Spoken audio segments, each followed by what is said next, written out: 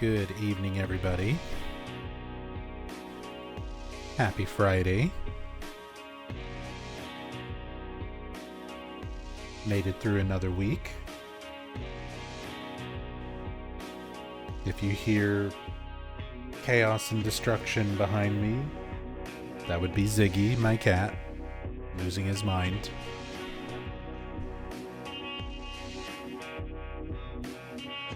Apologies if there is a little more background noise. I try to mitigate it as much as I can with noise gate and filters and stuff. But it's been very, very hot lately, and we're trying not to run up our electric bill. So I've got a little fan blowing on me.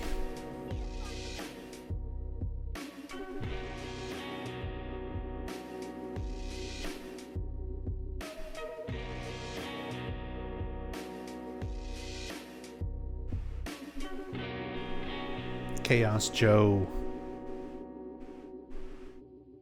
Joe, thank you so much. Welcome back. The 4-month resub. Prayers and all good things to you and Rachel Nub. Thank you. Thank you. Thank you so much for the support. Helping to support me, support the channel. That helps us keep going. We're paying for medical bills and cat food and everything like that, thanks to you guys. So thank you so much, Chaos Joe.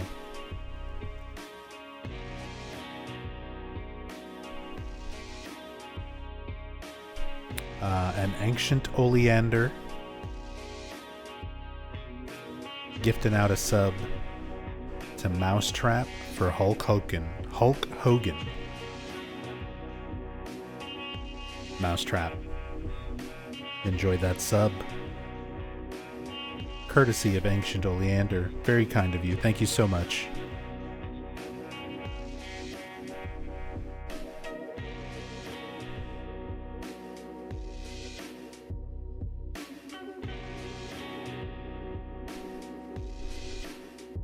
Hey, what's up, Nora?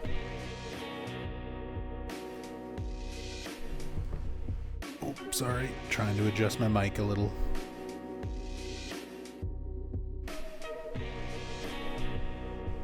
Okay, I can see my fan's gonna need to be turned down just a bit. I'm gonna try putting it on the lower setting.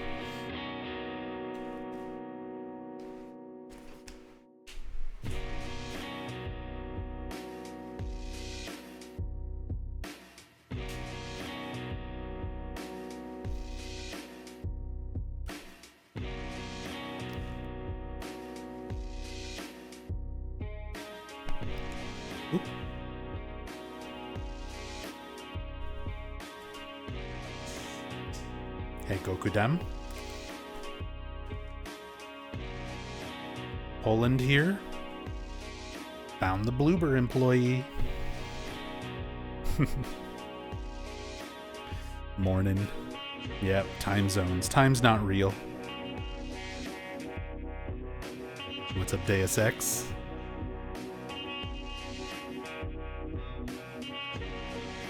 Hey, Red Eye.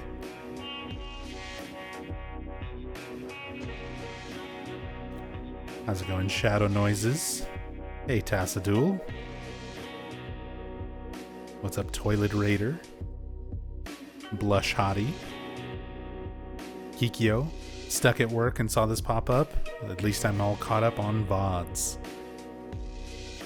Hey, that's something. And you'll have this one to watch whenever you're able to. Hey, Dog Syrup. What's up, Rushmore?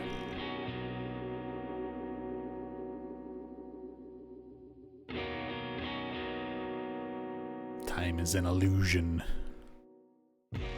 Hey, Rachel. Love you. Hope work goes well. I know you're not feeling great. Rachel and I had a pretty rough night / morning. I guess just morning. Like, we're both kind of late night, relatively, as far as our schedules and things go. Like Rachel usually works until midnight, and then I try to stream until around midnight. So then we can have a few hours afterwards. If we didn't eat dinner earlier, we usually eat dinner then. And then like stay up and play games or watch a movie or something like that for a couple hours before we start going to bed around like 2 or 3 a.m. And right as we were both getting ready to sleep at like 3 a.m. or so, we got a text saying that Rachel's mom was in the emergency room and just wasn't feeling well. Was running a temperature, having heart palpitations, having a lot of nasty symptoms. Don't know for sure what it was. We know that Rachel's parents are fairly social people, which sucks when there's like COVID and shit like that going around still. Is she doing all right? I mean, she was overnight at the emergency room. They gave her some stuff, gave her some medications and monitored everything, ran some tests, and sent her back home this morning. So she's just been resting, hopefully doing better. But it was stressful, and we didn't know if we were going to need to like jump up and drive to the emergency room and, you know, help out with anything. So we were staying up and kind of trying to keep up with the situation as we got messages and stuff. So it was just a really stressful night. We didn't really get to sleep much.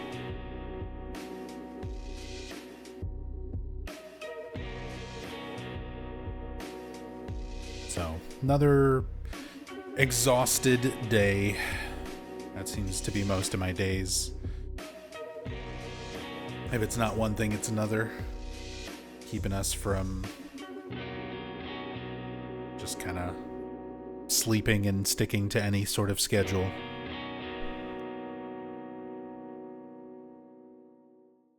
But good thing is, Mom's back home. She's feeling better. Or at the very least, you know, was able to rest. And is keeping us posted.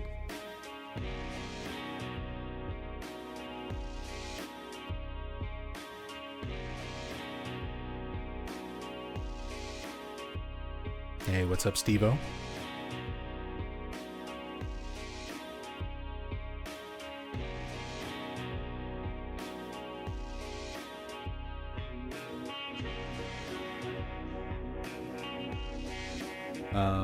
But yeah, otherwise, hope everybody is doing well. I also took the last 2 days off, trying to catch up on a lot of things around here that needed just to be finished up. We've been dealing with fleas in the house. They're pretty common in the summer, and we also had to take Ziggy to the vet a while back, and we think he may have brought fleas back with him when he was there. And they've been horrible. We've dealt with fleas before, but usually like we're able to wipe them out pretty early on, and it's not too much of an issue. This year they've been so fucking bad. We wipe them out and they come back, and we wipe them out and they come back.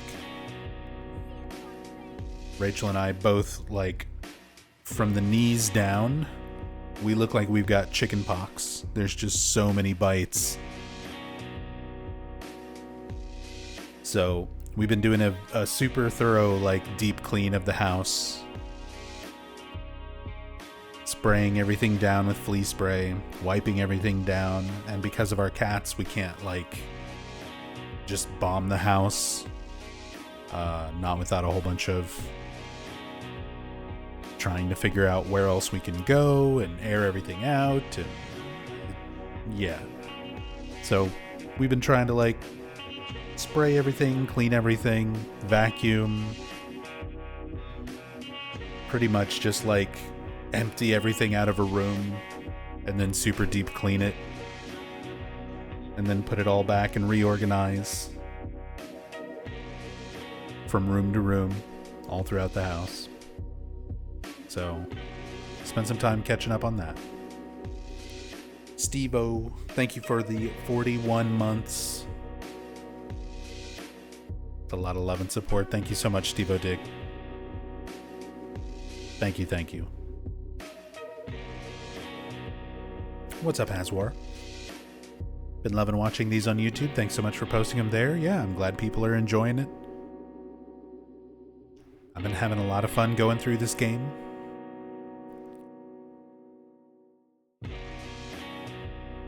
There's just so much detail.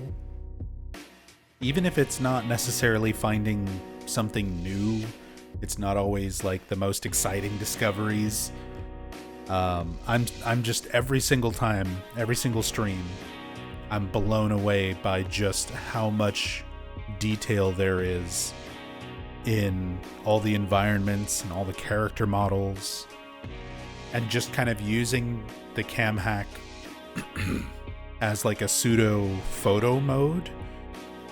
I've gotten a lot of really just beautiful screenshots and screen caps and stuff from this playthrough.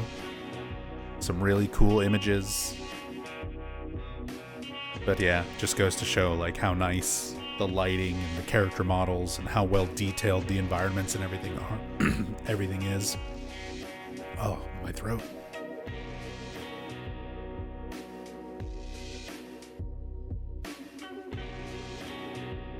Too hot. Not drinking enough water. My throat's drying up. Got a big old thing of water right next to me, though. Not too far in yet. Episode 4, I think. What's one of your favorite things so far? So far, favorite like Easter egg. I really like the VHS tapes, VHS copies of the fictional movies Shoot and Crusher Dan. That's a nice Silent Hill 1 deep cut kind of reference. And yeah, discovering those was pretty cool. Because a lot of the Easter eggs and stuff like that most of them I've kind of known about from fans who've already done like data mining and ripping the files and stuff directly. But it's really cool to see it all for myself in game, and those were something that I didn't know about. I hadn't seen anybody else talking about those VHS tapes. So Shoot and Crusher Dan, really, really cool. Yeah, the HD collection Comic Sans Silent Hill Ranch sign in the barn is definitely up there.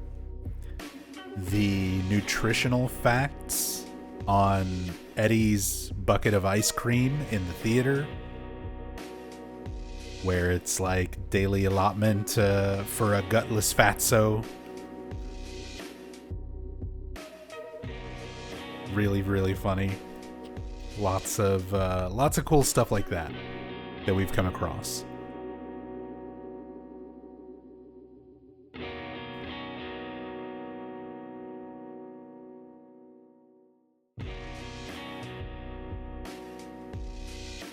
Hey, Diablo Lord. Evening Nub, you have most likely been asked this a million times already, but thoughts on the Silent Hill 1 remake announcement? I mean, it's the nature of things. I'm gonna get asked a million more times between now and when it comes out. I'm excited.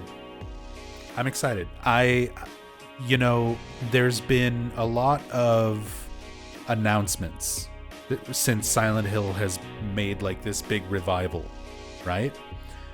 And I'm one of those fans who's always like cautious, but try to be optimistic, but still very concerned about certain things. So like when Silent Hill 2 Remake was announced and it was Bloober Team, I was concerned because I didn't like any of Bloober Team's other games. So I didn't know how they were going to do. I didn't know what to expect. And remember, that announcement was 2022. So then 2024, leading up to Silent Hill 2 Remake, we got Silent Hill Ascension, which is pretty much the worst thing in the entire franchise. And we got Silent Hill The Short Message, which is not terrible, but it's also not really good. It's very meh, in my opinion. So it was a rocky start with everything coming back. And I was like, we just had Ascension, and that was a big, horrible slap in the face. We had Short Message, and I mean, it was okay. It was free at least, but not great. So I wasn't really sure like where my expectations should be for Silent Hill 2 Remake. And then Silent Hill 2 Remake came out. And it was very, very good. It was much better than anything I would have anticipated. It's not perfect, and there's definitely a lot of things. The original Silent Hill 2 is just so special to me. It's been my favorite game, essentially, since 2001, and still is. But the remake did so well at being a complementary remake, not something that is trying to replace the original, something that complements the original, that rewards you for being familiar with the original, encourages you to be familiar with the original game in order to understand some of the little references and things that they put into it, along with all the other little references to things outside of Silent Hill 2, to other games in the series, and even stuff towards like the movies. It was really, really great. Like, it proved to me that Bloober Team are fans of Silent Hill. And in terms of a remake, it was very, very good. So now that has come out, exactly, Ancient Oleander, love letters. That's kind of how I described it as well. It's a love letter to the original game. Not meant and not trying to be a replacement, and not trying to be the exact same thing. But you can tell there was a lot of passion and a lot of care put into it, even if it does have its flaws. It's got things that I think could have been better. Pacing could have been better. Combat could have been more polished. There's some stuff that could be improved on, but it's still like an extremely well-made remake. So it's given me a lot more faith in Bloober Team going forward.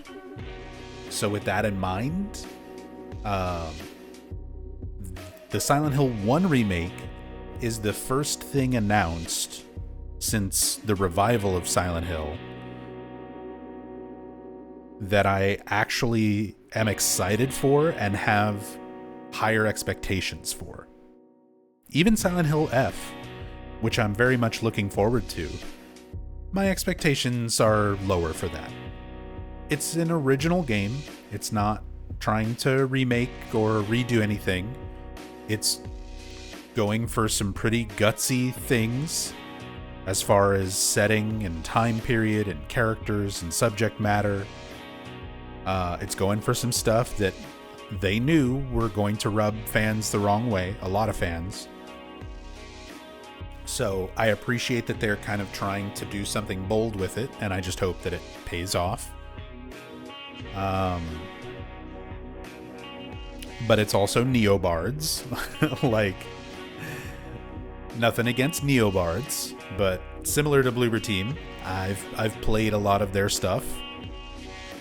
For anybody who played Reverse or Resident Evil Resistance, they make action-y spin-off games. And Silent Hill F is looking like it's probably going to be an action-y spin-off game.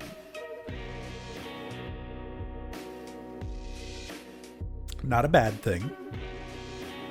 It is for a lot of people. It's definitely going to be a deal breaker for a lot of fans.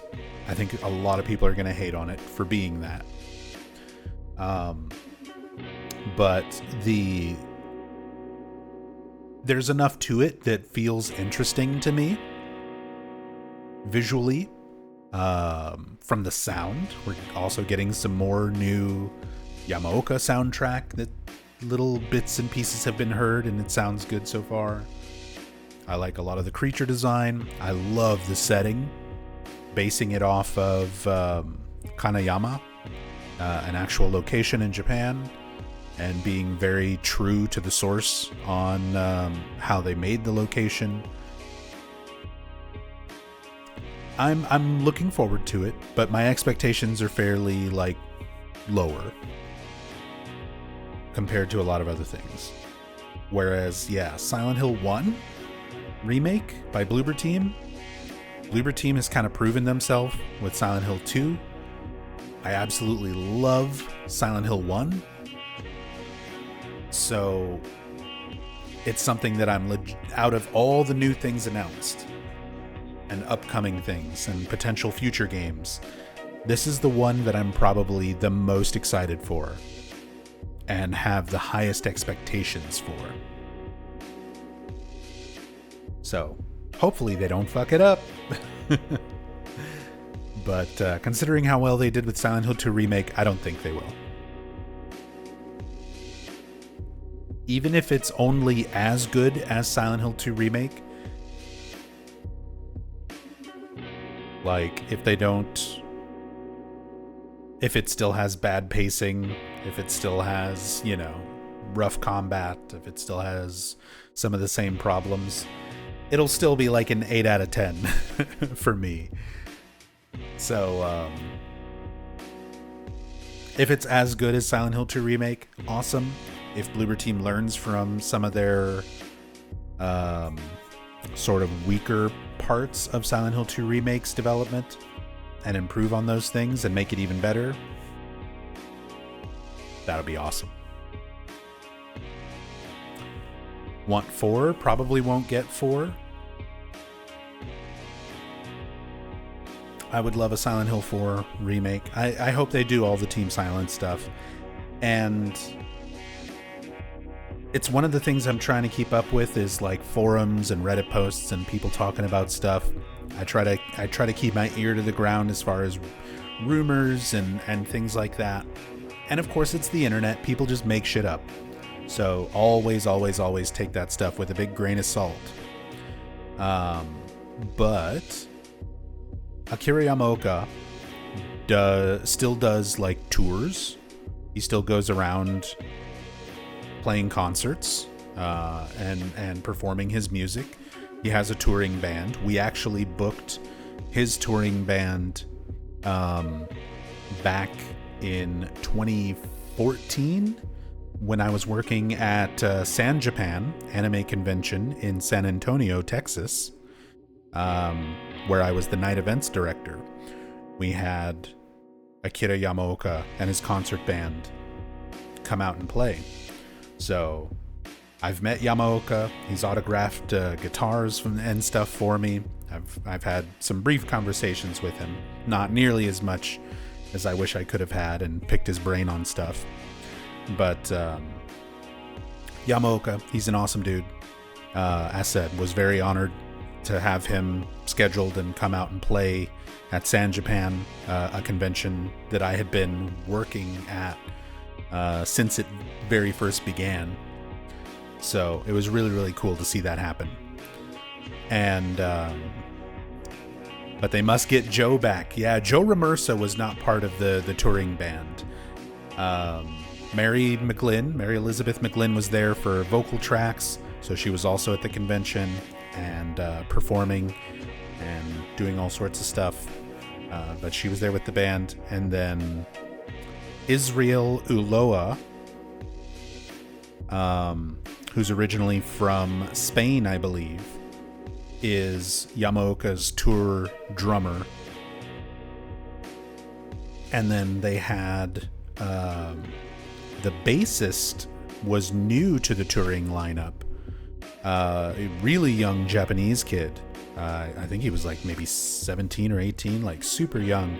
Really damn good bass player though. I can't remember his name. But yeah, Yamaoka had a really good lineup. Oh yeah, Troy Baker also will join Yamaoka for a lot, and Mary Elizabeth McGlynn for a lot of the concerts. So anyway, Yamaoka still tours. Very, very long-winded way to say Yamaoka still tours. And he did a tour in Mexico not that long ago. And somebody who went to that tour and met him and interviewed him did not record the interview. So again, huge grain of salt with this information. But they were asking Yamaoka about future of Silent Hill and the remakes and all of that stuff. And supposedly, the game plan from Konami is to remake. They've already remade 2 to test the waters. 2 is a big success. So the plan was to remake 1, 3, 4, and then make a proper Team Silent core dev member led 5.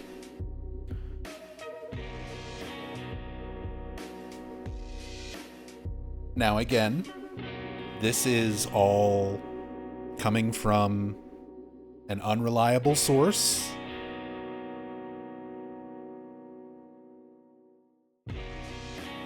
The person saying this stuff could be bullshitting. So don't take this as gospel. This is not my information. I didn't hear it from Yamaoka. It's just somebody who went to a concert, potentially met Yamaoka, potentially interviewed him. Like I said, didn't record the interview or anything like that, but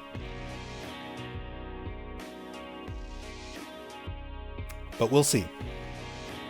But there was that photo. There was the photo of Team Silent core members getting together for drinks earlier this year. That can't just be happenstance. I feel like they are getting together to work on something. If not as consultants on future remakes or Silent Hill 1 remake in production, then potentially getting together to make a new game altogether, which would be absolutely astounding.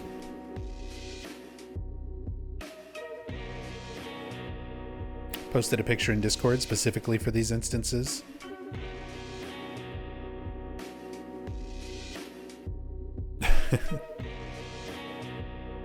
Is my Discord being weird? Is it the hairy face? Hairy face, no space?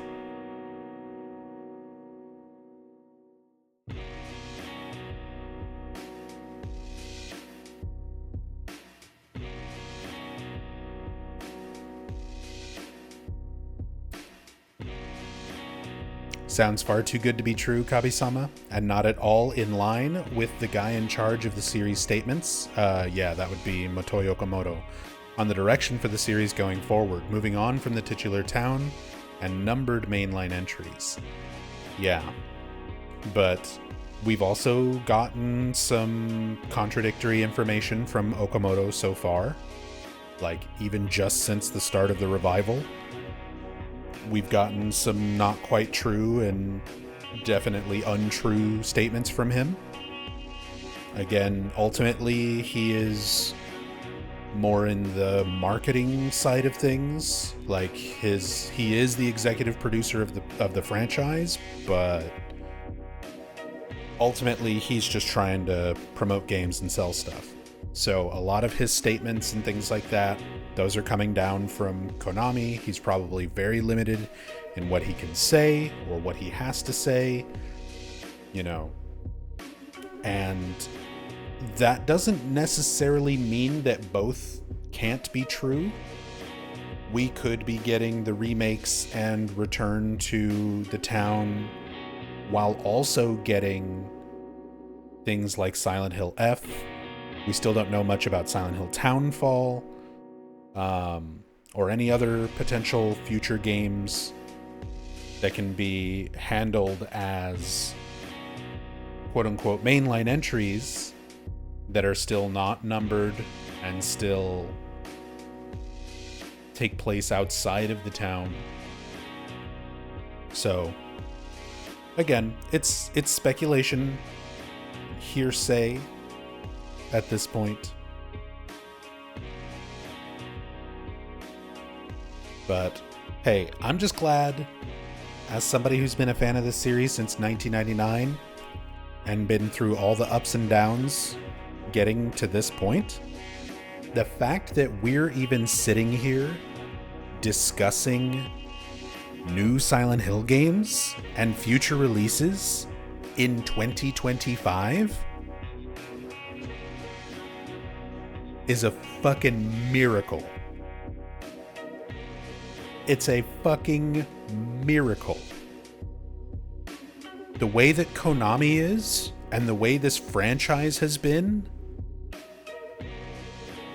I don't think people fully grasp how much of a long shot Konami was taking on bringing this series back. And the fact that it's doing as well as it's doing to keep getting new entries and stuff to look forward to in 2025. Like, people don't remember how dire things were. Like, there's a whole new generation of Silent Hill fans now that were just little tiny babies when, like, PT was canceled. They don't understand how, like, dead this franchise was.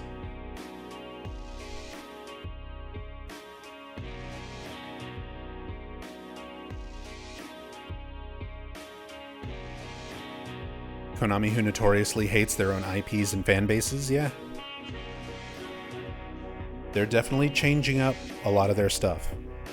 They're changing up a lot of their ideas. They're approaching their games and franchises in different ways. I think they've really had to shift direction for many reasons. There's a lot of speculation around even that, because Konami was putting a whole lot of stock and effort into gambling games, slot machines, pachinko, card games, things that you do in person. And then COVID hit. And then Japanese gambling laws became more restrictive. So 2020, 2021, Konami had to start restructuring and rethinking that game plan. And it feels like they're trying to bring back a lot of these old franchises that originally built them up. So that's why we're getting new Metal Gear stuff. That's why we're getting new Silent Hill stuff.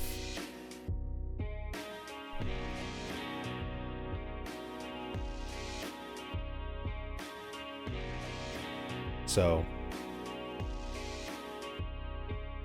it's, like I said, so many things had to have lined up and happened in just the right way for Silent Hill to be back.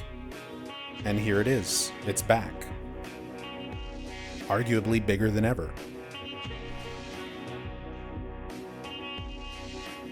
Like I said, we have future entries to look forward to. We have good entries, good new things in the series now.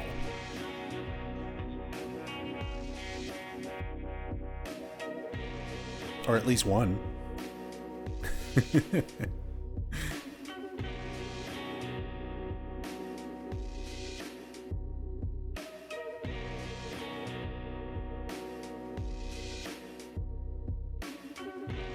Various developers proposed Silent Hill projects to Konami, and then Bloober was the one they eventually went for with it. Yeah, so like, for example, Silent Hill 2 Remake was something that Konami has been wanting to do for quite a long time.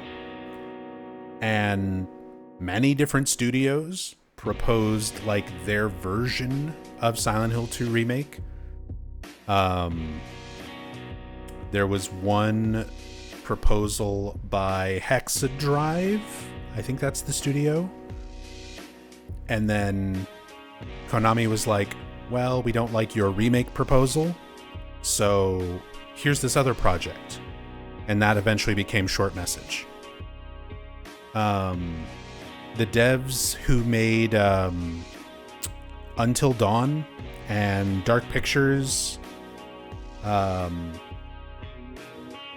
God, I'm blanking on names. My lack of sleep is getting to me today. That dev team apparently had a Silent Hill 2 remake proposal that didn't go through. And then, of course, Bloober team had theirs. And that's what eventually wound up being the greenlit studio to handle the remake. And I'm glad they went with it.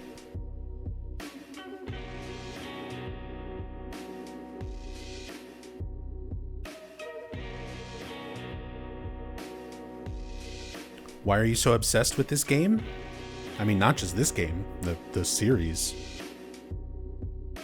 Because a man needs a hobby. Who cares? Because it was a formative part of my early developing years. Usually between the ages of 11 and 15, your brain is developing in such a way that you like lock into shit. Some people get interested in a lot of different things. Some people hyper-focus on a couple different things. For me, I've just been a horror fan since I was like fucking 4 years old. And Silent Hill was such a unique take on horror that it fascinated me. It inspired me to want to like learn more about it. It was one of those first game experiences that usually when I play a game, I play the game, I think about the game while I'm playing the game, and then when I'm done playing the game, that's it. My brain moves on to other things. Silent Hill just stuck up there like nothing else, where I played it the first time and then I shut it off and I'm talking about my friend with it, you know, talking with my friend about it afterwards. And then the next day at school, we're talking about it. And then while I'm at home, I'm thinking about it and I'm trying to piece together things. And then I'm trying to go online and look up fucking internet forums back in 1999, early 2000s internet, to find other people talking about it, to put stuff together, to find all these other things. And it just, I don't know, it clicked something in my head. It was sort of my revelation of like, games can be more than just this one particular concept or idea that you play and have fun with, and you finish it and you understand it and then you move on.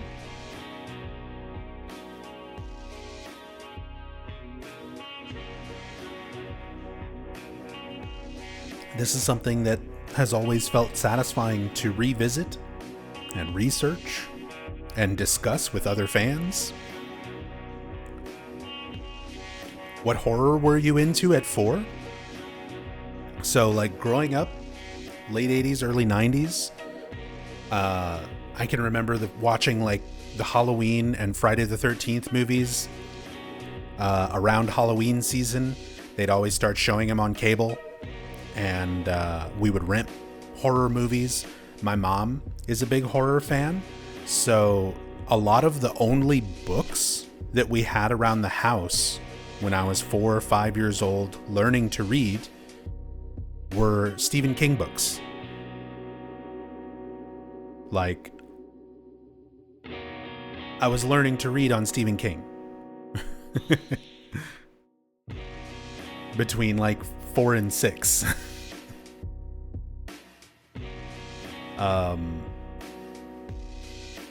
And I can remember going to like Blockbuster and renting movies, and I would sit there and look at the magazines.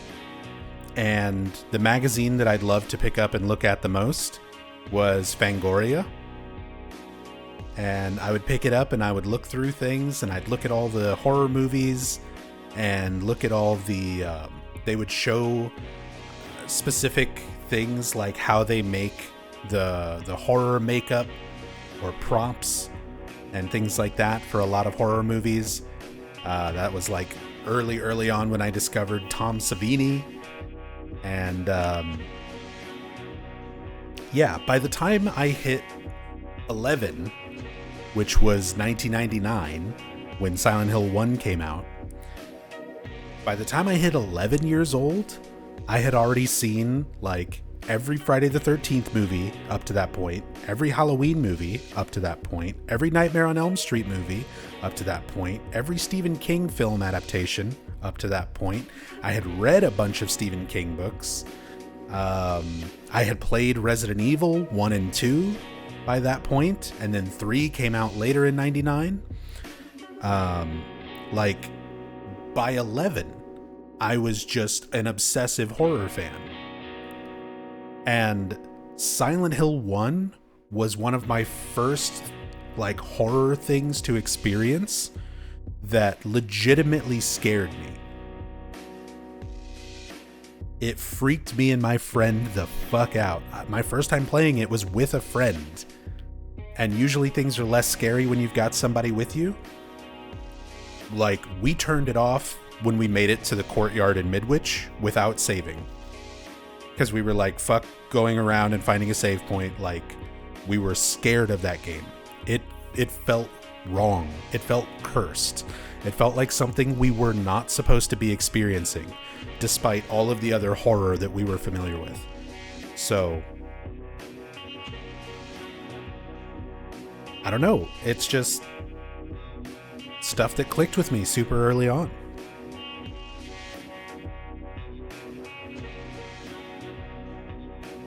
Horror is comfy for me. Me too. Me too. It took me until now to get into horror. What a brave kid. I think a lot of it is just also perspective. Like,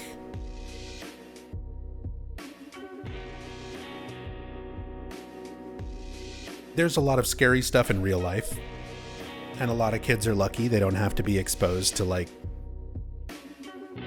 a lot of real world, real life horror and terrible things until they're beyond a certain age. And I had a fairly difficult upbringing for a lot of other reasons.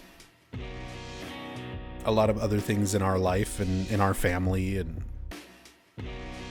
having horror as an escapism thing just worked for me. And it's a way to sort of compartmentalize and deal with fear in a controlled way. Like, actual real life horrors are unpredictable. You never know when you're going to have to deal with something awful or horrific in real life.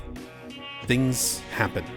There's a lot of bad things. That's part of life, is you're going to have to experience some actual, real, horrifying shit. And it is my hope that nobody ever has to go through anything that bad, or that when you do have to go through it, that you're prepared for it. But not everybody is. Not everybody will be. And being able to kind of prepare your mind for things, prepare you psychologically by giving you fictional horror to sort of practice on with your brain, compartmentalize things and deal with things, helps. It helps build up that aspect of your mind, of your own person.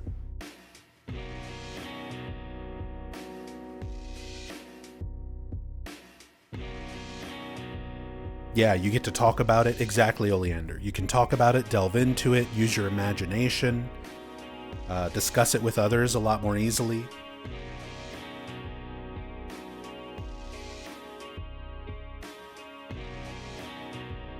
So, it's just always been something that I've loved. From a very young age up until right this very moment. I love horror.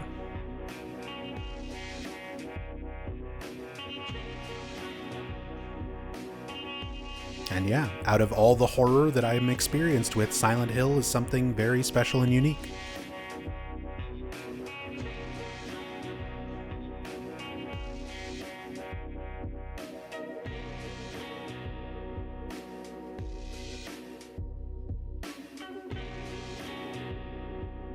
All right. Well, let's quit talking horror and let's go explore some horror. Let's get to Silent Hill 2.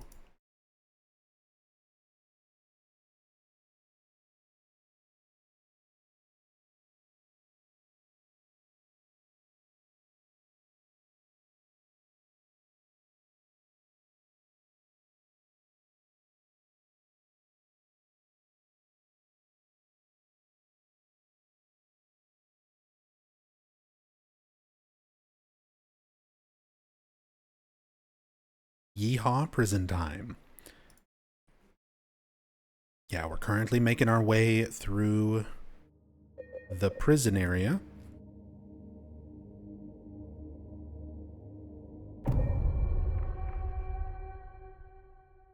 But this is day 22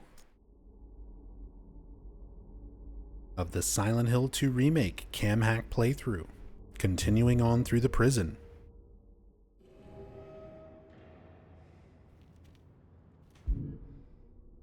We've got a heavy weight, which is where we left off last time, going through the showers, reaching into a hole in the wall surrounded by bugs.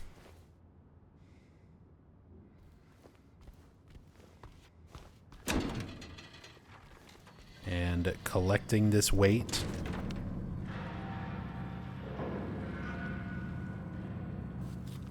Let's do another quick look around up here before I move on. We were looking at the syringes in there.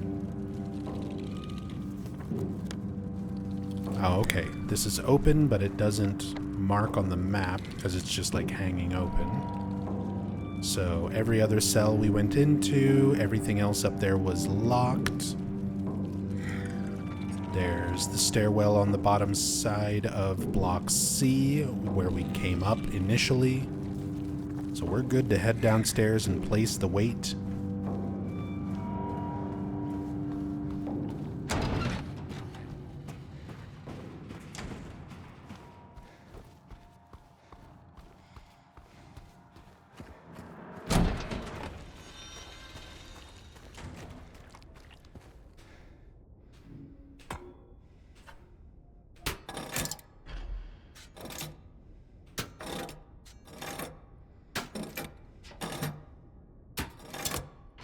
There it is. The blinded boar.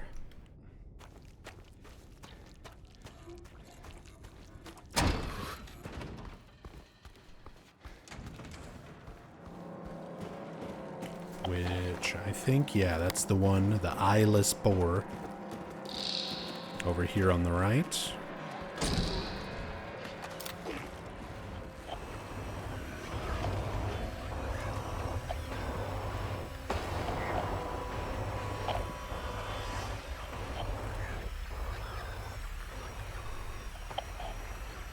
Radio's already going off. We've got a mannequin hiding in here.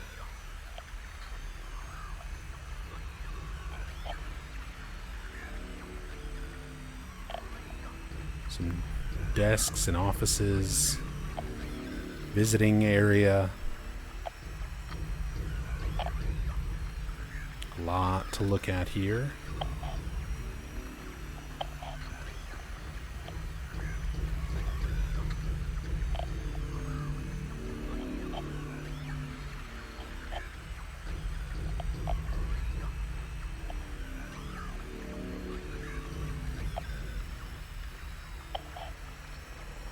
Light bulbs, but not canned.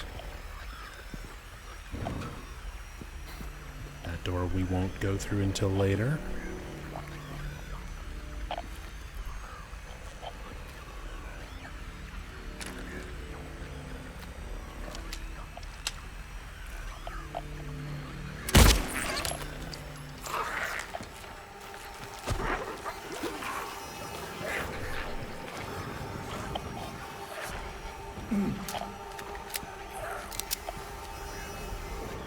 It just kind of goes back to its position. Can't get to me.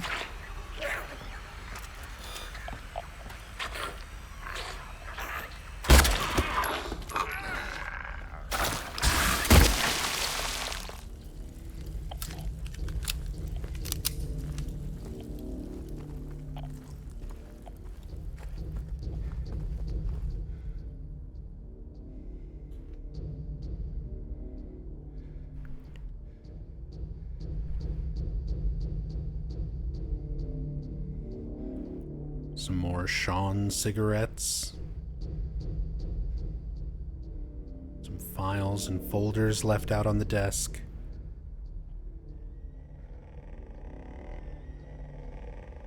And then our one legible note. Sunday, morning route. Incident at the infirmary. D-183 assaulted medical staff, attempted to steal medication, situation under control. Noon lockup, rumors of disease among the prisoners, reported to administration.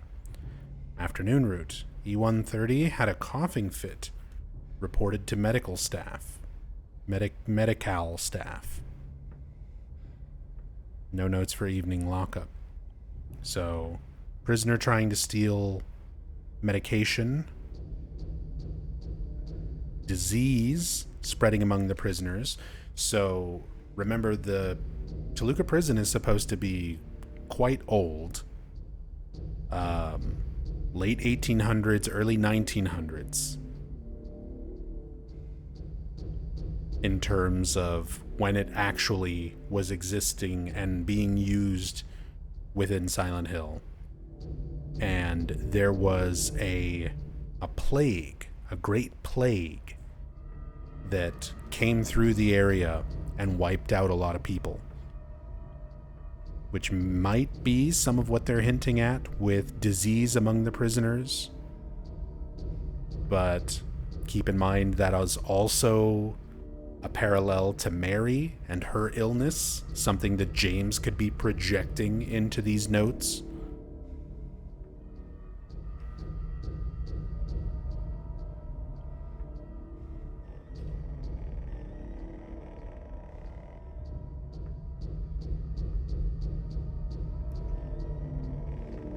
They spelled medical correctly in the text, just not on the texture itself.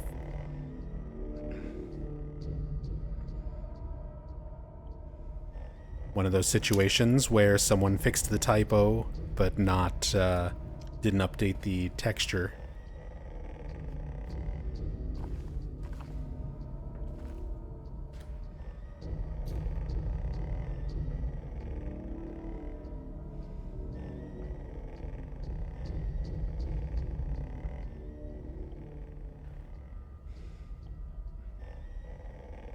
Orthopedia.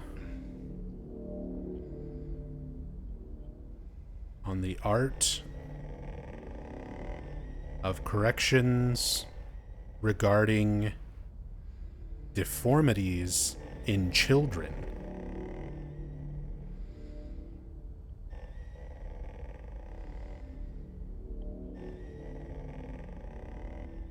That is definitely a book we have not seen yet. And I wonder if that is meant to sort of coincide with the young boy in the wheelchair photo that we found earlier in the prison.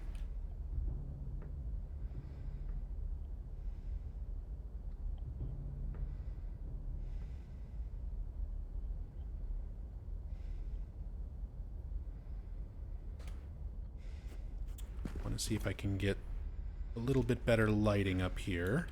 See some of these other titles.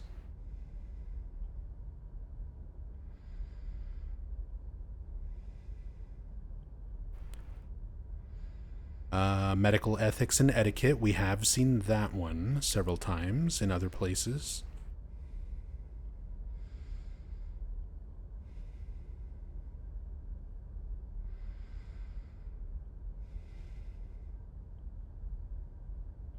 And these seem to be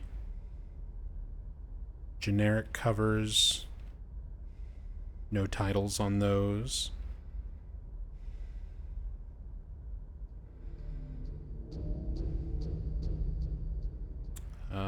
Medical Dictionary, 2nd edition, we've seen that.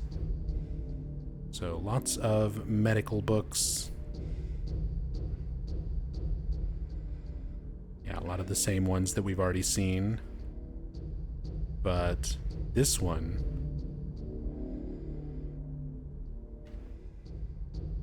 This one I'm pretty sure we hadn't seen. Orthopedia regarding deformities in children.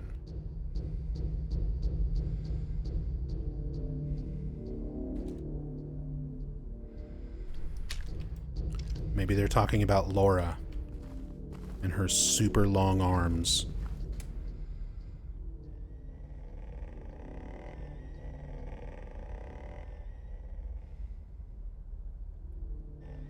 Oh, and there's like numbers. Got numbers and symbols carved into the clipboard. 1, 8, 5, 8, 6, 5, 4, 6, 8, 3.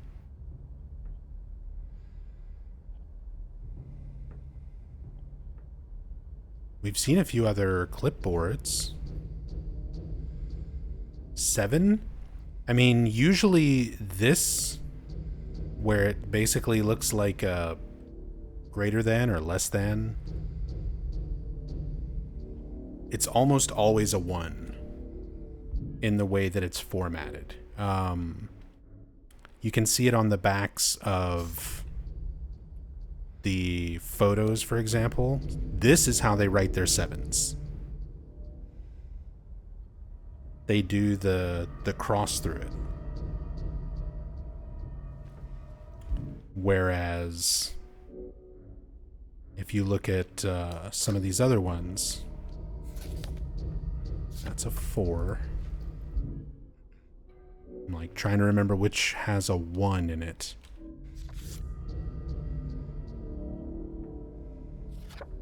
There.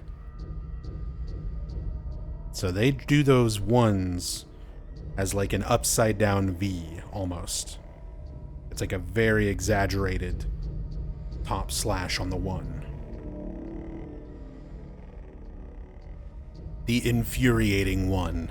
Yeah, it took me a while to make that click in my brain. But that's the big distinction, is that usually the 7s are written out with that cross through the middle, and then the 1s are these like upside down V's.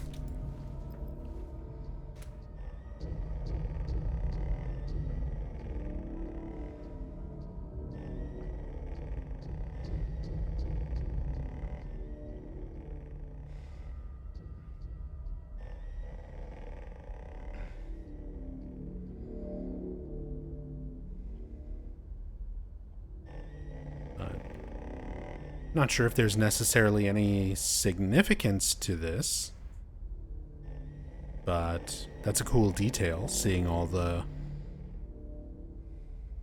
the things that are like carved into this little board, this clipboard.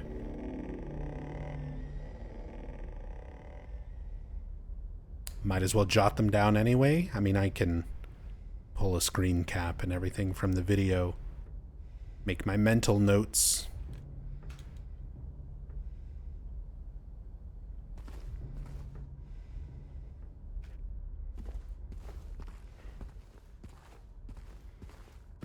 I would not be surprised if there are several other undiscovered Easter eggs similar to like the Morse code messages on the TVs and the mysterious photos spelling out a message.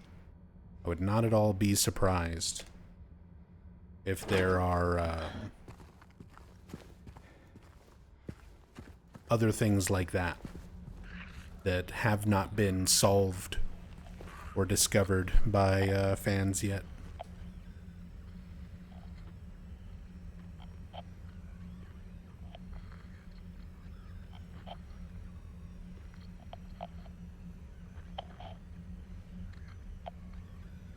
Really strange looking desk textures.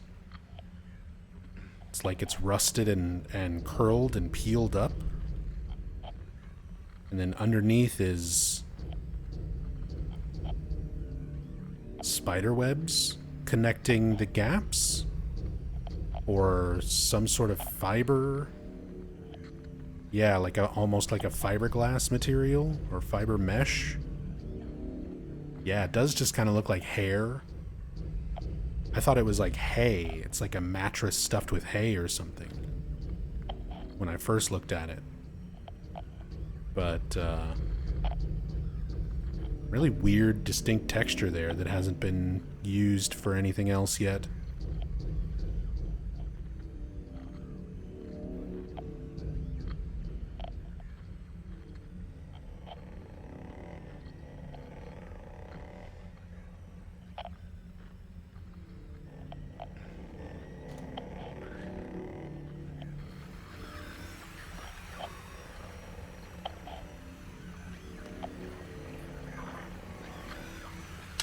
Same thing on the walls. It's just kind of this like connecting fiber where material has rusted and decayed and peeled away.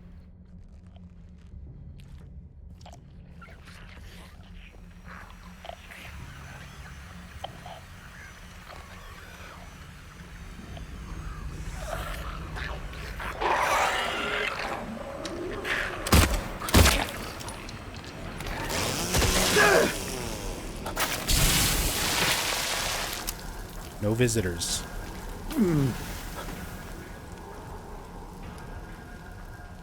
Visiting hours are over.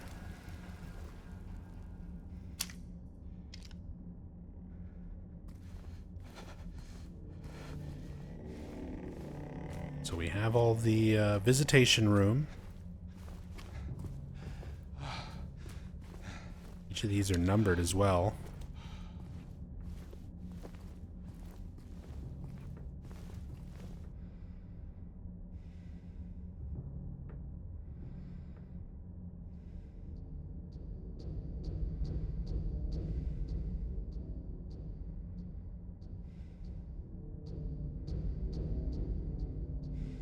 I like how the text is warped from being through the glass. Guards think we're lepers now. Don't know why.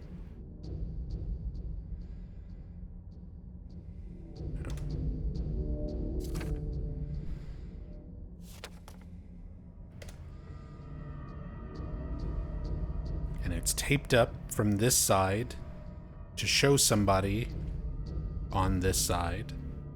So like, prisoner had somebody come and visit, and rather than say out loud, which is monitored by a guard, they wrote a message and stuck it there. Guards think we're lepers now. Don't know why, but they stay away. I don't complain. So after that disease started affecting prisoners, making its way through town and through the prison itself, the guards essentially started leaving the prisoners alone, abandoning them. That damn disease.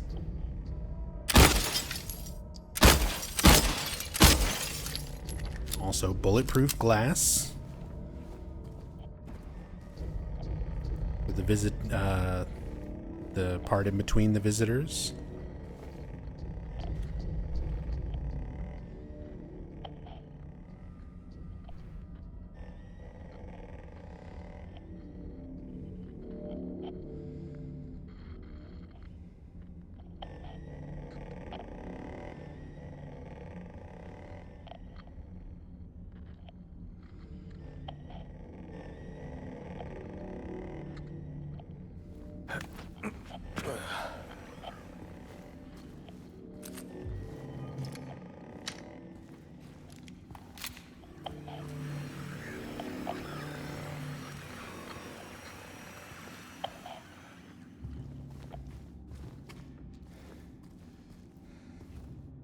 Anything under the chairs? Somebody stuck a piece of gum under one of these stools. And Ancient Oleander's gonna get VIP.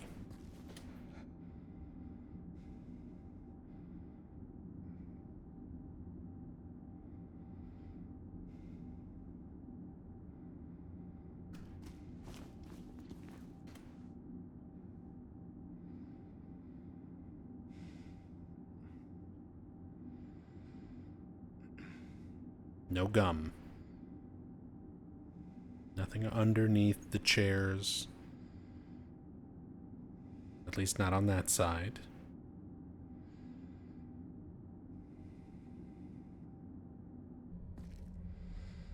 Teleport over here just to be thorough, check everything.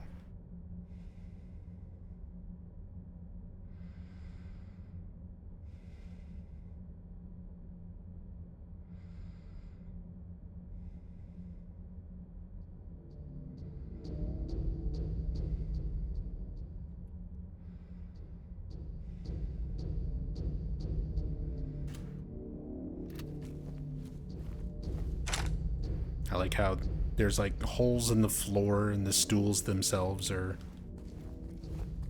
sort of leaning, tilted, collapsing where the floor is starting to deteriorate under them.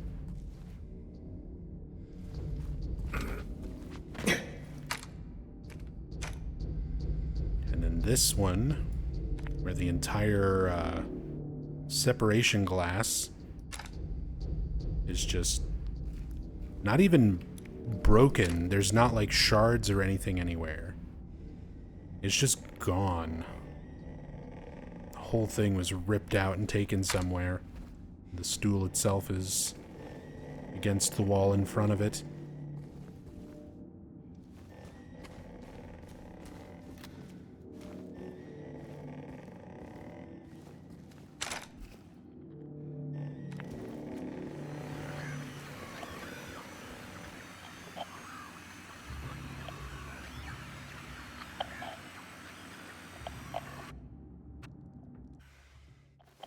In here real quick. This is just like the little guards area,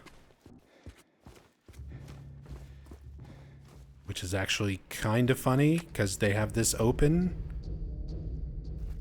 where guards would either lock or unlock handcuffs or shackles through the safety of the glass as prisoners would stick their hands under, or to hand paperwork to visitors. But there's no entry. There's not like a door or anything leading in here.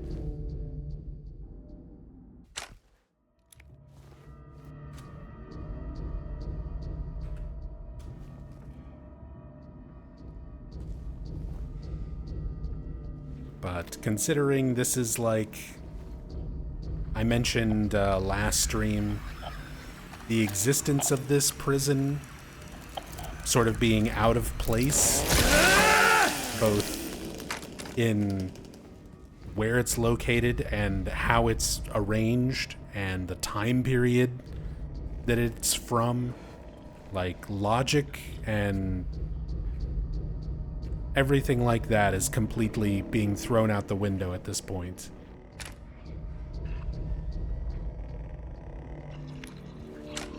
So stuff just kind of not making sense. In terms of layout and structure.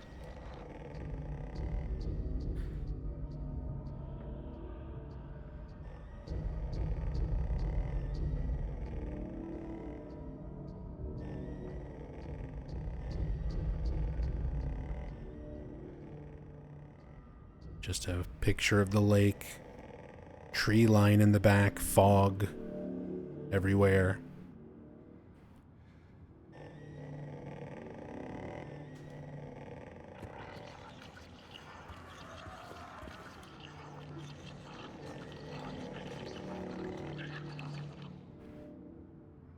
Painting that is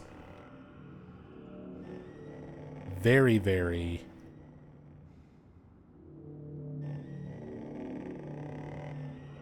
cracked.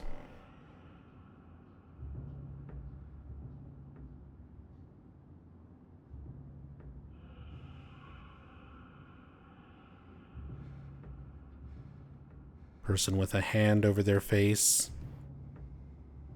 And see, like, the bald head, the ear.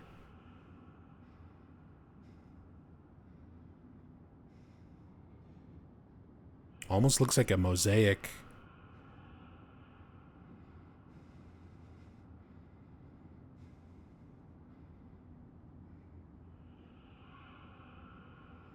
Some really distinct kind of geometrical designs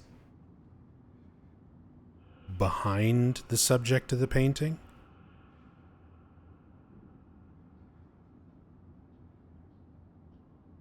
There's like a line going there. Kind of blends between cracked and intentionally fractured as an aesthetic, yeah.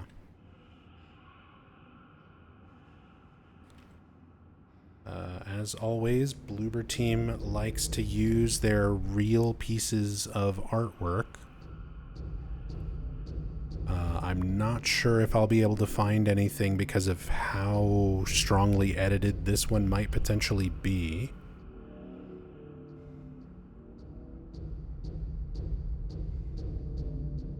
But let's just see if I get any sort of visual match. Trying to search it. Lots of artwork in that style. The sort of chipped paint mosaic.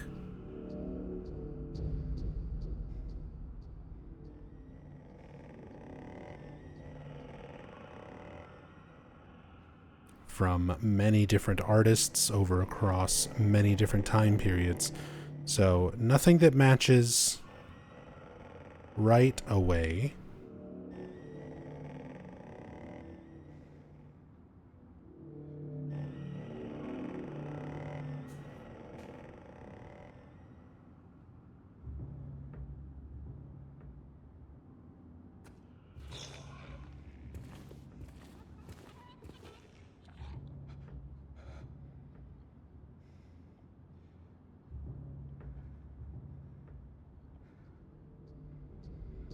And then we've got the boat launch.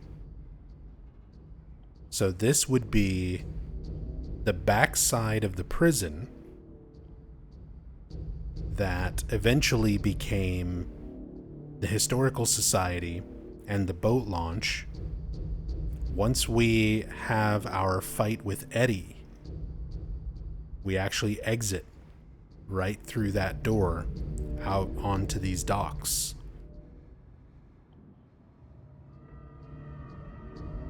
So some foreshadowing to sort of exiting the prison labyrinth area.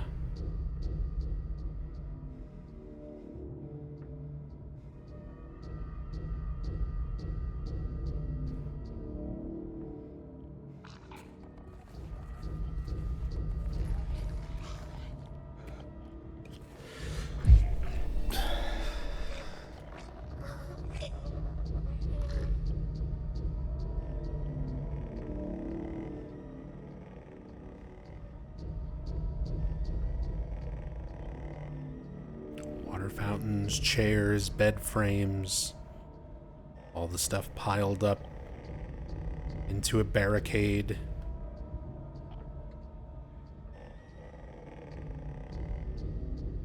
Somewhat similar to the barricade we saw leading from the cells into the showers, but this time they were blocking off the infirmary, potentially as a way of separating people who were coming down with this illness that was spreading through the prison.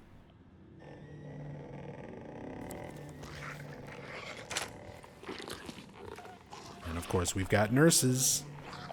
Prison infirmary. So we've got nurses showing up.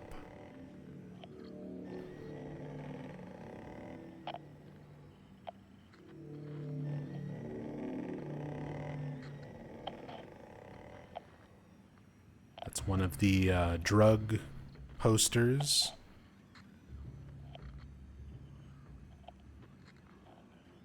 We've seen that in a few different places already, like Green Pharmacy and Brookhaven Hospital. Same thing for this. These are like the tourist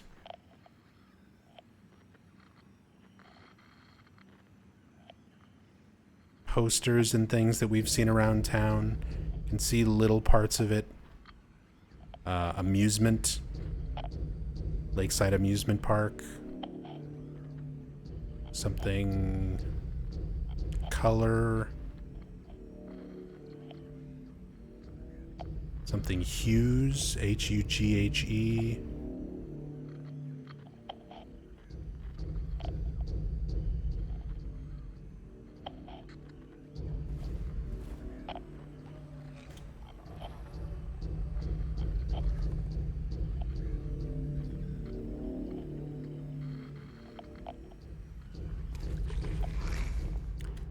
Which enemy types even showed up in the original game's prison again? All I recall was a bunch of lying figures.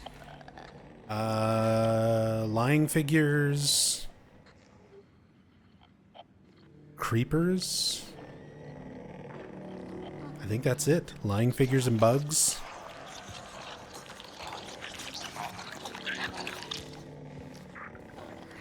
Technically the prisoners, but the like shadow prisoners.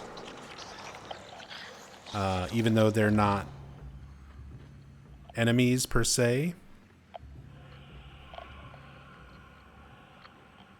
Something that you can target and attack. And they have their own unique sounds and reactions to being attacked. Here's our warden. 1880 to 1893. Warden something. Warden McGrumpyface.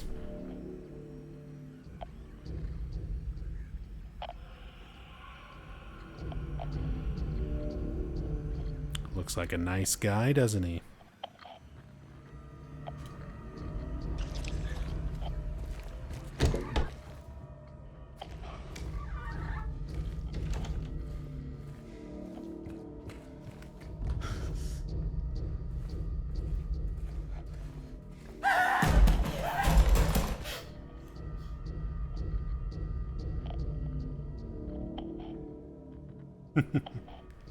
I'm so glad they kept that scare in.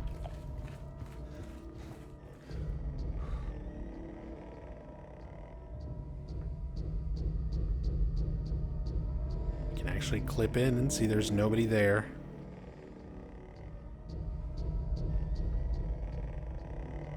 But that is a scare that's in the original Silent Hill 2 as well. Examining the stall door and then walking away and having a scream and a loud bang. Even have stuff underneath. Sort of looks like something was dragged underneath or back out.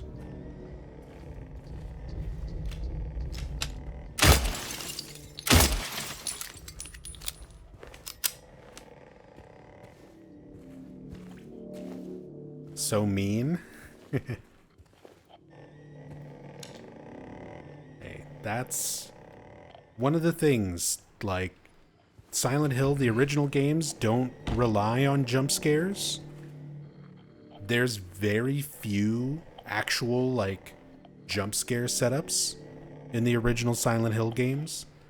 So the times where they do actually put one in, it's much, much more effective and memorable compared to a lot of games that are just like, jump scare, jump scare, jump scare.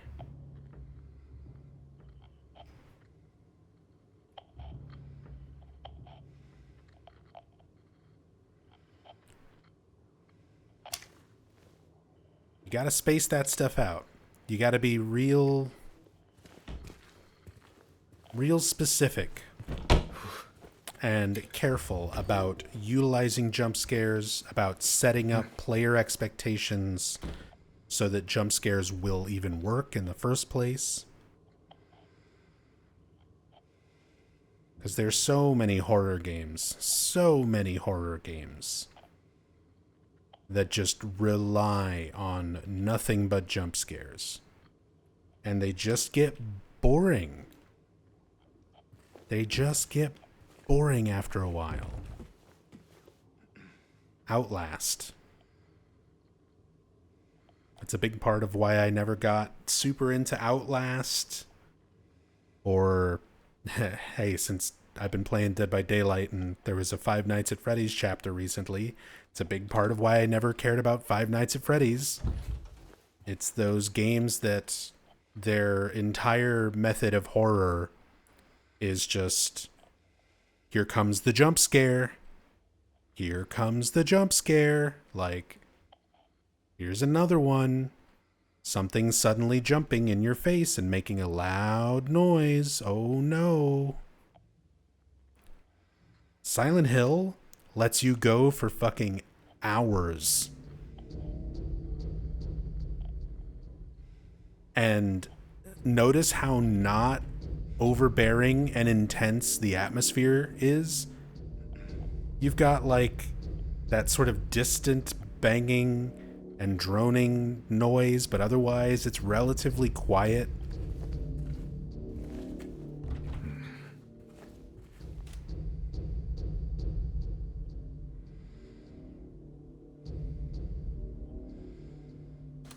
You have everything spaced out in such a way that you're not expecting these games to just throw you into jump scares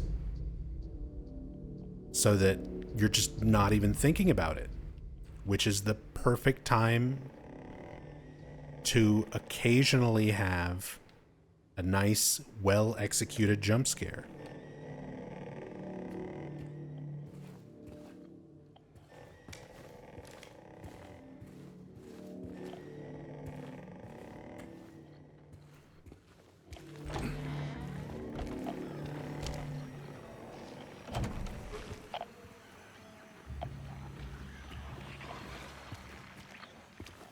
Five Nights at Freddy's is just legit jump scares the game. Then they apparently tried to make lore and stuff surrounding it later on, but it's kind of hard to really care when the main original games are the way they are. Yeah. Like, I've had a lot of people argue the fact that they've added a considerable amount of lore and backstory and interesting stuff with the characters and the history with those games, but I just don't care, man. I don't care. I don't want to sit in a little room staring at cameras Waiting for the animatronic to jump out and go, ah. Like, there's just not enough substance there to interest me. Nothing against people who like it. If you like it, cool. If that's your jam. But it just doesn't appeal to me.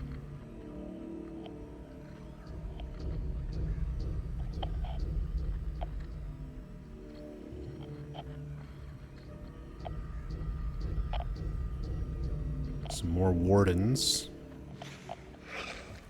More warden pictures. Looks like one fell? No, that's part of the wall. Yeah.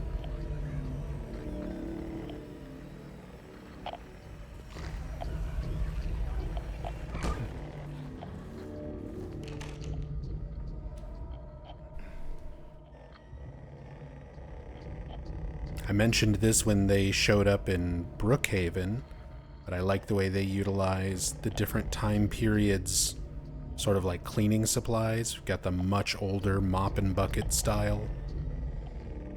Same one that was found in Otherworld Brookhaven that replaced the big yellow plastic ones that are a bit more modern.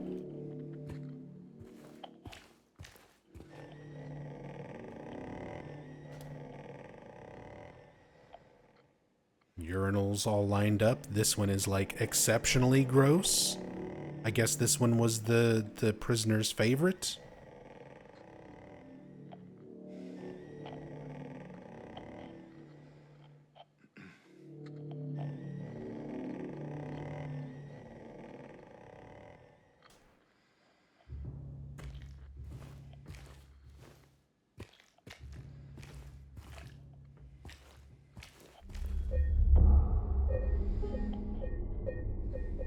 There's the pooping urinal.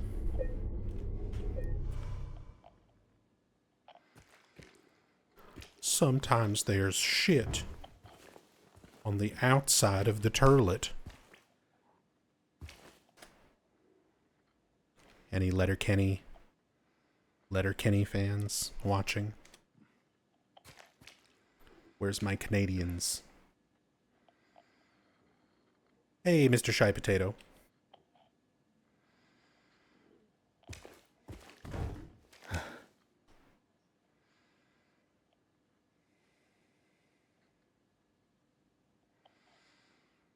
Hope you're doing well.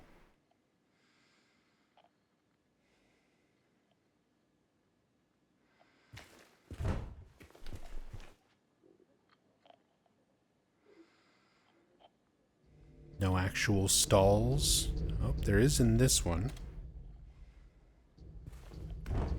Or no actual turlets inside the stalls except for this one.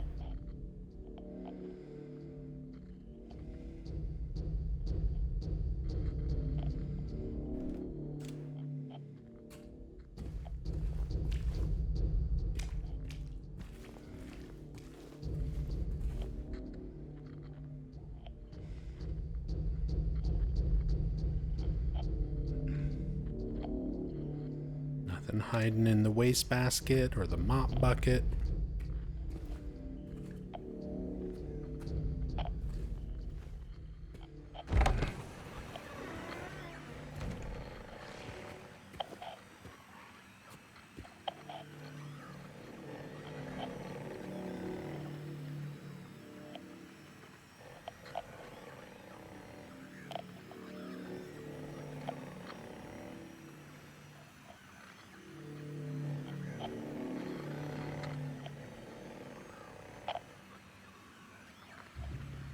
You almost get a name.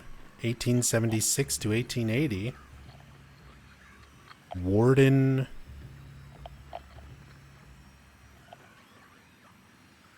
S? Something MES?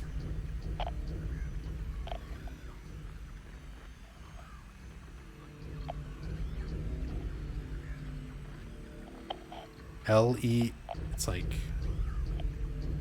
Warden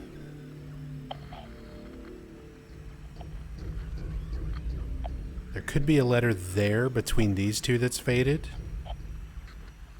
Yeah, Samson? Samson? Swanson? Samsonite. I was way off. L-E-T something something.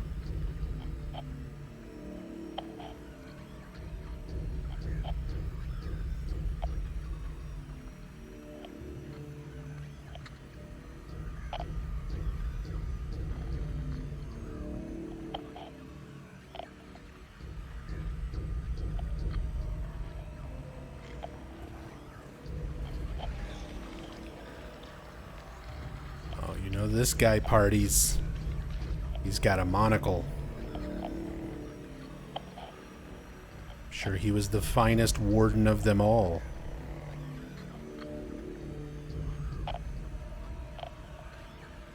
(1856 to 1881). Oh, same name. Wardens.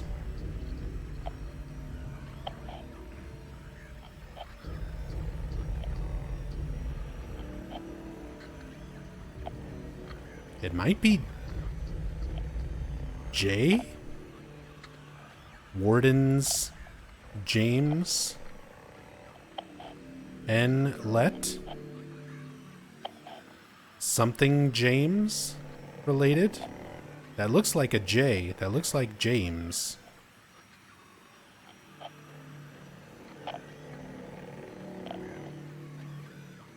Are all the wardens named James? Is James projecting his name? Could be Jameson.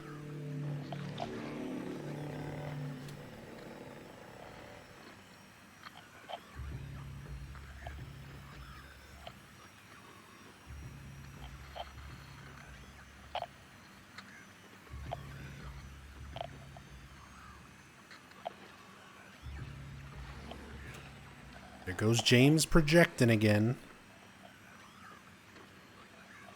Look at them sweet chops. The mustache mutton chop combo.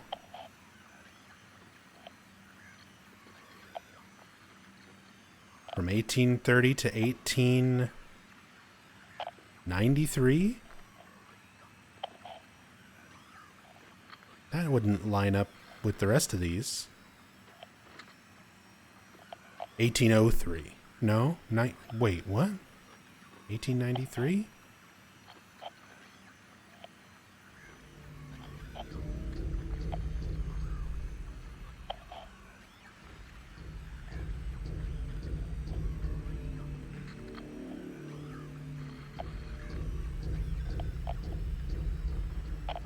Same text at the bottom of each of them. Yeah, not names, I guess.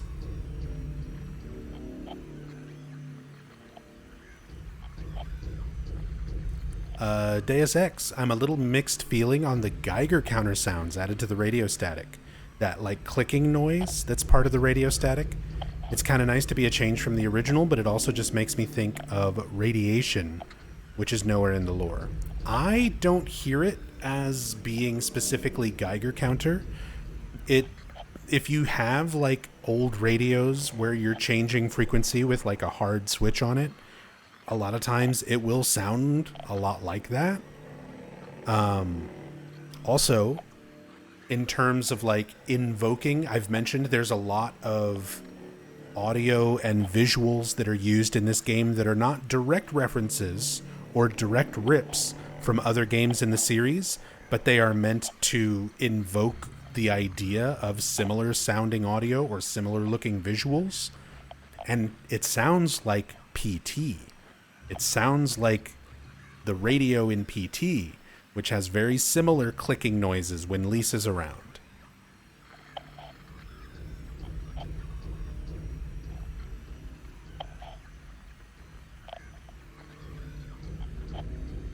Which I think may have been what they were going for there. Try and invoke that idea, that similarity.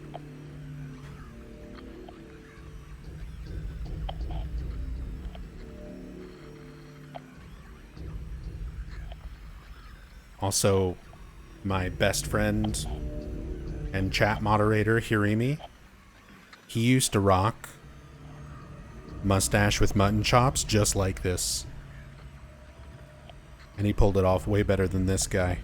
He also has more hair.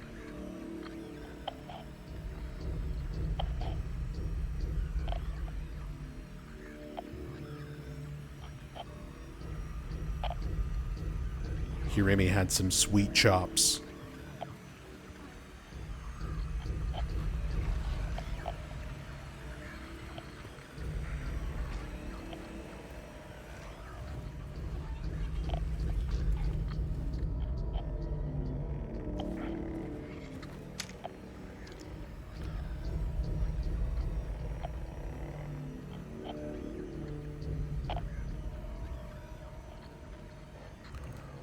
Do feel like the radio noise is a bit less subtle and more grating in the remake, which is sad when you can't change the radio volume.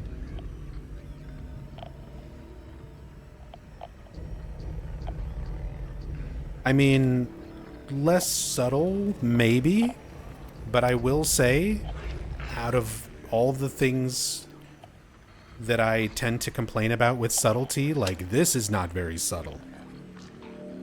And this is something that doesn't need to be so unsubtle. But the radio sound, that's a game mechanic. That is straight up something that is there with the intention of alerting players that there are enemies nearby. I'm okay with that not being so subtle. Does not bother me.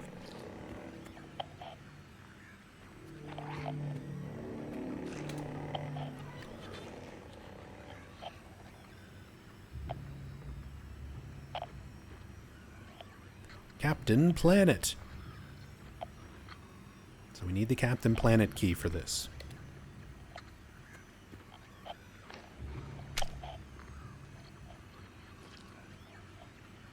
Love the wind blowing the little strips of fabric and stuff stuck to the bars.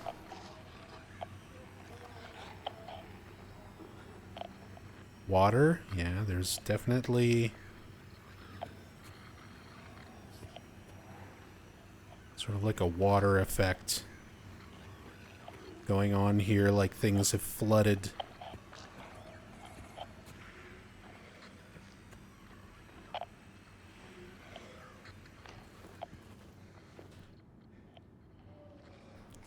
Reap what you sow. Yeah, that's a bit corny. I remember this was something they showed in the trailers.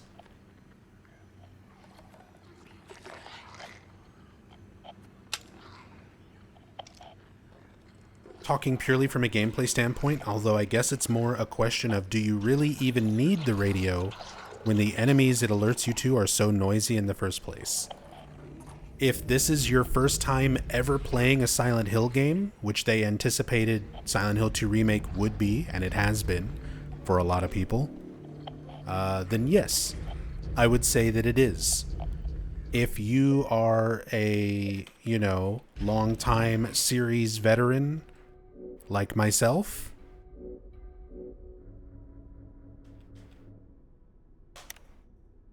just turn it off. Just turn it off. There's even an achievement for playing through if you turn it off as soon as you get it. So it's encouraged for people to do that. I think it's a good way of covering both bases. Not offended at all with the radio change.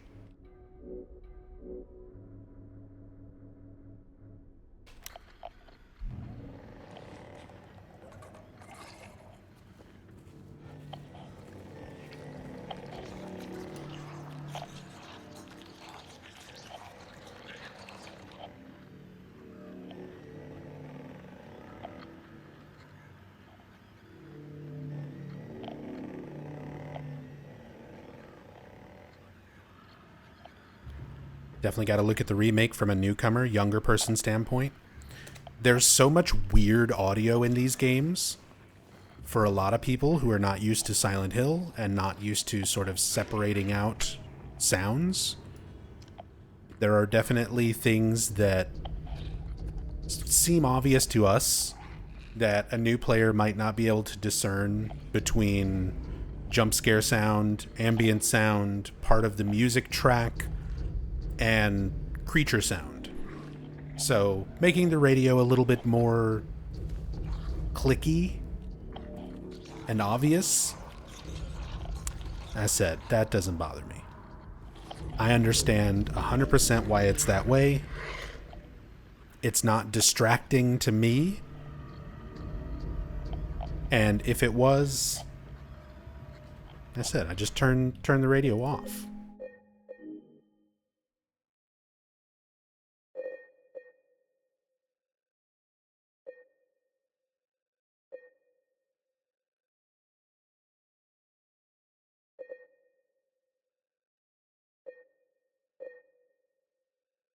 It is a little bit of a shame that you don't have a specific slider for the radio. I'm guessing it's probably lumped in with effects or maybe UI.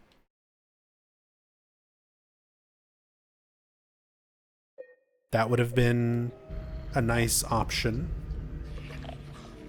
But even without that, I think it's fine.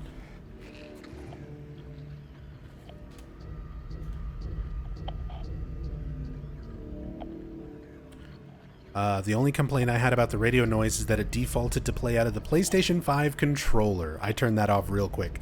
I love that gimmick of making sounds play through the controller, but I am also one of those people who hears it the first time and I go, oh, that's cool. How do I turn this off? I did the same thing with Death Stranding. I love Death Stranding, but all of BB's noises, the baby that you carry around on your chest that cries whenever you fall down or there's BTs nearby and stuff like that, by default comes out of the controller. And I was like, nope, no thank you. Put my sounds through my nice headphones, please.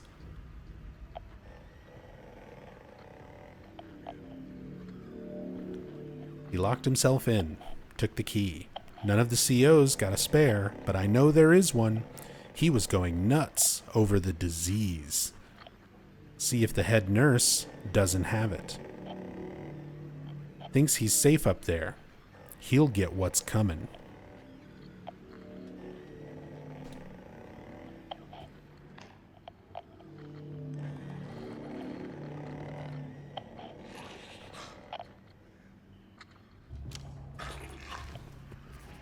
Oh. James marks the map.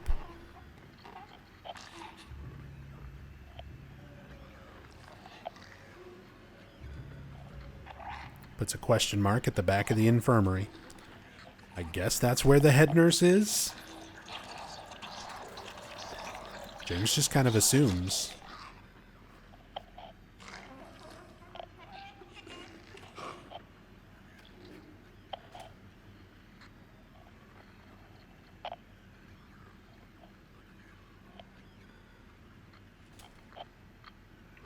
Health indicator on light bar is handy. That's a cool feature. If you have the rest of the UI turned off, like me, I don't like having the red border around the screen, the vignette, telling me that I'm injured. It's nice to have something on the controller itself. But yeah, I agree. I like being able to turn that off as an option. Like, I can see James. It's a third-person game. And you show damage on the character. I don't need other things. I don't need anything else cluttering up the view or having that... Yeah, exactly. Having the light on the peripheral. It can take a lot away from immersion. So, at the very least, it's stuff you can turn off. I am all for things that can be toggled. I want as many settings as possible in my games so that I can customize the experience to what I want. because I understand it's something that a lot of other people will like and keep on. But I appreciate minimalistic when it comes to on-screen UI, indicators, things on my controller. But admittedly, even if it's a bit gimmicky, I think the light on the controller changing with your health and stuff like that is pretty neat. It takes me back. I'm going to be, again, kind of old man reminisces for a moment. It takes me back to the Dreamcast. I fucking loved the Dreamcast, and that controller, specifically the VMU, the memory cards for the Dreamcast, which were little miniature handheld game systems themselves that plugged into your controller and had a little screen on it that gave a display. And a lot of games utilized your VMU display for the game that you were playing on Dreamcast. That shit back in 1999 was crazy. Your controller shows you stuff about your game. That stuff was so cool for the time.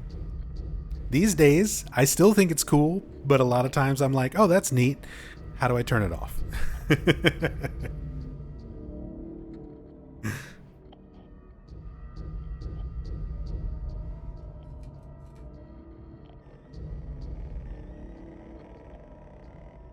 Yeah, here's our flashback moment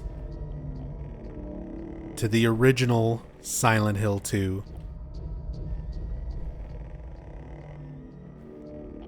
You had to open up this hatch in the OG Silent Hill 2 by finding a lighter, a wax doll, and a horseshoe.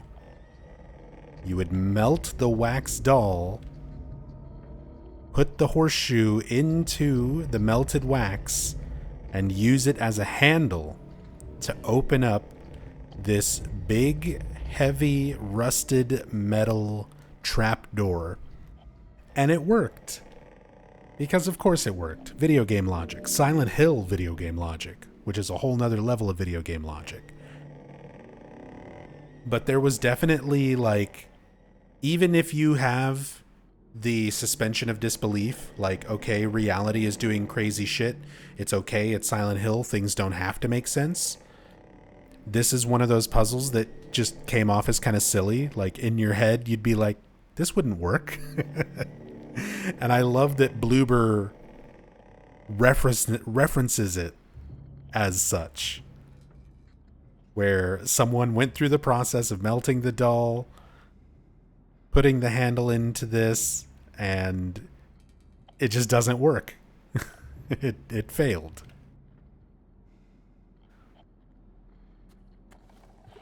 I get it.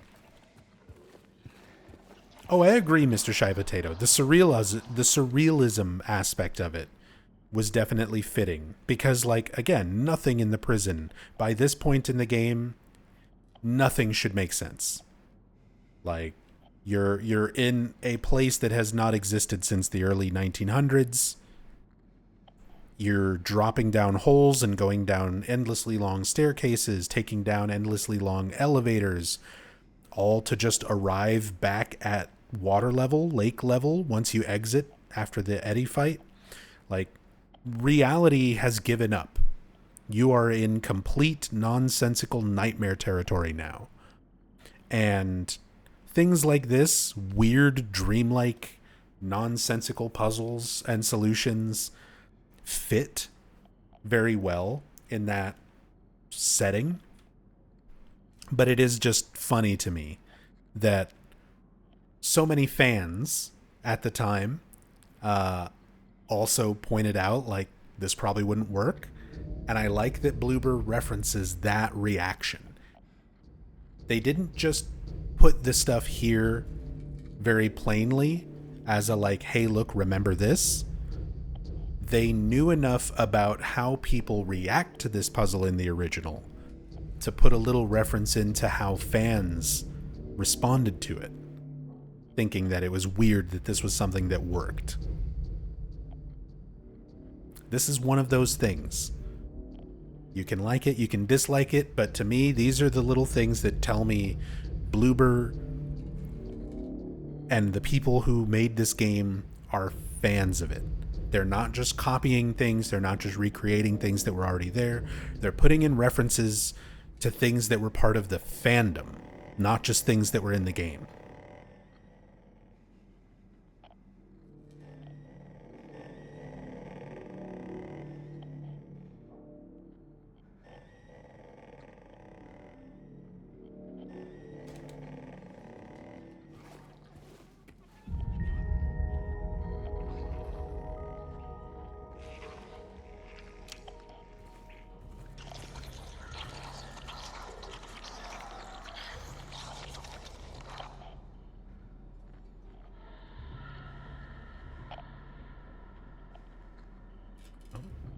Whole lot of void out here. I'm still surprised that this area even has a skybox.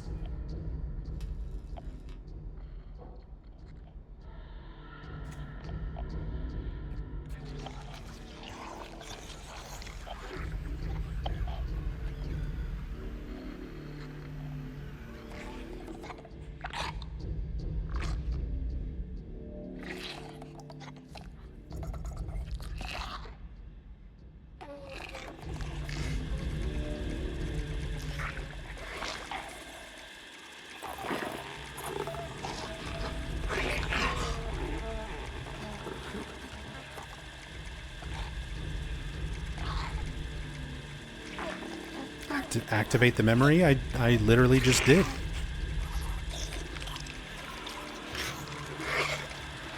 I examined it.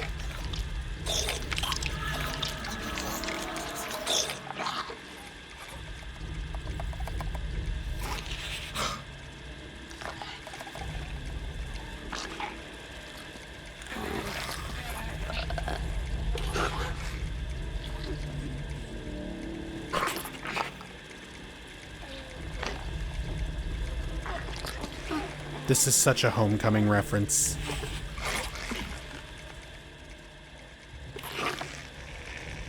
I mean, even in just the context of Silent Hill 2, it's foreshadowing to the hotel. But Homecoming has this exact same setup, with a nurse in front of the staticky TV on the other side of a couch.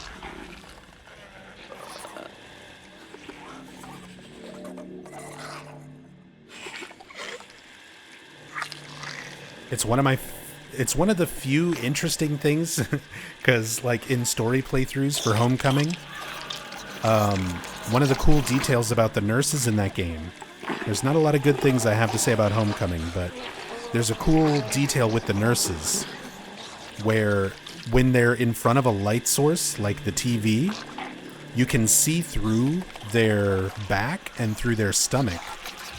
And they have a fetus, a visible shadow of like a fetus inside of them. It's a really cool detail that's very easy to miss, and there's only like 2 situations in the whole game where the nurse enemies and the lighting are actually set up in a way where you can even see it. And one of them is right at the very intro of Homecoming, in a setup just like this one.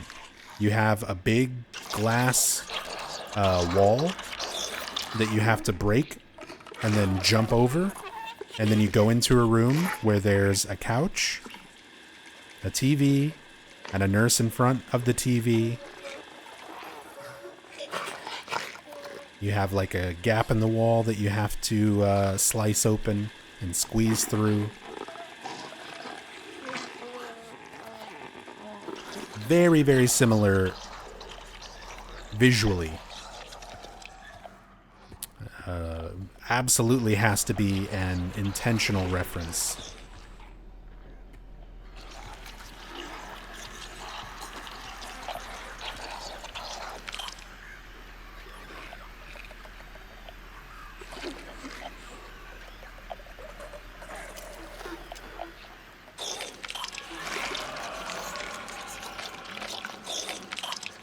Could we see her spasm from the front? This one or the TV one?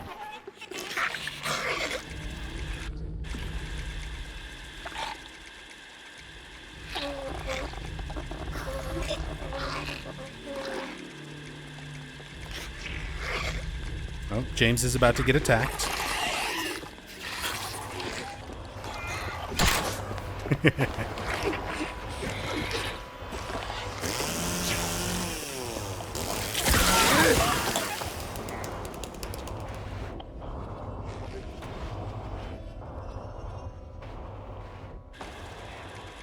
Back to watching TV.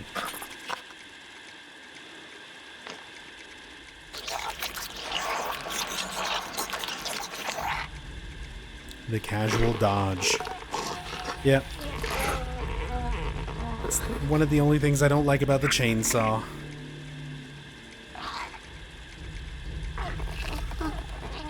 For as strong as it is, it misses. It's easy for it to, like, lock on and then miss.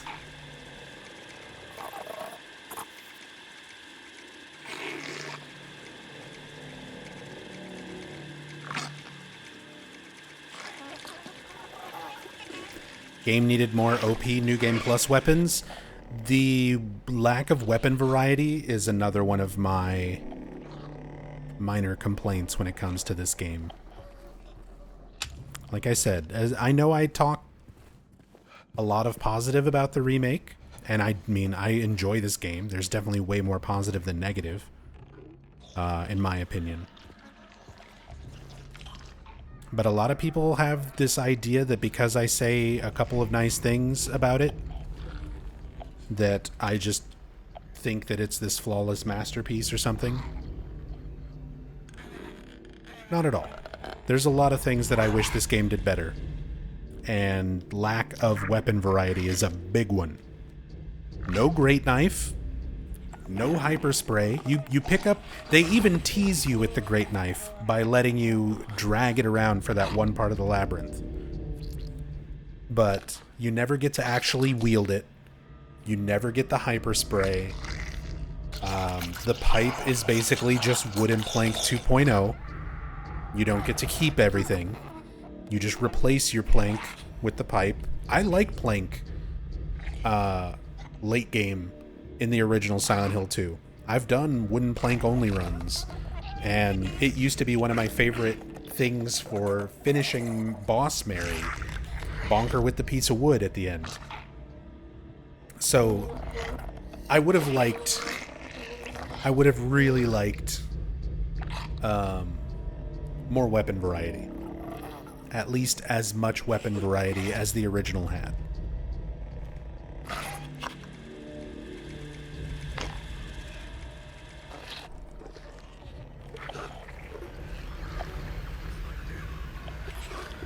Yeah, they teased the hyper spray.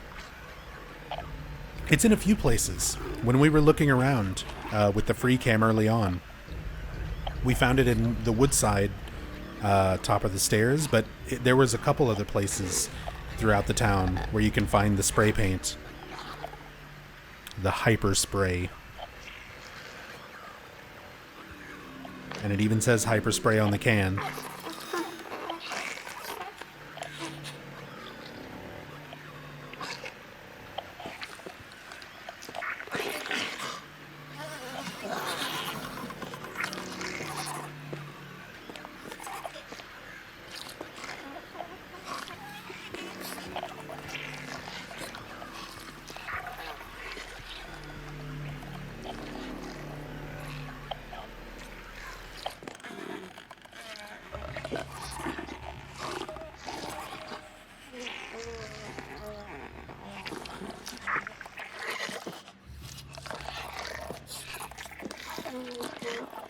Interrupted her General Hospital reruns.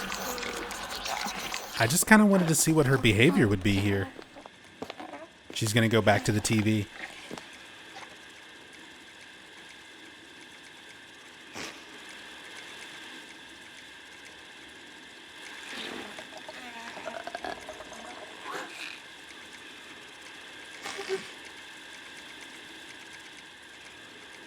Also, this is one of the Morse code messages on the TV. Same one that was throughout Brookhaven, where it just says again and again and again and again.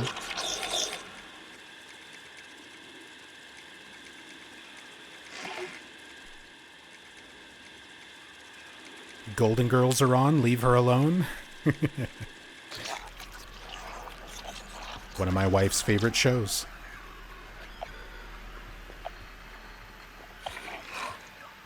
Love me some Golden Girls.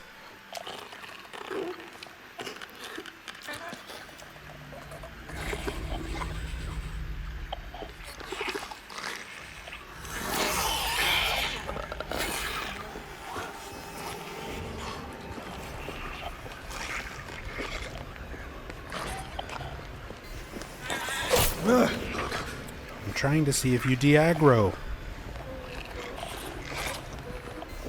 Wonder how far we can pull her.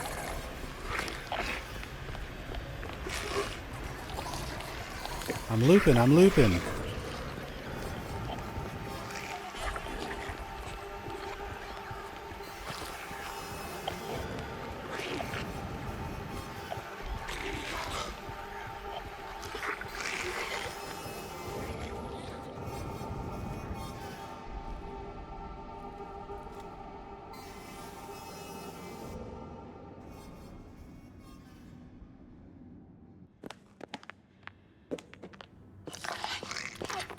I think she will DC soon, Nub. I mean, she's a babby nurse. She's not even blinking through walls.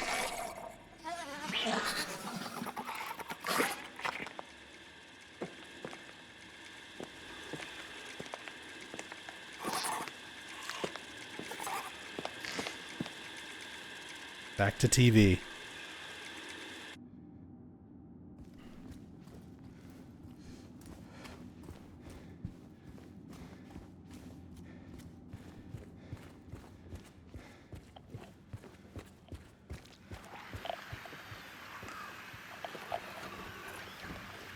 Hey, Vaichu. Do you suppose that they somehow missed a fair amount of the original's atmosphere in the remake? Oh, she went into the office.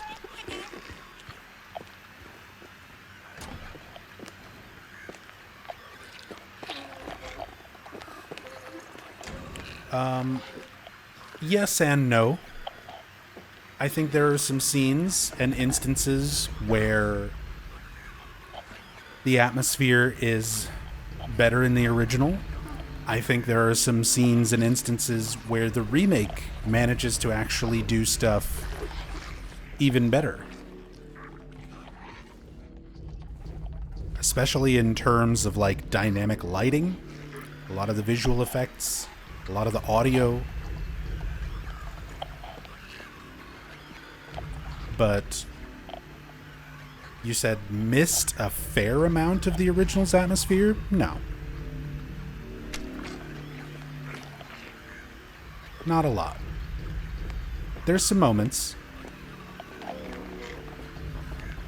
There are some things. I would say what comes to mind first when you mention that is the first Pyramid Head encounter, and I guess the first Pyramid Head fight in the apartments. I think because of the way the new layout of the apartments is, and when that encounter happens, and having this like big, clearly staged arena for fighting him in, it takes away some of the atmosphere of being trapped in this like little space with a creature with a very big weapon who can pretty much almost hit you from anywhere. Those are moments where I'm like, I like the original handling those encounters. That atmosphere is not the same in the remake. It's not as good.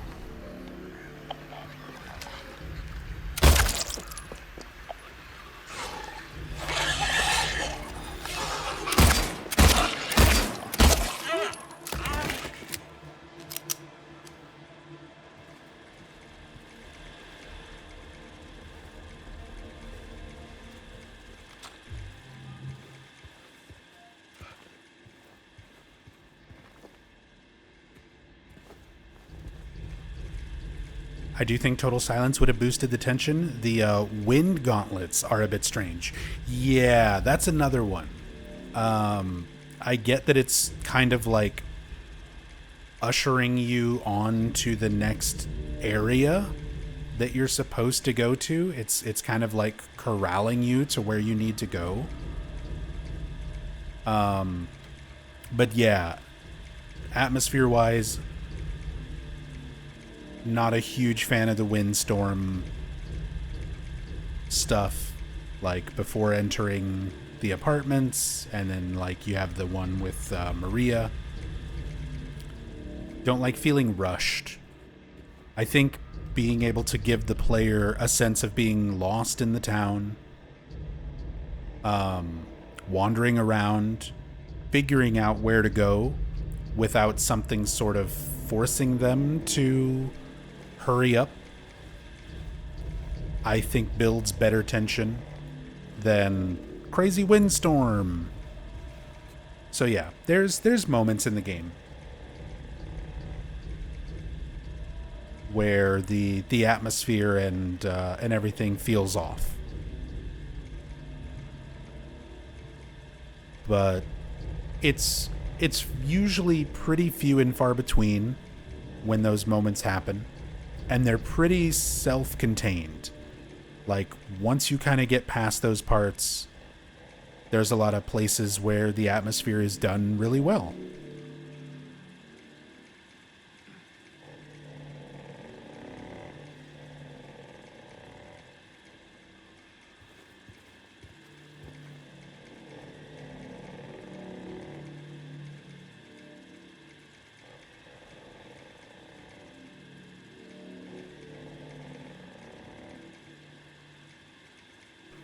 Same little newspaper there that we've seen.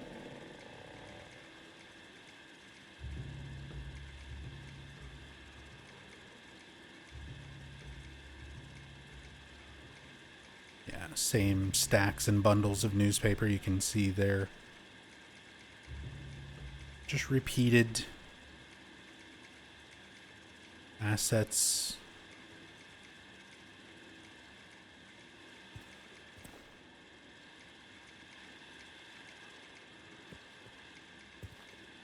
A lot of the same things found in Brookhaven as well.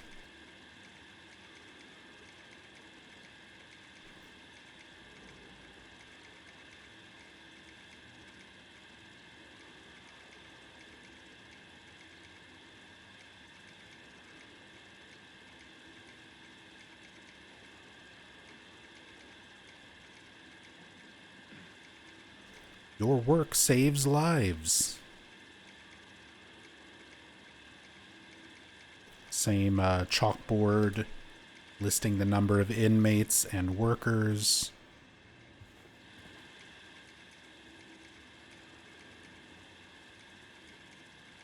Another Morse code TV. We already talked about it.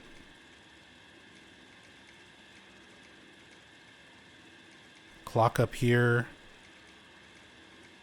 No hands on the clock.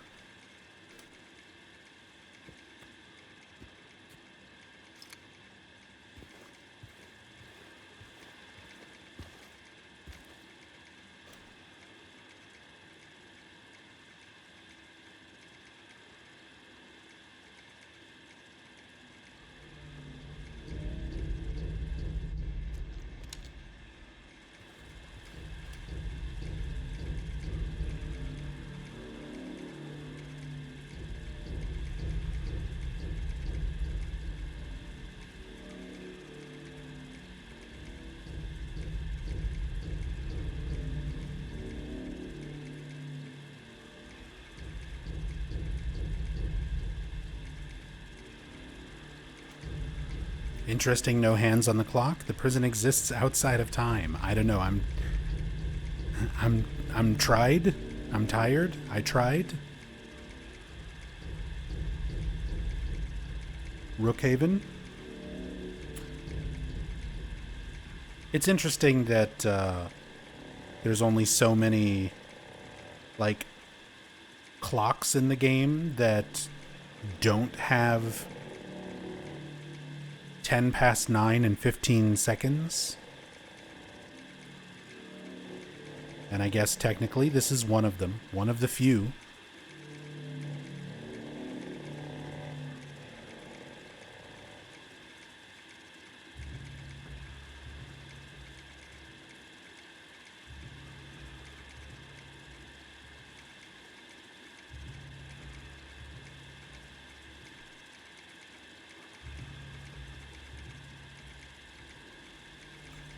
Brookhaven, Carroll Street.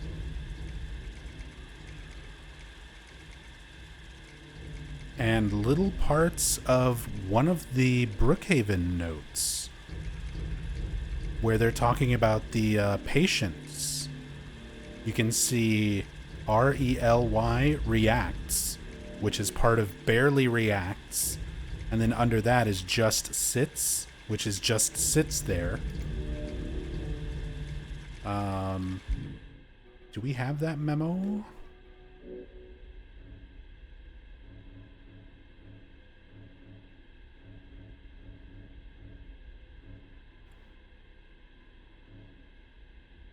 The barely reacts and just sits there memo?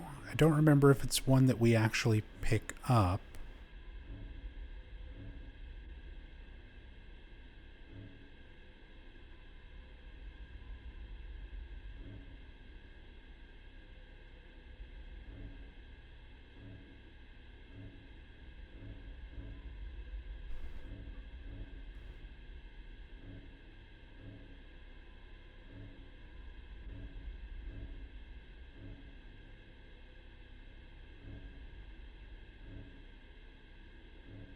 I think it's one that we read in the environment, but don't pick up.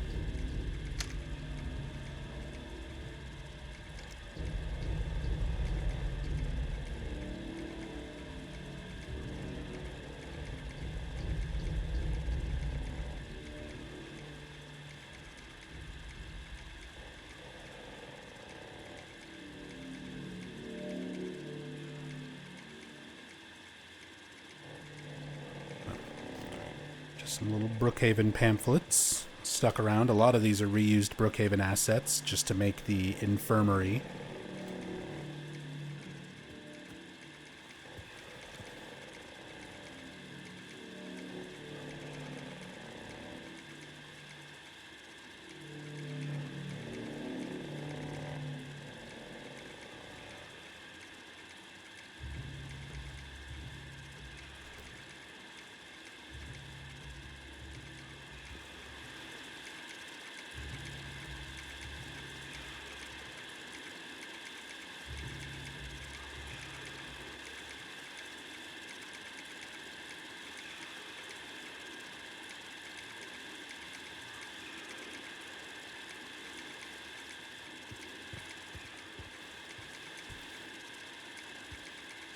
Hey, Kikyo.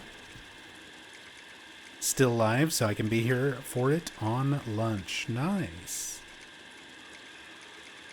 Yeah, we're still going. We're still looking at all the things in the prison.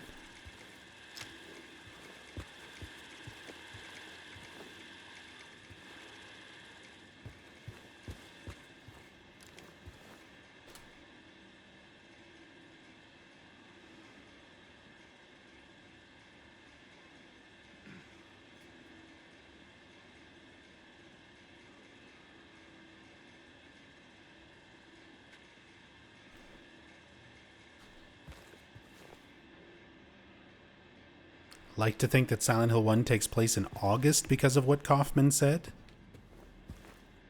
I mean, context clues, right? Kaufman says that it's snowing out this time of year. Something must be seriously wrong. So, it is a time of year where snow is unexpected. But Harry also wore a brown jacket, like a long sleeve jacket, in anticipation of this place he was going to for vacation. So it's not like middle of summer.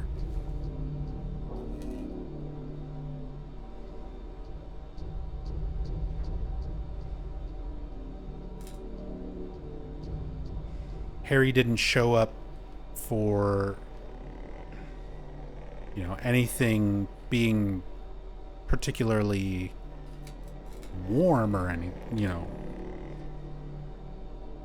They arrived at the town at night, which explains the jacket and sweater. Sure.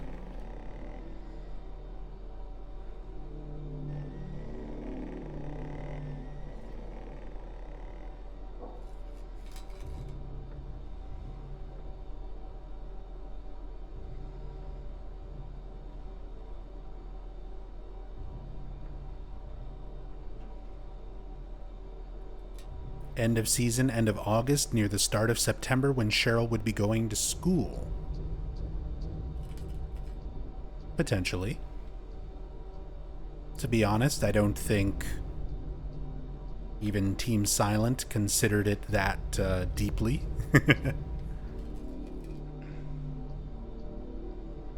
There's a lot of cultural things they don't necessarily grasp, especially in the early Silent Hill games. I don't know if they went super hard on the research of American school schedules.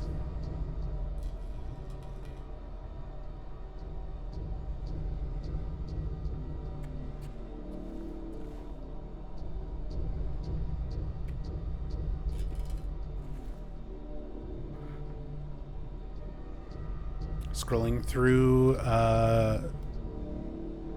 Tweety feeds, just now saw the con show the Silent Hill 1 VAs are going to be attending is over the weekend.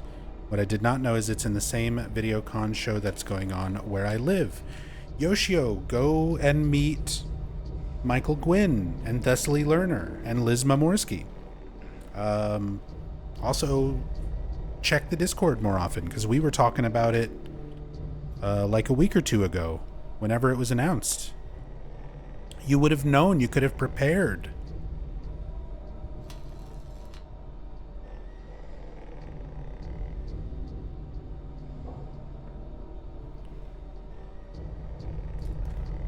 Regarding the emergency medical examination report, the report's conclusions are incorrect. The prisoners are sick. Examinations are to be repeated until their condition is properly diagnosed. Use more invasive methods if necessary. We must know the true nature of this affliction. All else is secondary. Again, this feels like, even though they're talking about the prisoners, and we know about historically the plague sort of wiping through the town, this also feels like James and Mary's doctors trying to figure out what Mary's affliction actually is.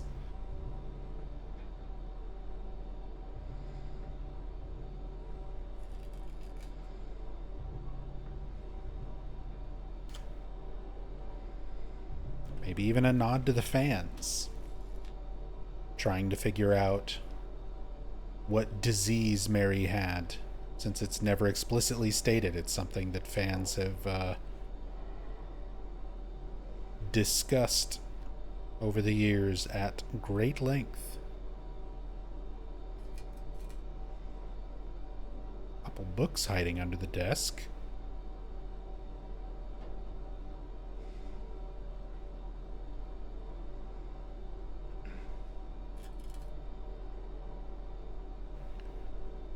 Been all kinds of terrible ill since October of last year. I'm sorry to hear that, Yoshio.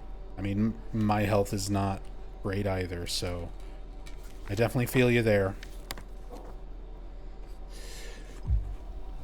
If my health and money were in order, I'd be making a trip out to California to meet some Silent Hill 1 voice actors, but sadly that is just not in the cards. Instead, I've got prescriptions to pick up and doctor's appointments to make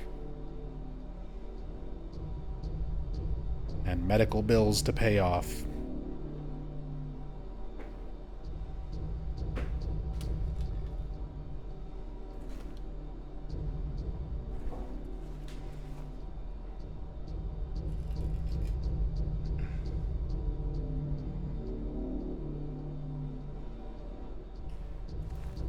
Nice. Text matches the memo writing.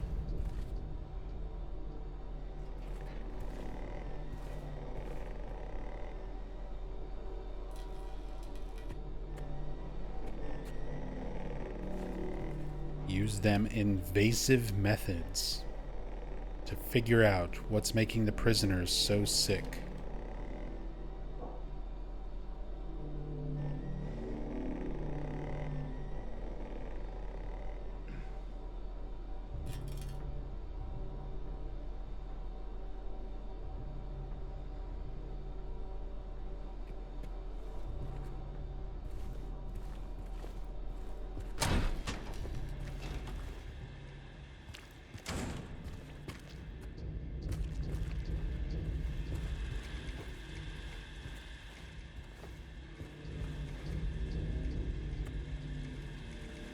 Don't know how much autographs are going to cost?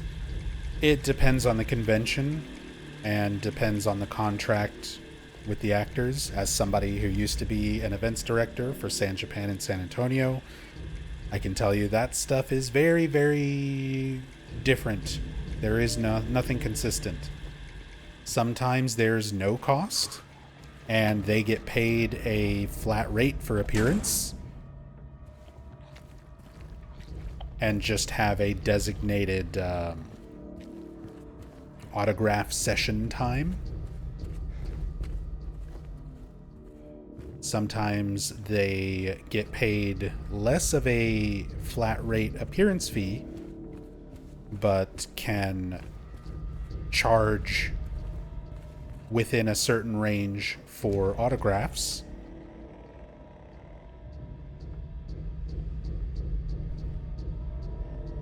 It's my understanding that it's a little bit smaller convention, so I'm guessing it's probably going to be the latter, where they're getting a lower appearance fee, but probably charging for autographs. But I mean, it probably isn't more than like 20, 25 bucks per autograph, I would imagine. Chevy Chase charged $150, but that's Chevy fucking Chase. How many people, even at a convention, are going to know who Michael Gwynn is, or Liz Mamorsky, or Thessaly Lerner? Like, when I went to Texas Frightmare and met Tom Savini, it was 25 bucks.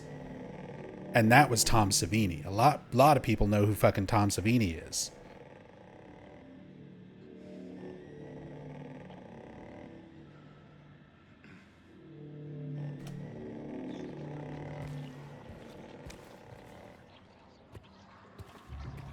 So, I doubt it'll be too much. But honestly, I don't know. I don't know what their contract is. Like I said, I've worked conventions. I've worked with voice actors and guests for many, many, many years. Enough to know that there is no real consistent pricing on that.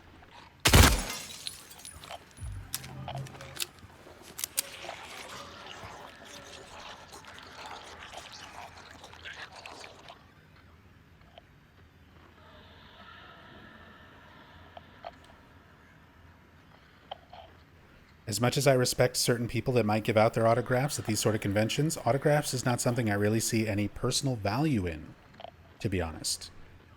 I mean, Kabi-sama, the physical autograph itself is sort of secondary for me. I'm paying a fee just to have the opportunity to meet somebody that I respect and enjoy the work of. That's how I view it.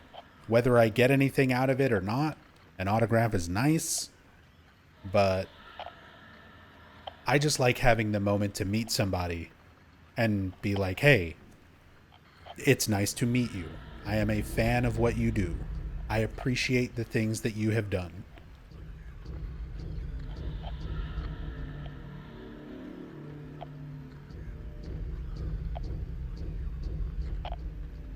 If they even give you much time to do, that is. It depends. Depends on a lot of places. Some do, some don't. Some are very much, you get in line, you stand in line, you get your autograph, and you move on. You don't have time to really say anything about it. Some people, you can sit there and talk to them and get other stuff signed, have conversations.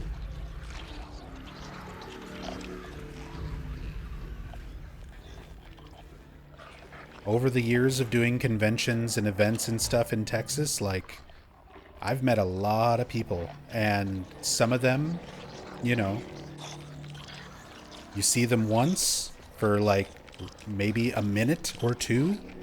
You get your moment of like, hey, I appreciate what you do. Thanks for the autograph. And that's it. You move on. But then I've got a lot of precious memories and autographs of things from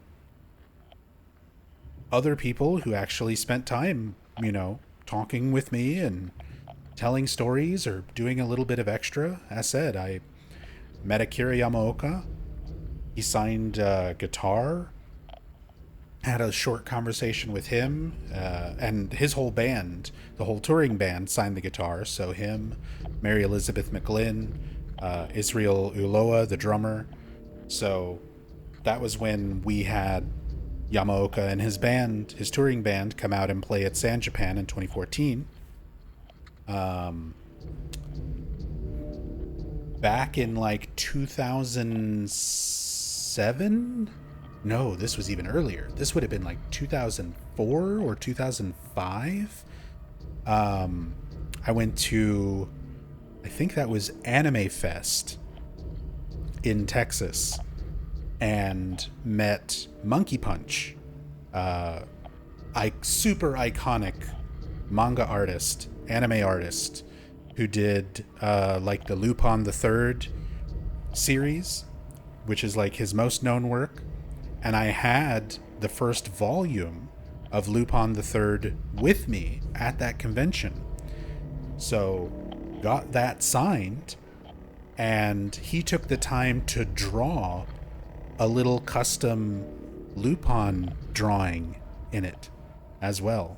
And sadly, he passed away some years after that. So now I have a one-of-a-kind autographed first edition, first issue of Lupin the Third by Monkey Punch that also has a one-of-a-kind drawing from him that you can't meet him and get anymore.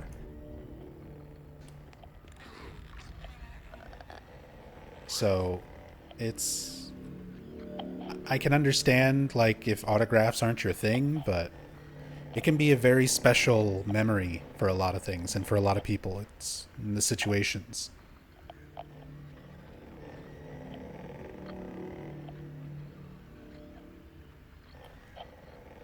Toluca Prison. New rules of conduct, effective immediately. Guards are to keep their distance from prisoners at all times. Any attempts of approaching the guards by the prisoners are to be met with immediate disciplinary action. Prisoners are to be confined to their cells until further notice. So this is where we started like quarantining.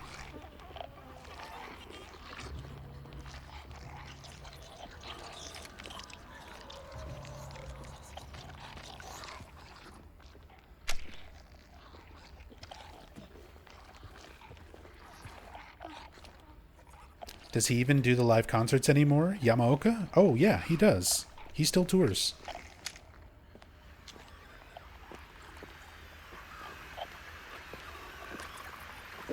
He tends to go to South America a lot.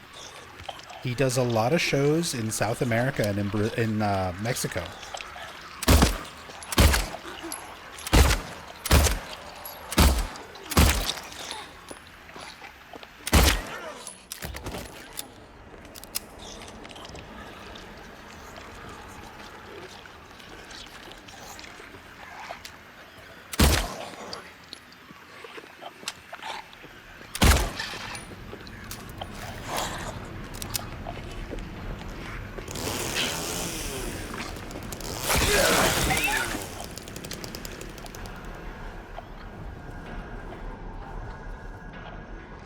Autographs can be funny. Mother has the autographs from all the Red Hot Chili Peppers, but it's just on a piece of printer paper. That just reminded me. So when Yamaoka was at San Japan, I waited in his actual autograph line to get the whole band to sign my guitar, but that was not the first meeting I had with him, and that was not the first thing that I had him sign. I actually ran into him in the elevator coming down from like the suites and everything up on the upper floors of the hotel the convention was in, going down to the convention floors when we were still setting up on the first day. I ran into him in the elevator, and I was cosplaying, as I do at most conventions that I go to, even the ones where I was working. And I was cosplaying as Darby the Gambler from JoJo's Bizarre Adventure. So I had a deck of cards on me as part of the costume, and I had Yamaoka sign one of my cards. So I've also got an autographed Ace of Spades by Yamaoka from when I saw him in the elevator.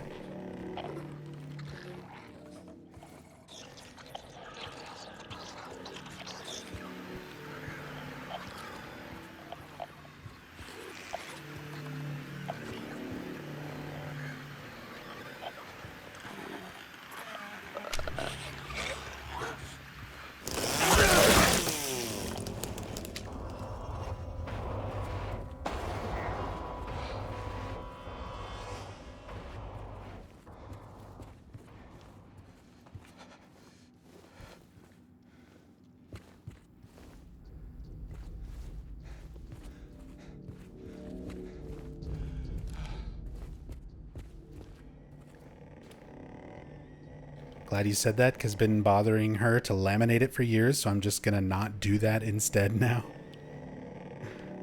The Red Hot Chili Peppers autographs on a piece of printer paper.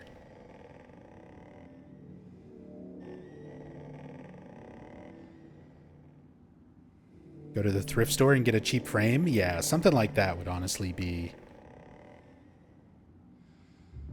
good to do, just for preservation's sake. Make a nice display.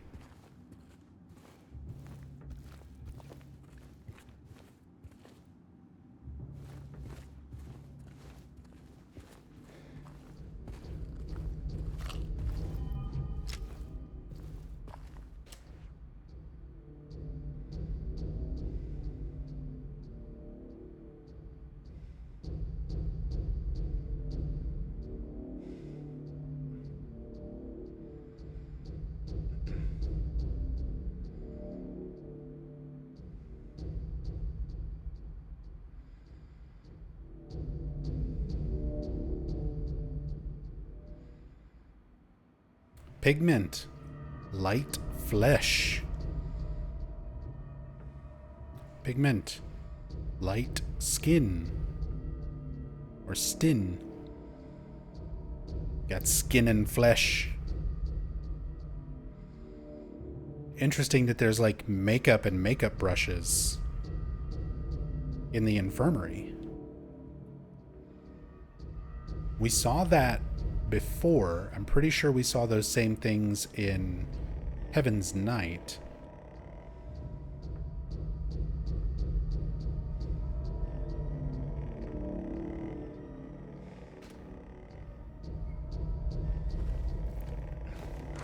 Potentially trying to hide. Yeah, maybe. Hiding the signs of infection or disease.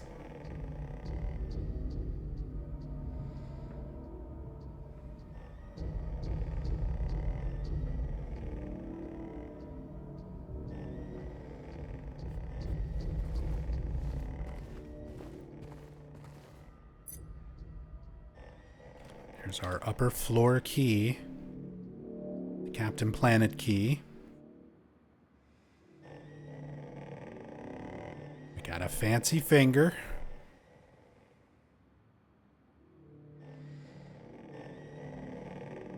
Oh, is James doing the face thing? Nice, we got the face bug.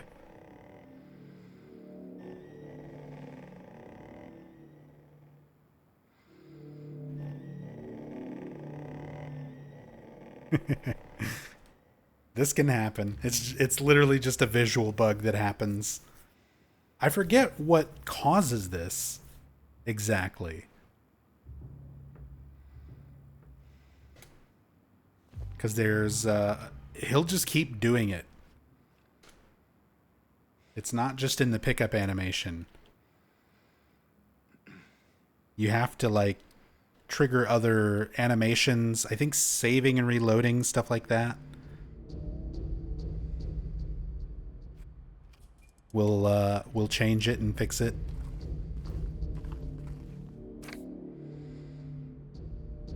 Unfinished report. Repeat examination report. Conclusions. None of the examines show any clinical sign or symptom of a life-threatening illness, contagious or otherwise. The recommended endurance tests were also performed. The results have been submitted directly to the warden as per his specifications. Why are we doing this?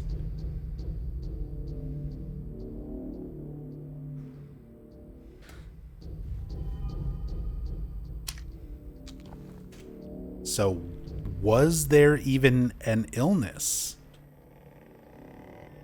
It seems like a note from the medical side of things was not actually finding evidence of a life-threatening disease the way the other notes were seeming to imply.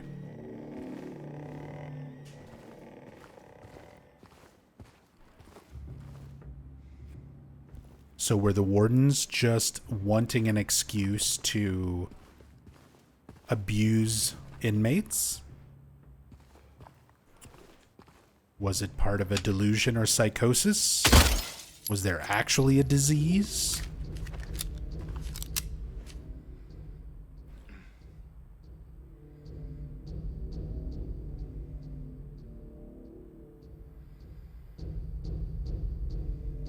Again, historically, we know that there was a plague. But we don't know for sure that that would have been occurring at this time, when the prison would have been active, or that it would have affected the prison itself.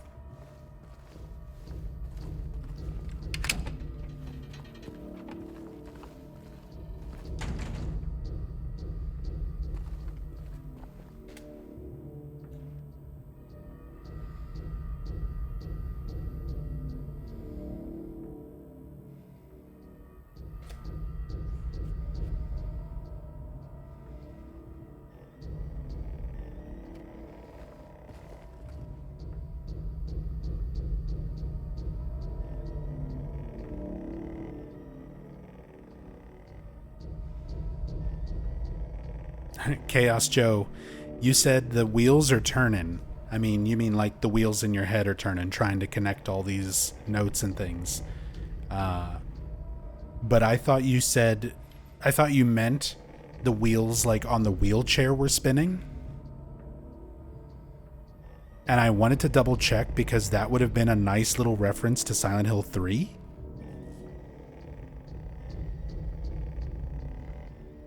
Which actually does have a tipped over wheelchair in the basement floor of Brookhaven with the wheels spinning.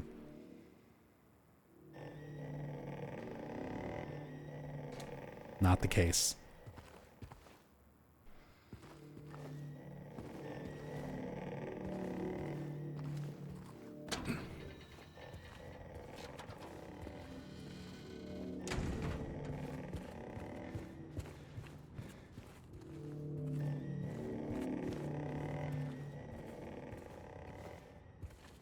I think that's pretty much everything for this area.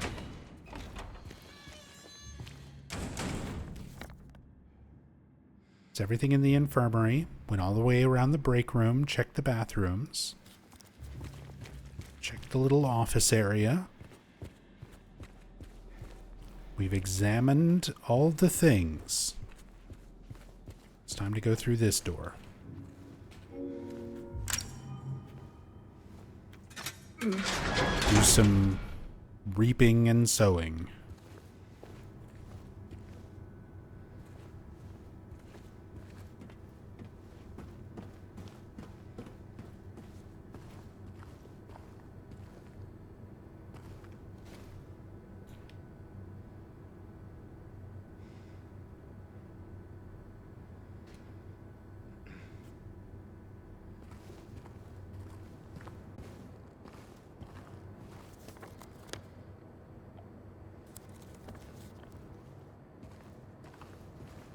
Ah. So now we're in this area that we could see when we were down there in the little church.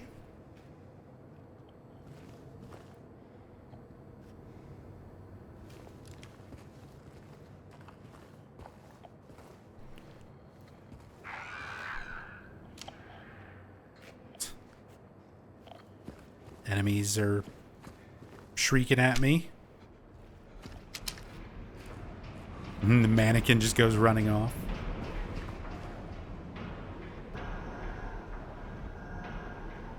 The fuck was that? Mannequin.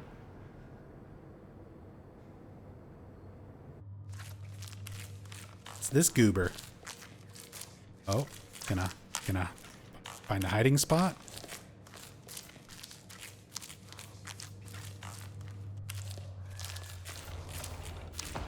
Squish, squish, squish, squish.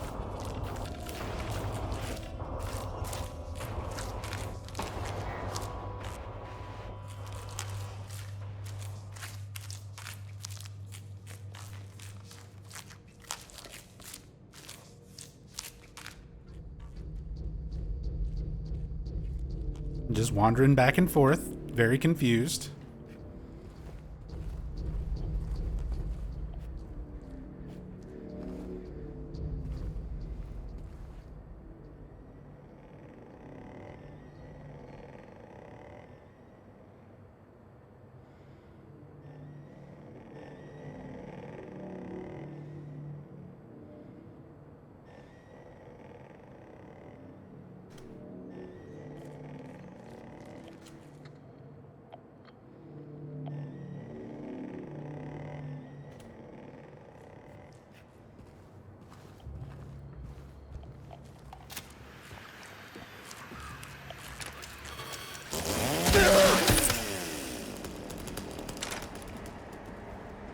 Okay.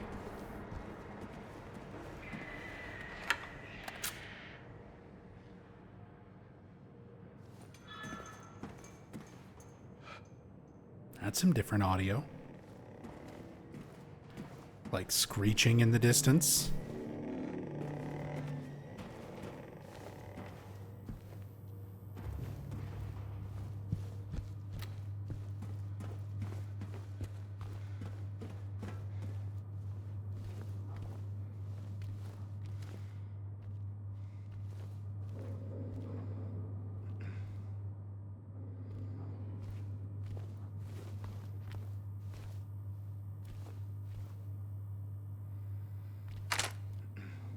Pictures, but they're torn out.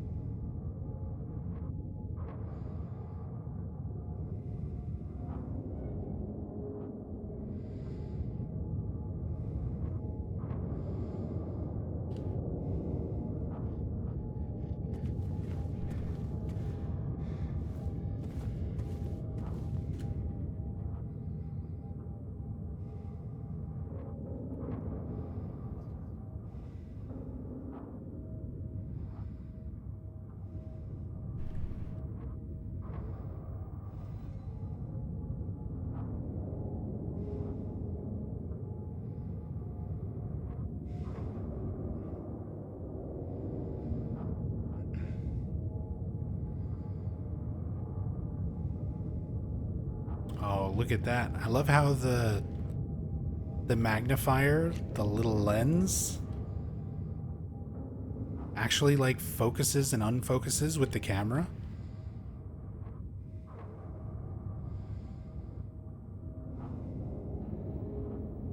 Sick.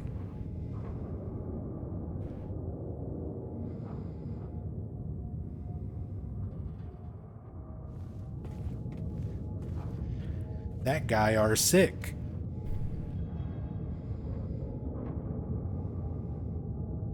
Obviously relating to Mary being sick.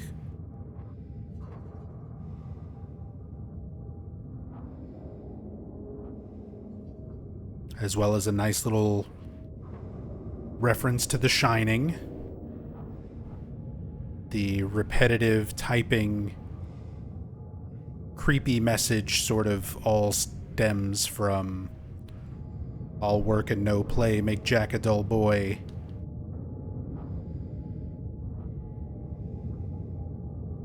From Stephen King's The Shining.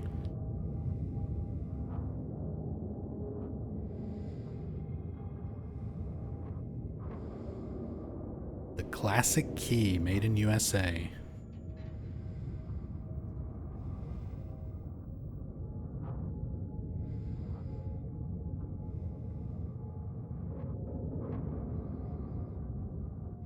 I love the look of this vintage, like open-sided typewriter. All the machinery and stuff visible.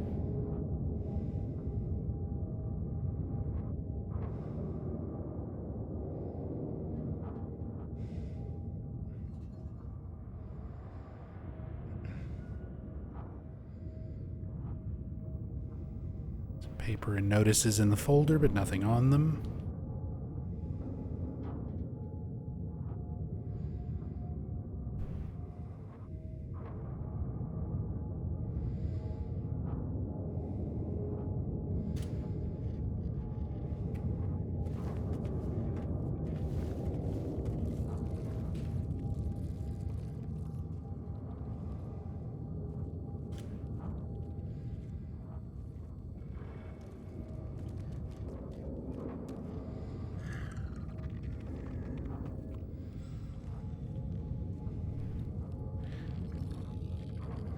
I like how it is just sick repeated over and over, but because of the spacing on it, there's parts where it just kind of looks like it says C. Also Roman numerals. 1, sick. 2, sick. 3, sick.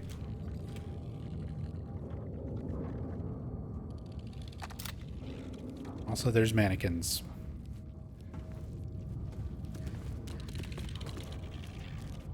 Making noises out there.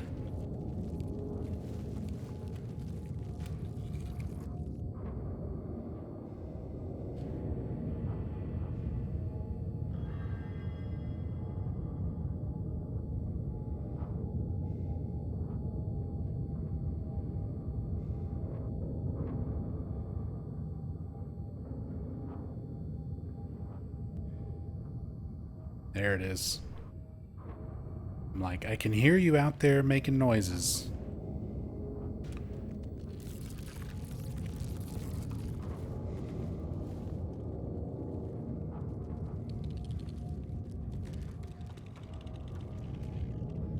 So with this one, you actually do have to type the word.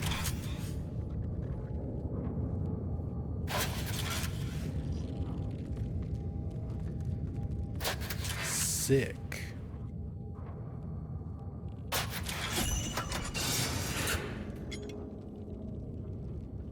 Opens up the drawer. Get the lightweight.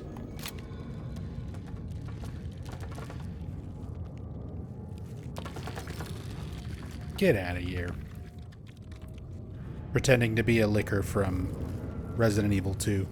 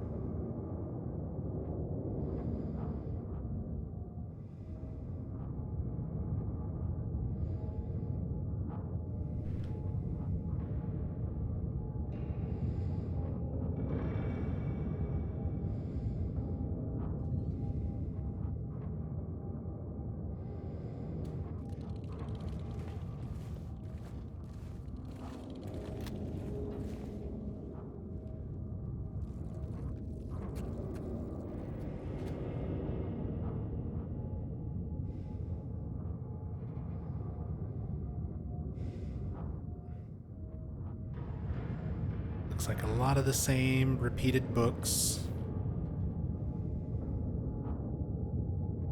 Oh, there's pierogi recipes. Yep.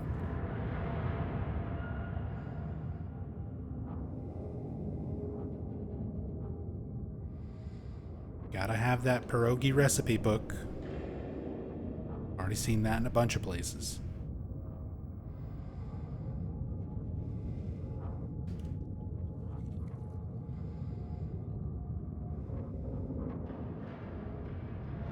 Is there an O-Bake cookbook? I'm so glad they added that to Phasmophobia. The O-Bake cookbook.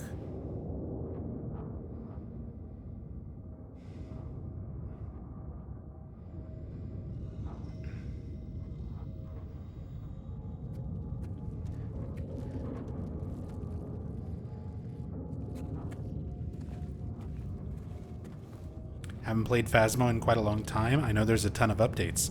Mr. Shy Potato, there's actually more really big updates coming this week. Like super soon. Tuesday. Thank you, Rachel.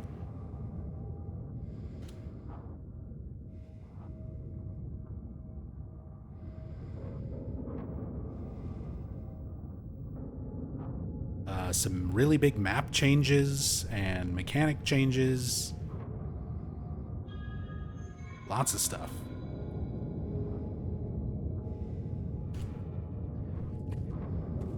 We'll probably do some Phasmophobia streams. Potentially when that stuff comes out. I wouldn't mind doing that instead of some Dead by Daylight on my early evening streams some days.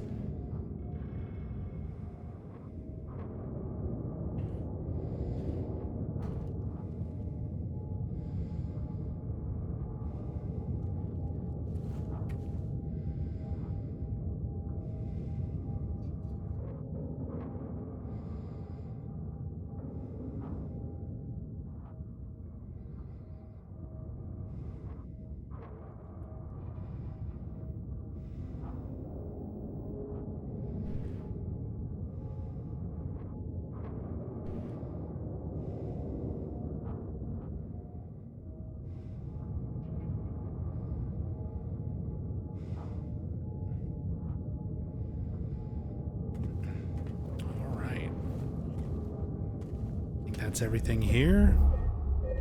We got our next weight to use.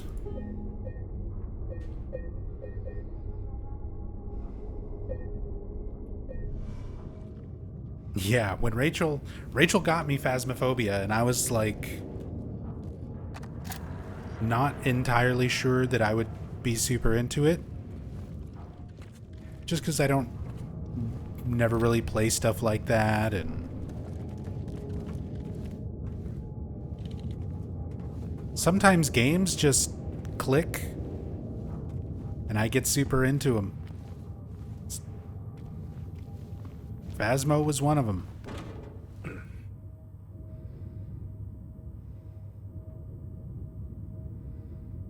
I enjoy the heck out of some Phasmo.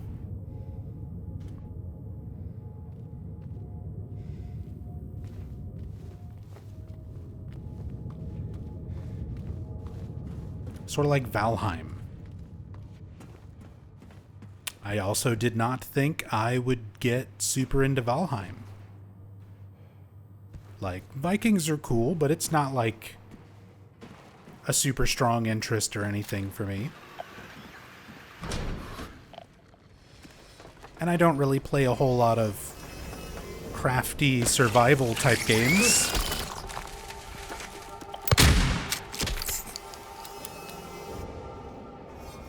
But I absolutely fell in love with Valheim.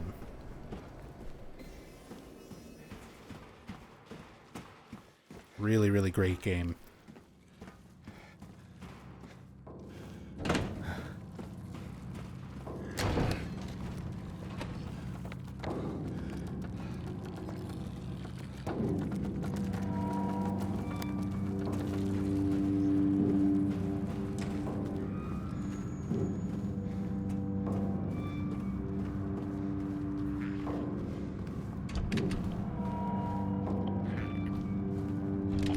this not open? Oh, right, because that's the hornless ox.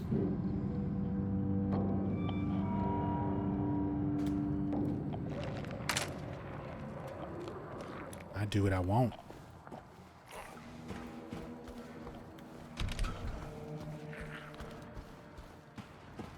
Because this is just backtracking down to the room with the weights anyway.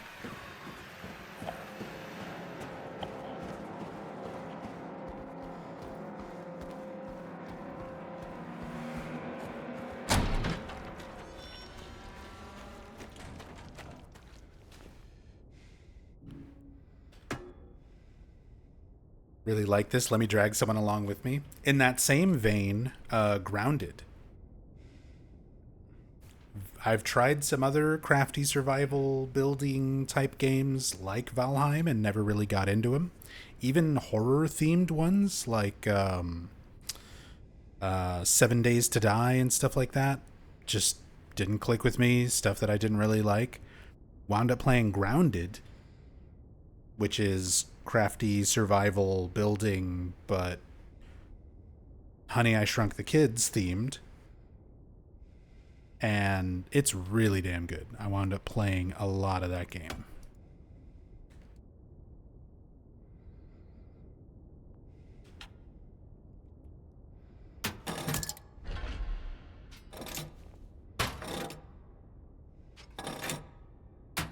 Yeah, now we've got a sequel coming out.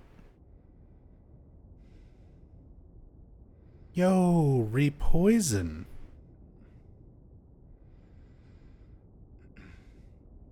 Repoison, thank you so much for the 5 gift subs going out to the community. Thank you, thank you. Very, very much appreciate that. Kidomo93, Coronation 239, Rocket Bit, Zucchina, and Sweaty Naked Man. Enjoy the subs. Courtesy of Repoison. Thank you, thank you.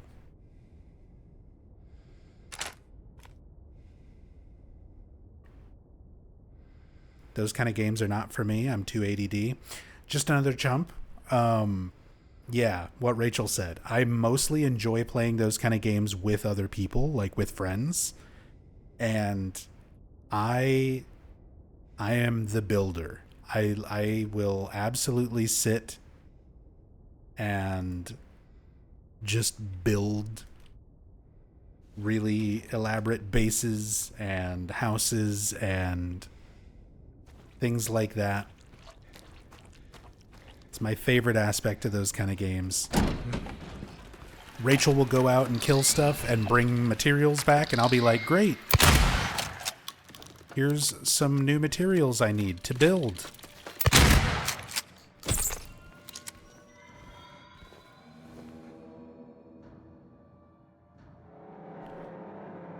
I did. I recreated the Golden Hall and Rohan from Lord of the Rings in Valheim. Not just the hall, but like all the houses and the like pathway coming down the hillside and the gates and fences, like everything.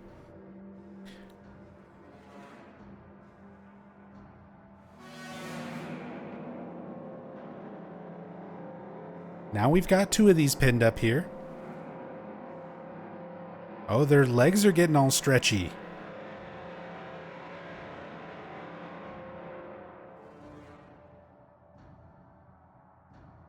Is it just me or are the legs like super stretched out?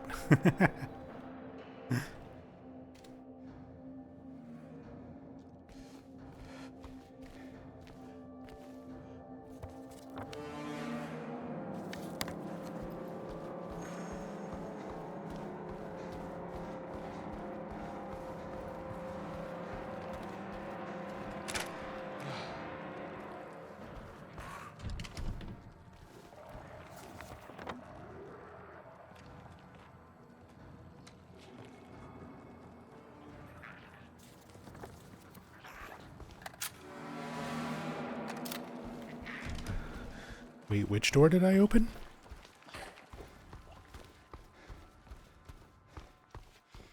Was it not Snack?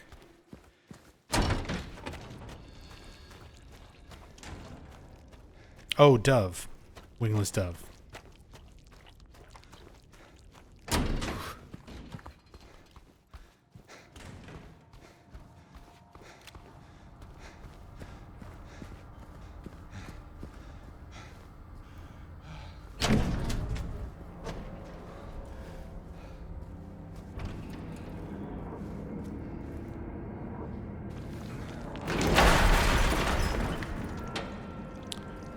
Not the random cave-in blocking my exit.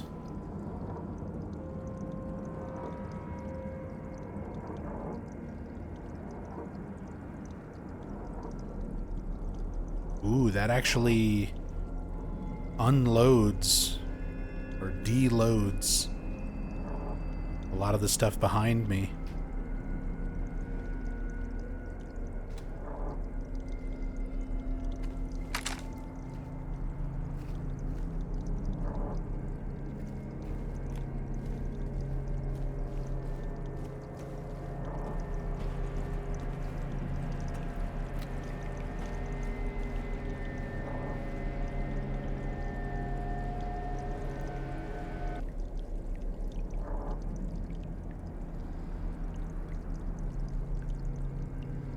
Prison toilet.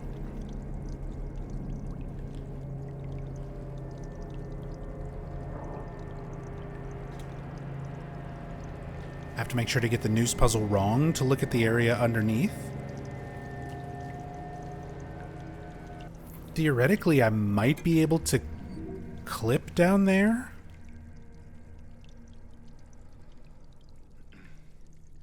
I don't know. It depends on how it loads that area in.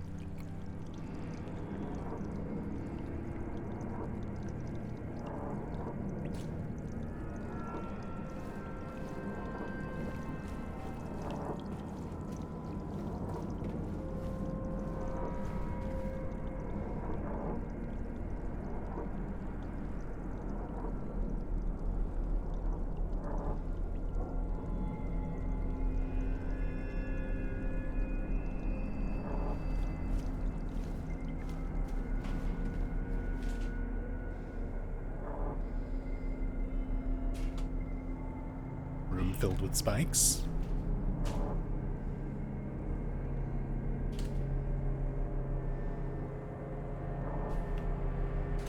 Boink. Now I'm in the spiky room.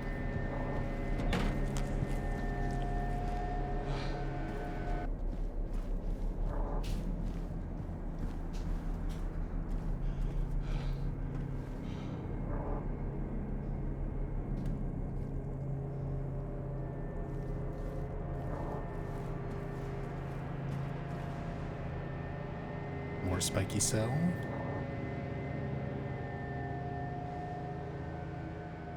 This one actually has the note and the weight in there.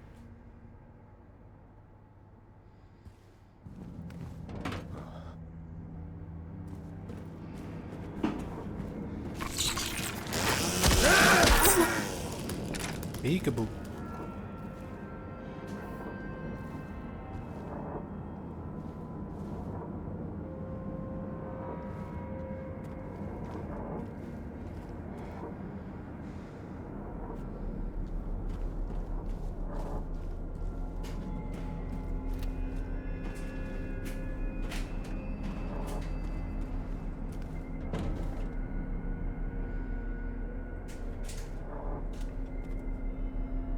Just clip in here and take it, if we really want. Sequence breaking. I am sorry. I am so sorry. I couldn't let them take you. And now you're...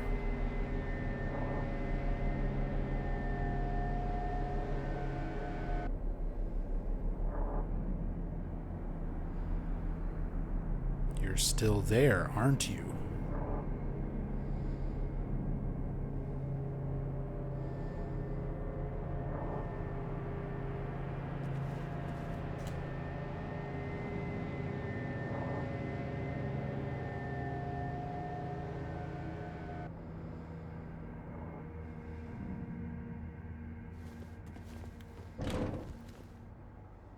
wait and pick those things up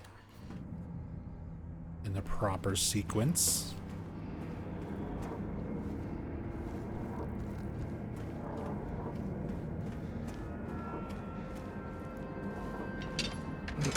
Basement cell kind of gives Resident Evil 8 vibes a little bit. Kinda, yeah. The prison cells where Lady D chases you around.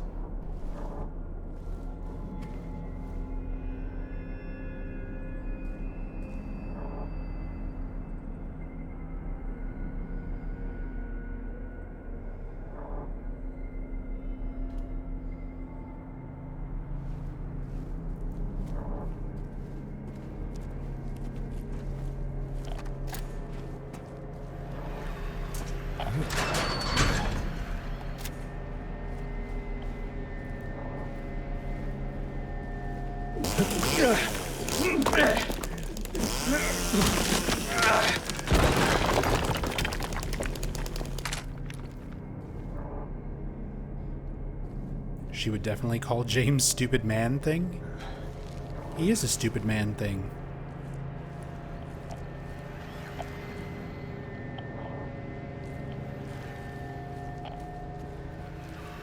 We've talked about it before, but that's one of my favorite things that Masahiro Ito has ever replied to fans with.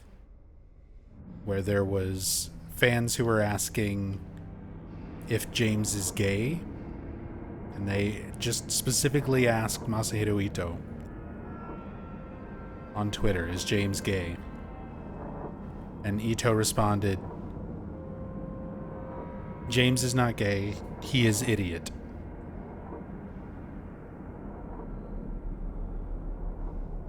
So, his sexuality is idiot.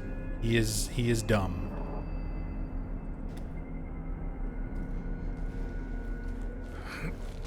I'm like, that's accurate. That feels right.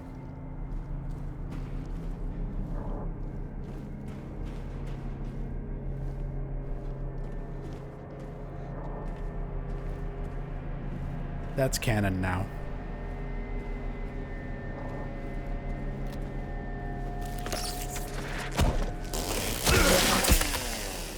Bonk.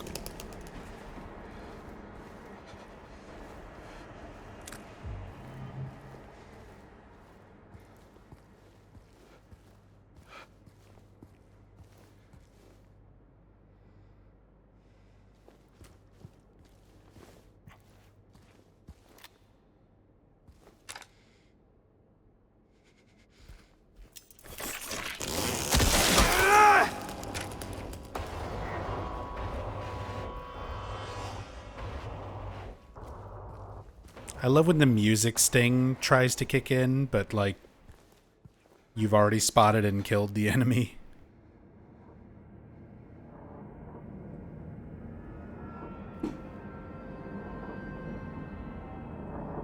Somebody's jeans.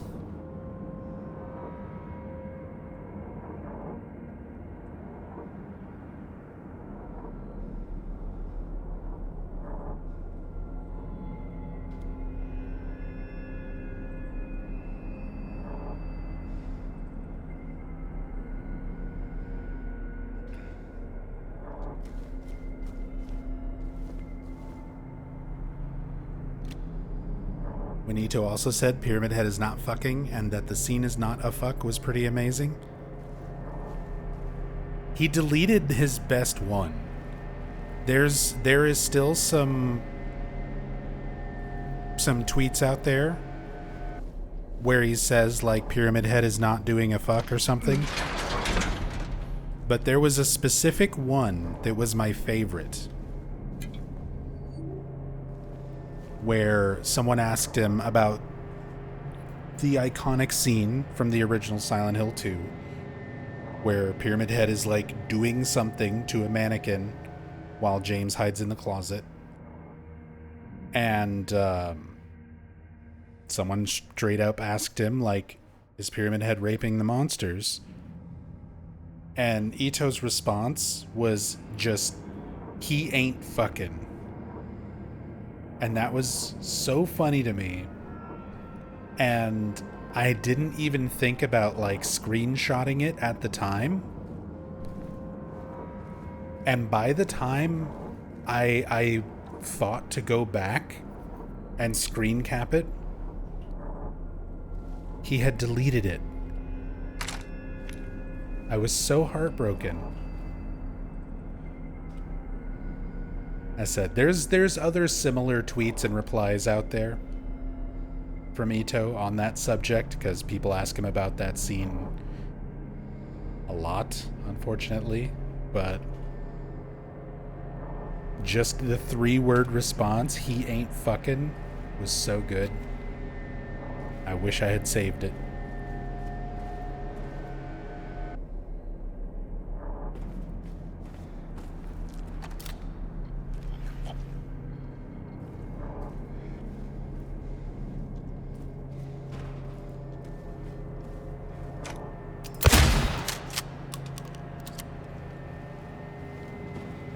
Didn't even give the music a chance to come in there.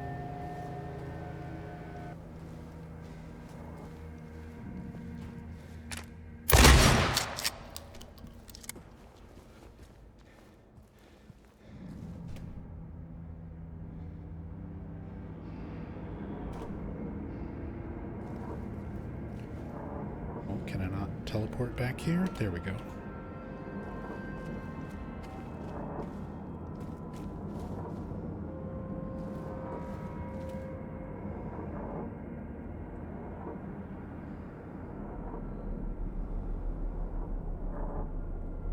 Candlelight bulbs? Candlelight bulbs? No. Just rusty cans of tea that we've already seen. Oh, there's actual bottles and stuff in the crate.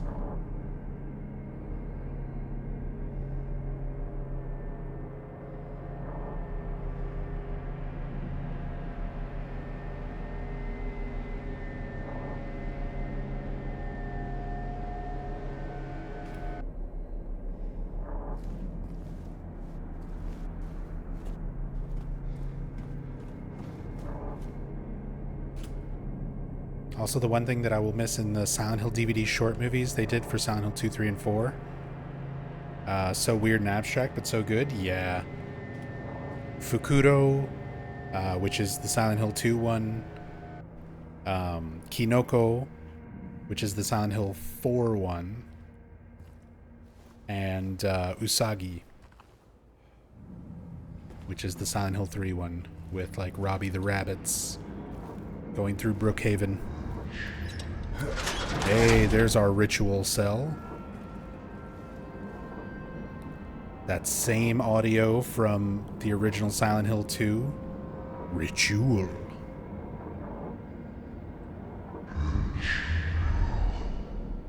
Yep. Glad they kept this.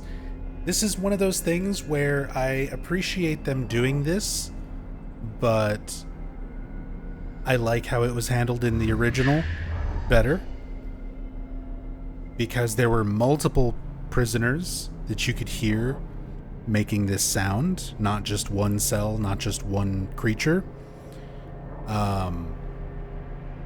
And there was actually a creature in the cells. It was invisible, but you could, you'd hear it stomping around. You could target it, you could shoot it, and you could hear it react to taking damage, and it didn't sound like normal creatures. It sounded like a person. Super weird, super creepy.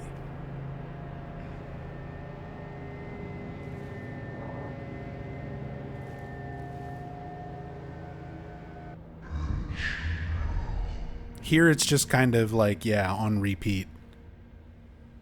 Just sound effect on loop.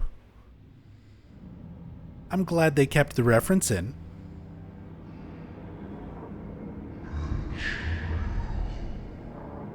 Just not quite as interesting.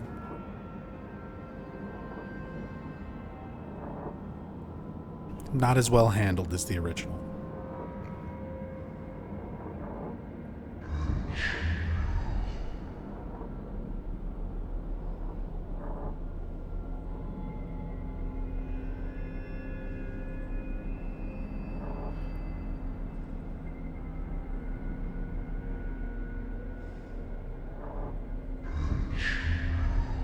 bunch of writing and stuff here. Symbols.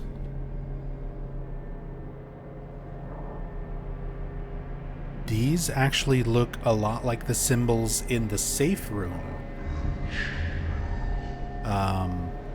In the apartments, which there was a fan who figured out a cipher for those.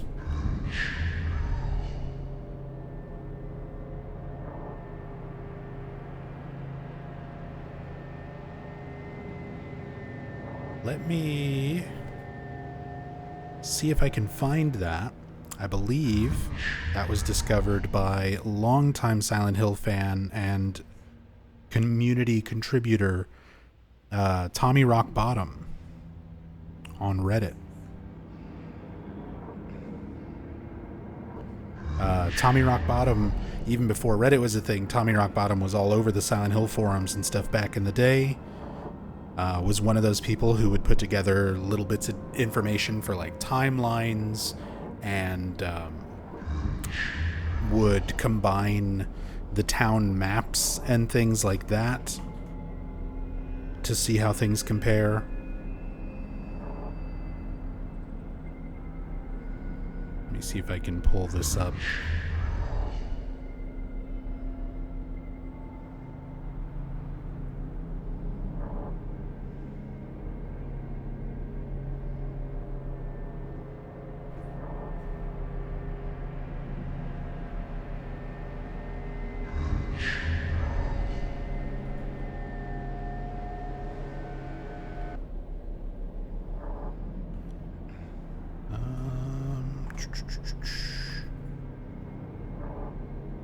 God damn it.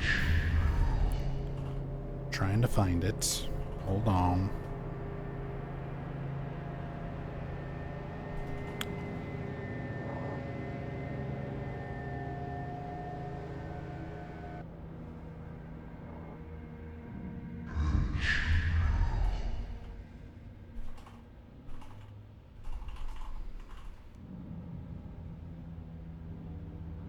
Because I am curious if it's the same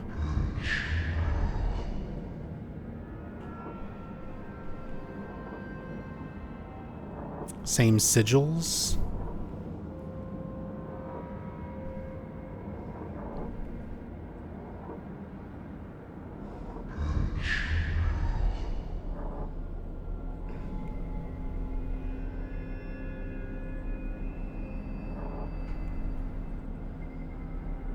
Here we go. This was from 5 months back. Tommy Rock Bottom posted on the Silent Hill subreddit. Decoded the glyphs drawn on the walls in the safe room, Woodside Apartments, and the ritual cell.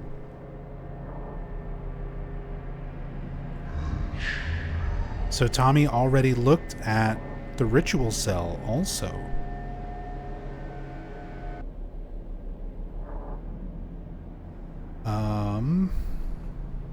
Yeah, it is the same words or the same symbols as the ones in the safe room.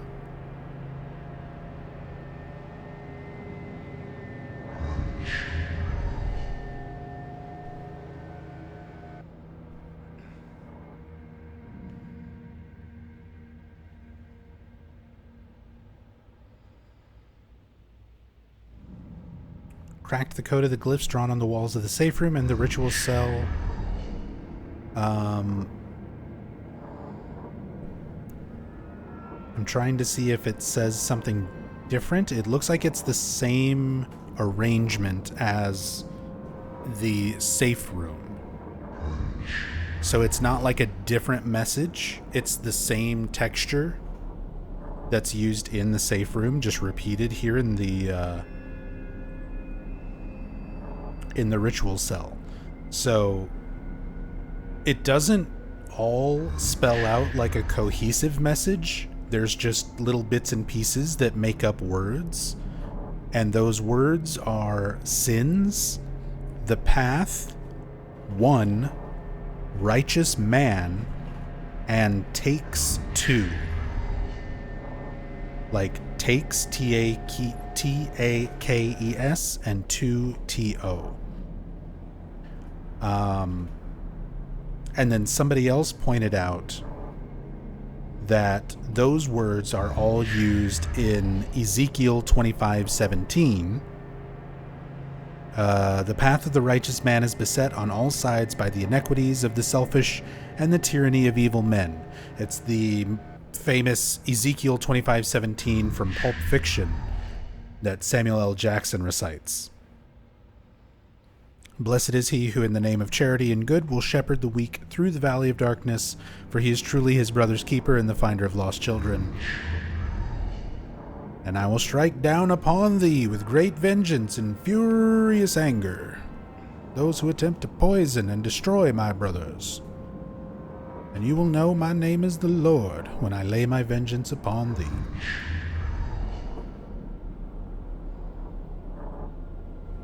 So it's not that entire thing, but it is a cipher spelling out several words that appear in that verse.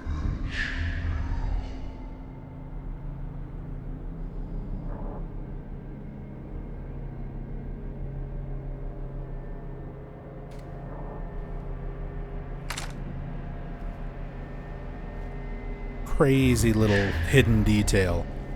And huge props to Tommy Rockbottom for actually figuring out and translating a cipher for these, like creating a cipher to translate these symbols.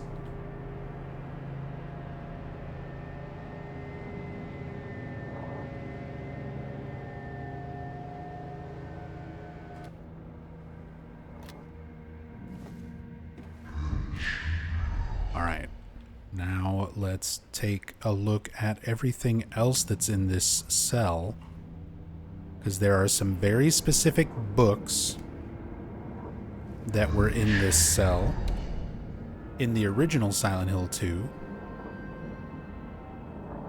Rings of Agrippa, Black Magic, etc.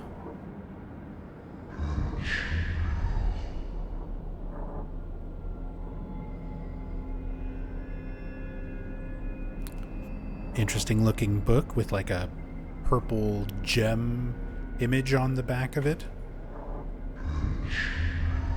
We've also got goblets, chalices, kind of similar to our obsidian goblet.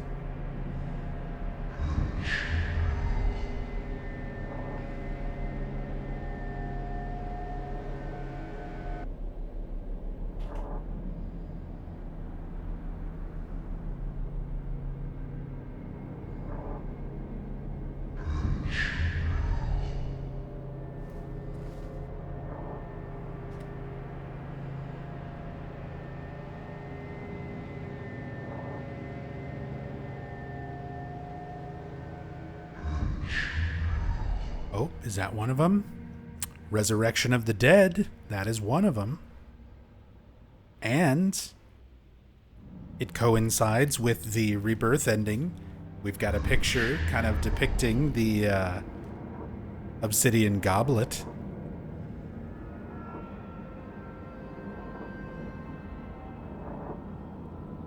Nice little detail there.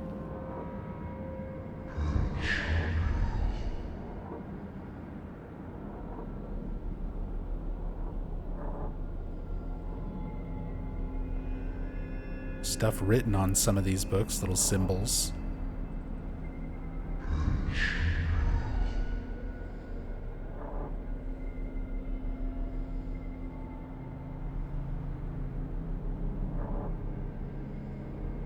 God, I wish I had more fine control over the camera. Just for these moments where I'm trying to get like perfectly in between two books or like two overlapping textures.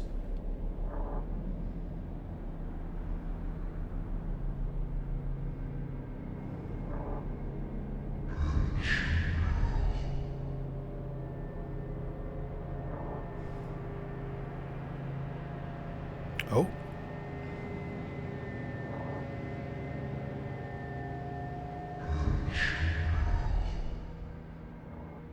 Oh, that's definitely a hidden message.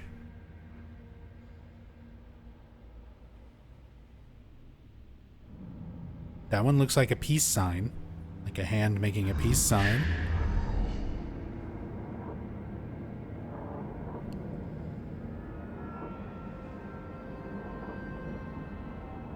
Tommy, come back.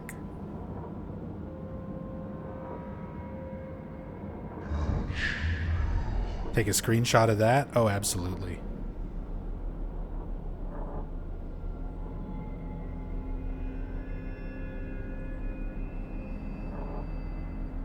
That's gotta be a hidden dev message.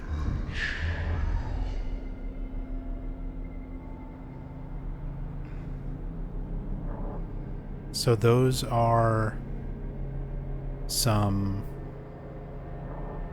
zodiac symbols. It's kind of a mix of things. I know that's the Pisces. That's Aries. It's fucking wingdings? Oh my god, is it? Is it actually? It looks like it. It might be. You might be helping us solve something. Hold on. Hold on.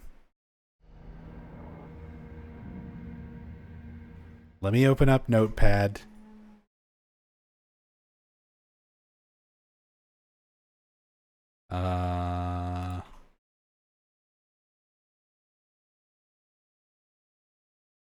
Notepad.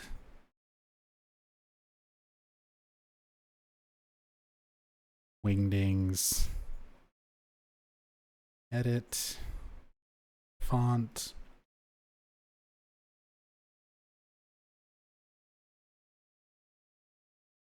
Wingdings. It is. It's totally wingdings. Okay.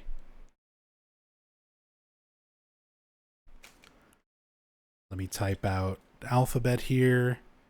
So the Pisces sign, the 69 is A.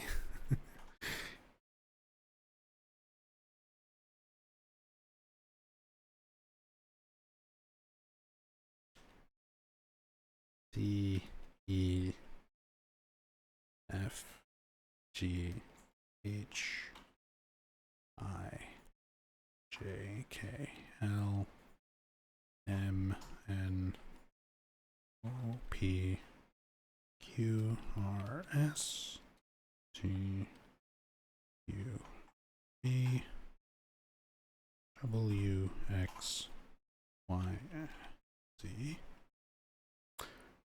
Give me a moment here. I'm just making my own little cipher. You edit font. No, I want it to change for just the one thing. Okay, we'll do it this way. Take a screenshot of that.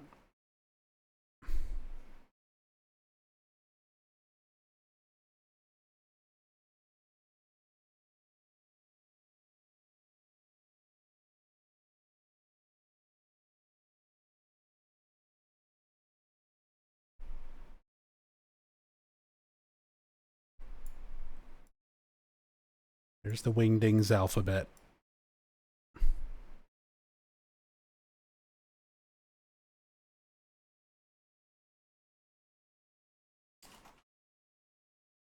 Sorry if you hear yelling and stuff in the background. My wife's doing something, playing a game, I guess.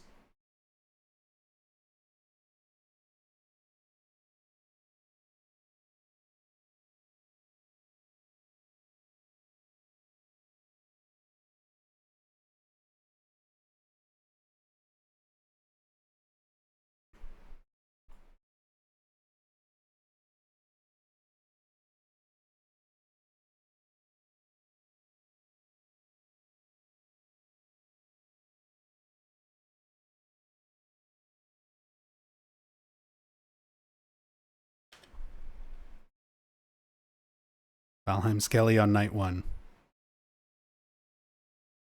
We're trying to solve stuff over here.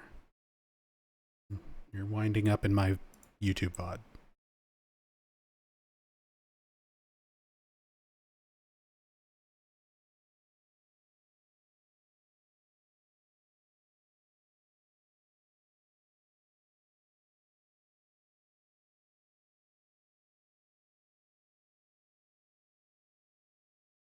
Okay, little cipher there on the side.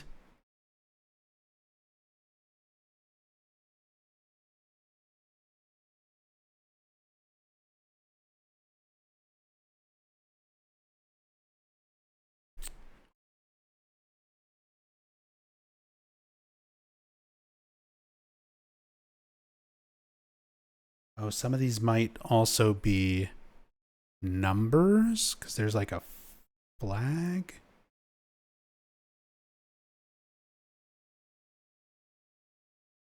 For that first symbol.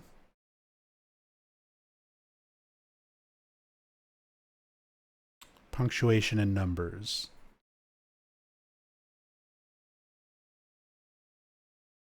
You know, I'm going through this trouble. I wonder if I can screen cap this and Google Lens translate. Does Google Lens recognize that this is Wingdings and translate it?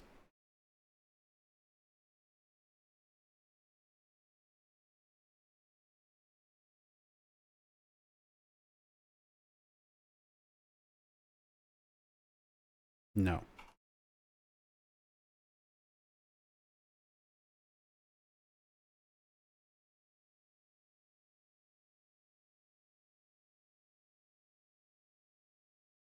Okay, so let me do this font.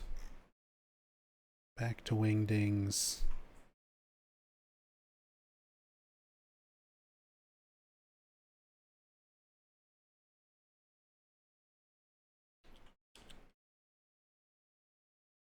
One through 0.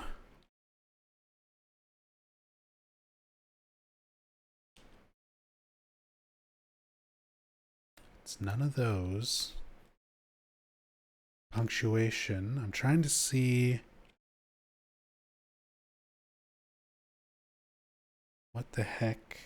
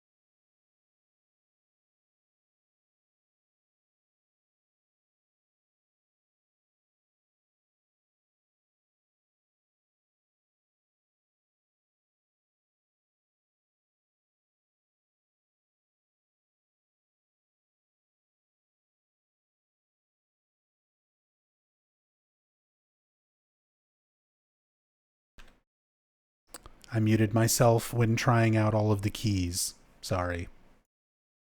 I'm sitting here talking, trying to figure stuff out. I could not find the symbol that is the little flag at the start of the message. Yeah. One of my keys is my asterisk key. That's my hotkey for mute.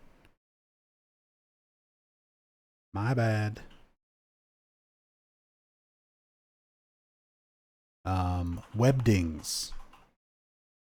Could this be Webdings? No, Webdings is different. It's definitely Wingdings.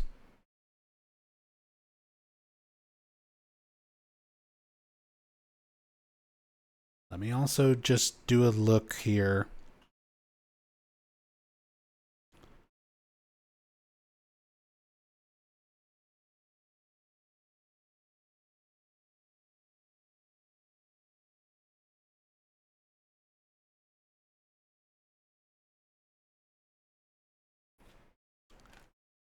Wingdings.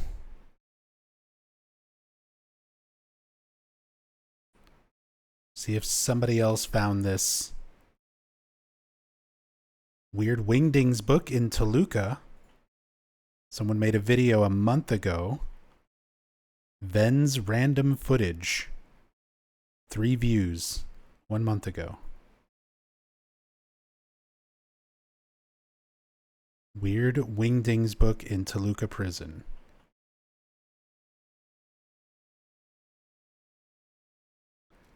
Text is a mixture of uppercase and lowercase wingdings, maybe with some misspelling here and there. Couldn't translate all of this, but if someone's able to help me fully decipher, it would be very welcome. What I've been able to translate goes a little like this. On Sacrificed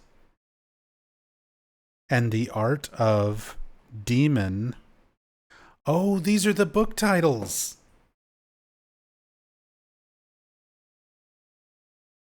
These are the book titles from the original Silent Hill 2. When you're examining the books that are in the cell in the original Silent Hill 2, there's text that pops up on the screen to tell you what the titles of those books are. So this is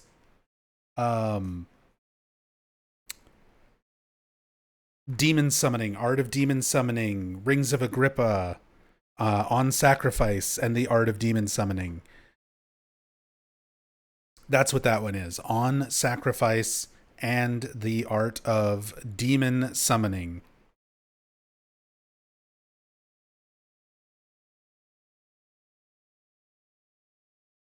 We got it. Ladies and gentlemen, we got him. Holy shit.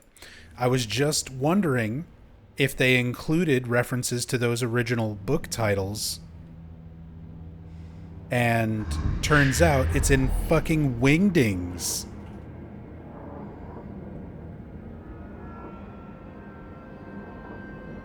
On Demon Summoning and the Art of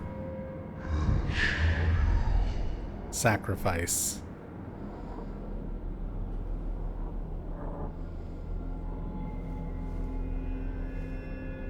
Thank you, Hirimi, for pointing out that it was Wingdings. That's fucking Wingdings. Jesus.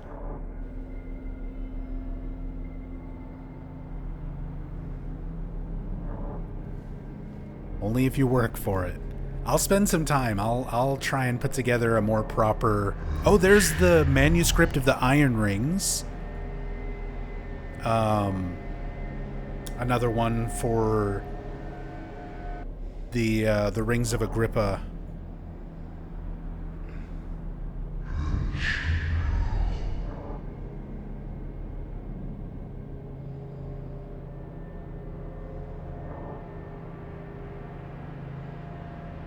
Let me pull up a list of all those book titles.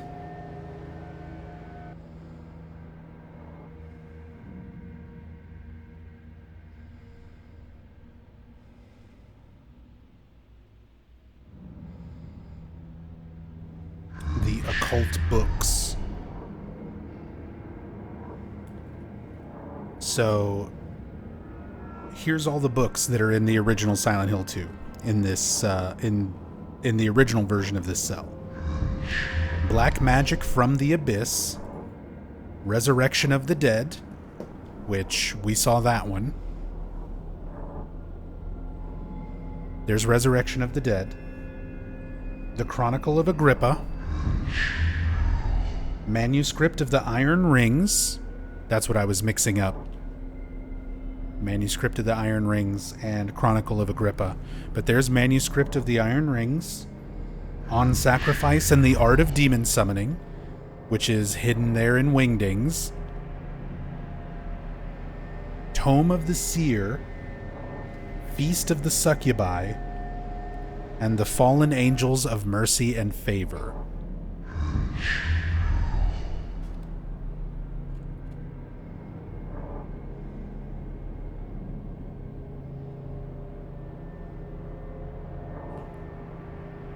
Do we have all of them? Are all of them here?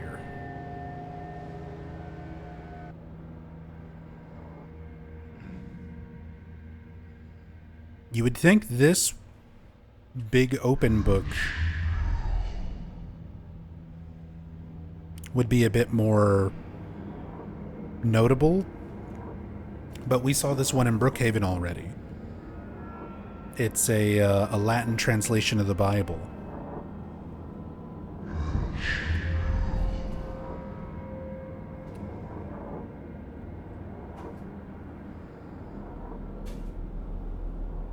So another manuscript of Iron Rings.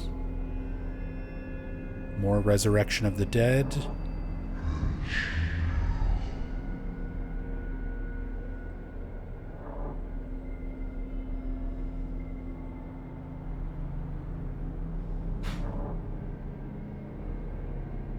The Chronicle of Agrippa.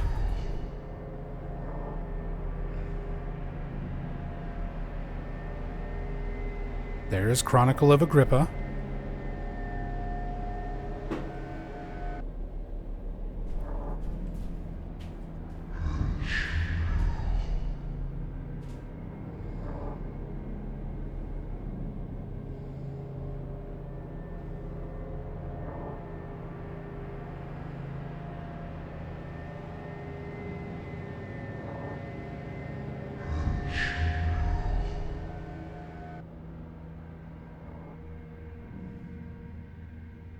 Not the Grippas. Put those Grippas away.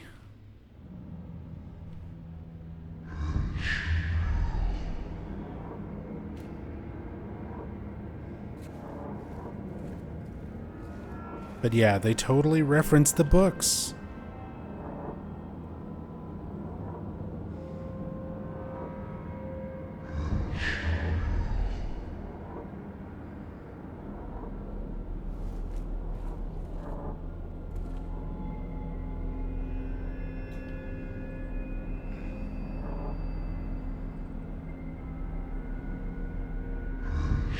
Some of them more than others.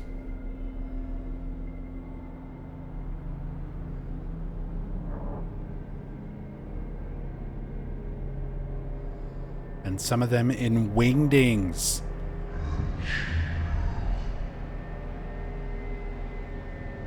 I mean, you already need a cam hack just to even look at a lot of this. Let alone translate wingdings.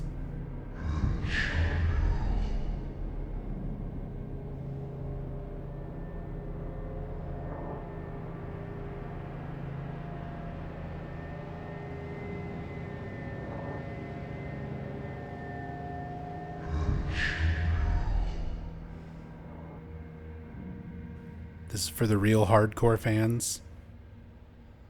I was waiting for them to hit me with the "don't forget to drink your Ovaltine" after I sat here for like 30 minutes trying to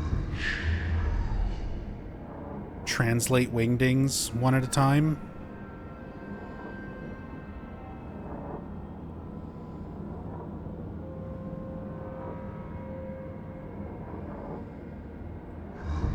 Oh, there's one. Fallen Angels of Mercy and Favor.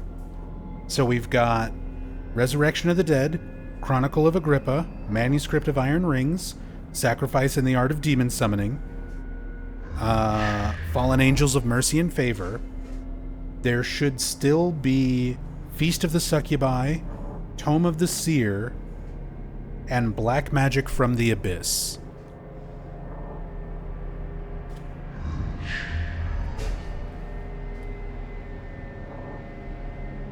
Maybe up here?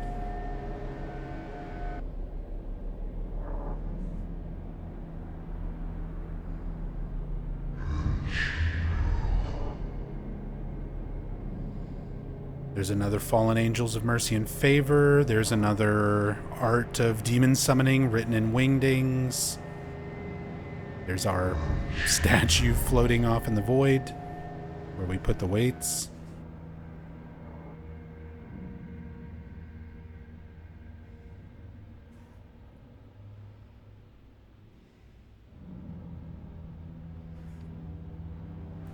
Let Mateus Lennart know, because I'm pretty sure we have been the only ones so far. I mean, I found a video where somebody had translated part of the Wingdings.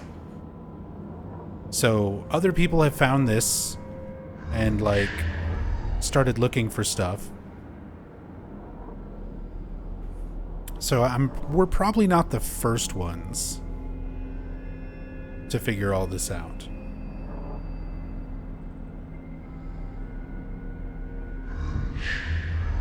Ritual.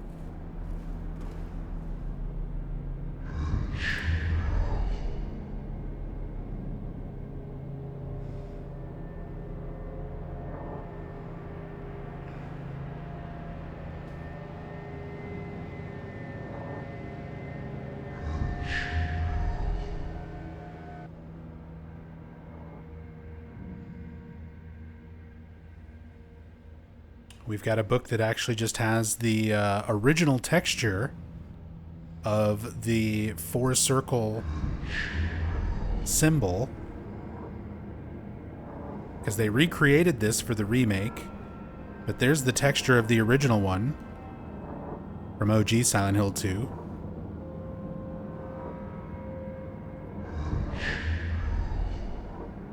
That's on the manuscript of the Iron Rings book. Another cool detail.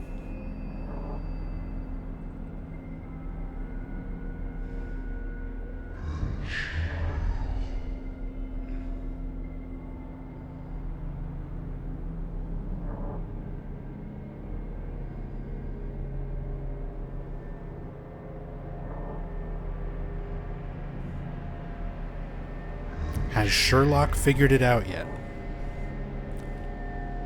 Sherlock didn't, but I sure did. We did.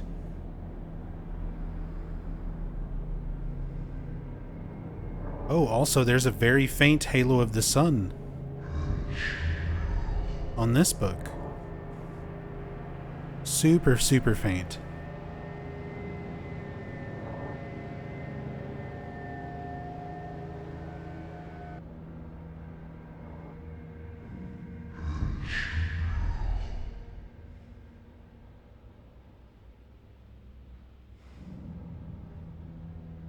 I knew I was gonna...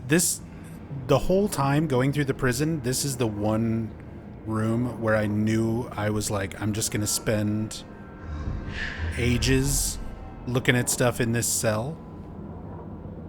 I figured if there was gonna be Easter eggs and interesting stuff to really dig around for, it was gonna be in here. And I am not disappointed.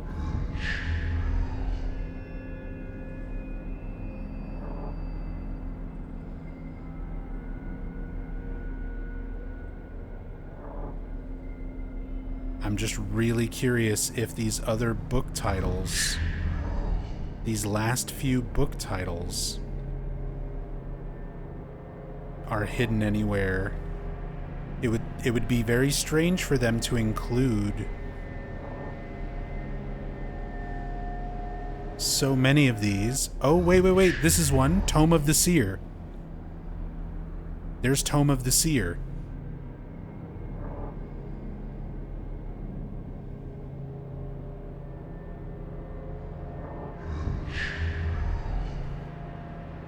So we found Resurrection of the Dead, Chronicle of Agrippa, Manuscript of the Iron Rings, On Sacrifice and the Art of Demon Summoning.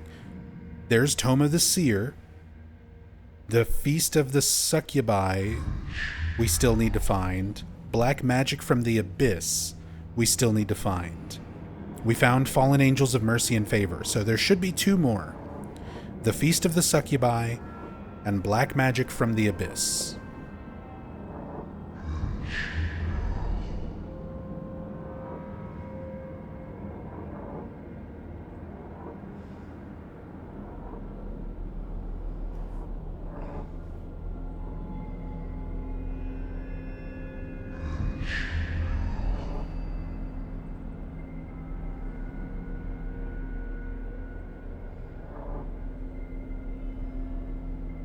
For sure those two are here. I'd be really surprised if they included everything except for like 2 titles.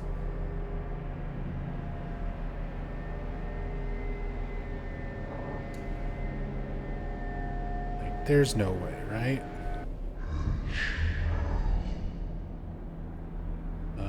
That one was another manuscript of Iron Rings.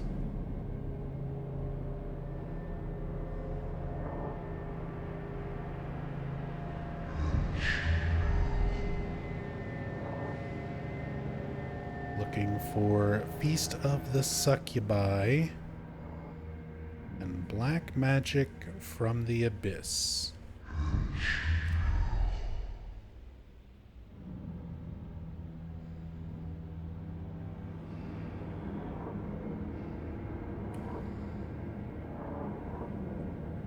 There wasn't a title on this one.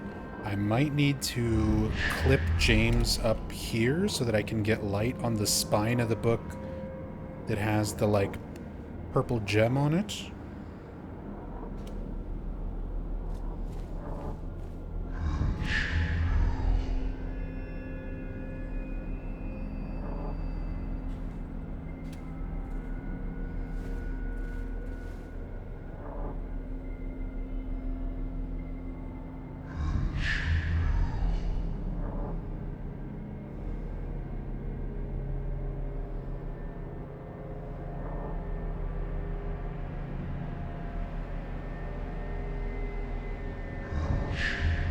It might be on the underside.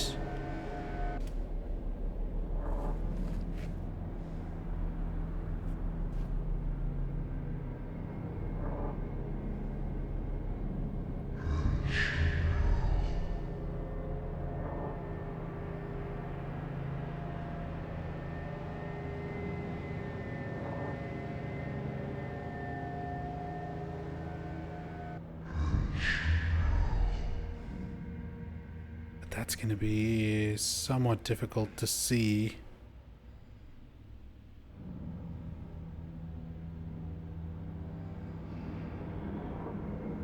Yeah, there's like no way to get lighting underneath the object.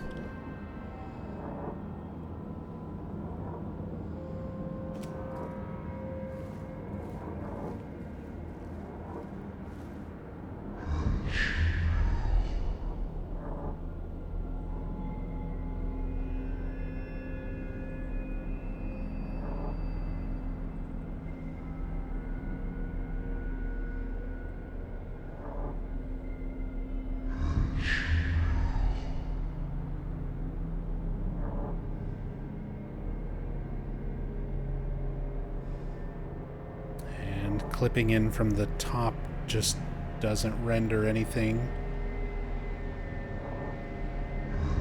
There's no other book that has this design on it in this cell from what I've seen so far. So this is probably one of them. This is either Black Magic from the Abyss or Feast of the Succubi. That's probably one of them.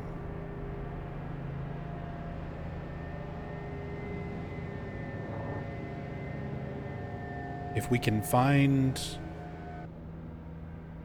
the other one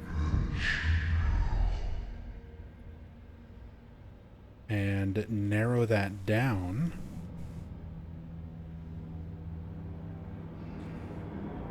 that would be really good. So many copies of Resurrection of the Dead.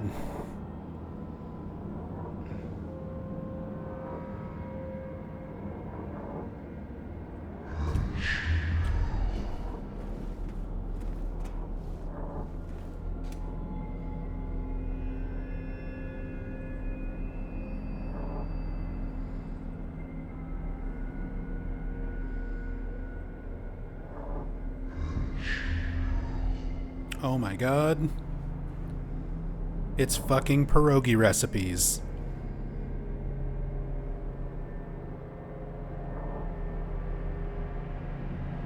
They also put a copy of pierogi recipes in here.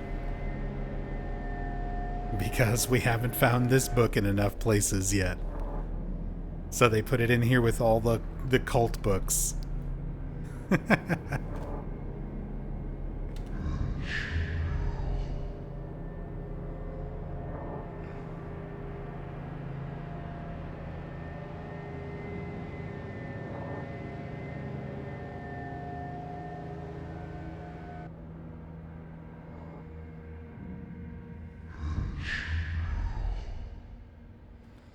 Summoning demons makes one hungry. Dude, I am getting hungry. I've gone well past when I usually stop streaming and go get something to eat. But there's too much. There's too much I want to look at. I really want to know if those last two books are here.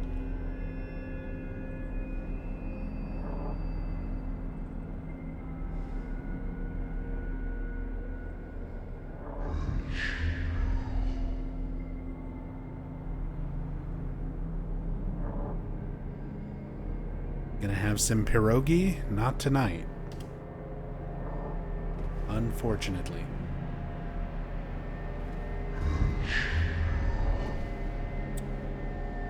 We're gonna make some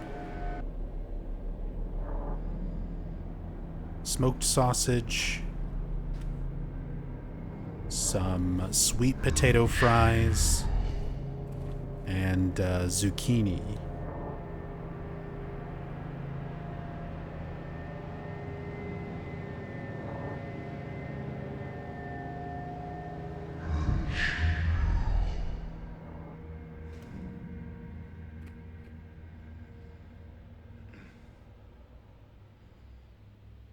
But I'm putting that off. Putting that delicious meal on the wait list while I look at all these books. I might have to honestly try this again with a little bit better cam hack where I can manipulate like the lighting and stuff a bit easier.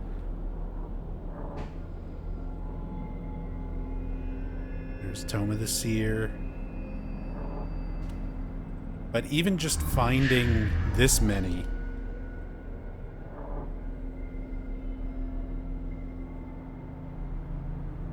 embrace ritual.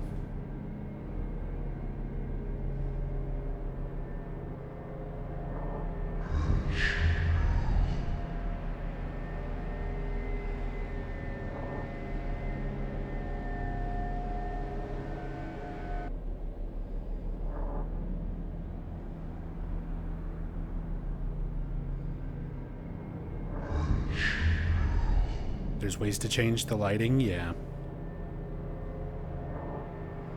Not with this particular mod that I'm using, but there's other cam hack mods where you can have a little bit more control over things. The only reason I opted for this one is because it is free. There's one that you can get that you have to pay for because it's like a software tool for Unreal Engine. Because it's more than just viewing textures. It's more than just like a cam hack. It's like a full-on Unreal editor tool. So you can move the camera around freely and stuff, but you can also like pinpoint and pull assets. A lot more thorough data mining. You can alter the lighting, like stuff like that. So eventually I'll probably get that Unreal tool for a little bit deeper data mining stuff. Probably not for a stream, but to put together information and things for videos.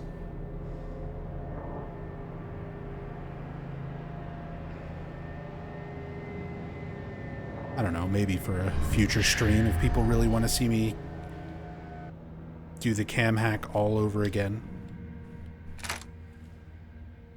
Okay. With the tools that I have, I think I've looked at everything as much as I really can here. I'm convinced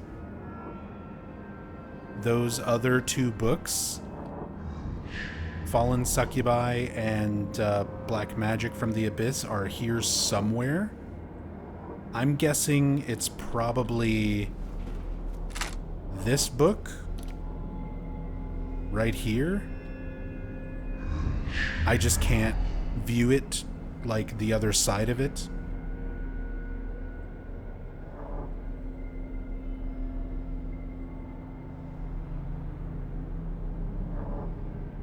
If it's face down, I can't get any lighting on it because I have to go off of James's flashlight.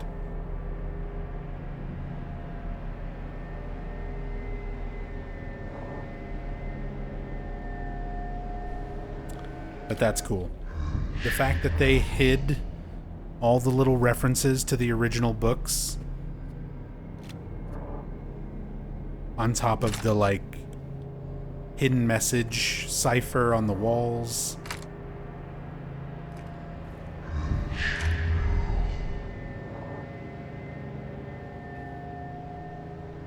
And Tommy Rockbottom was only able to translate part of this, so there may potentially be more to this cipher writing on the wall as well.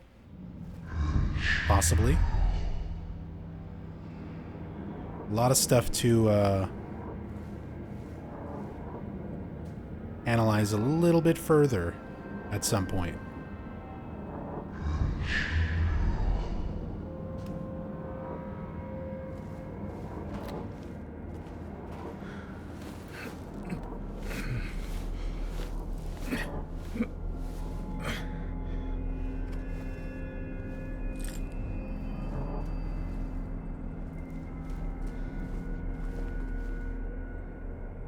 Due to recent acts of inmate violence, prisoner D-239 has been transferred to solitary confinement, cell F6.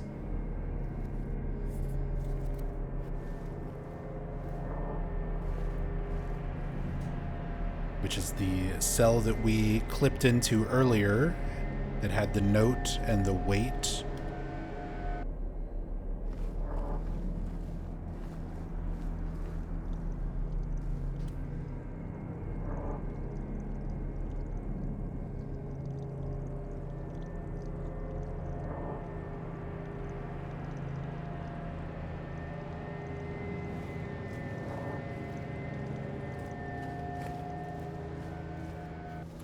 But yeah.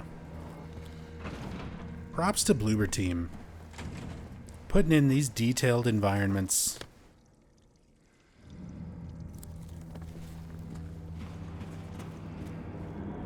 Oh, and then we have this room.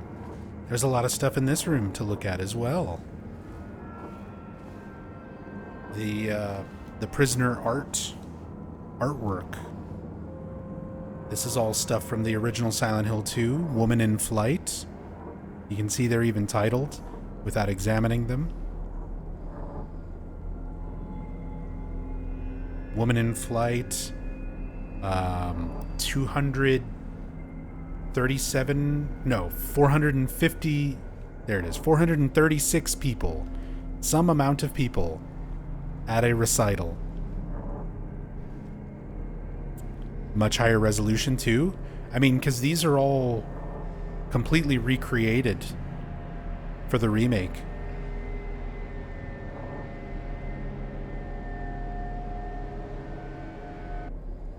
They didn't just use the same textures. They very painstakingly, like, recreated them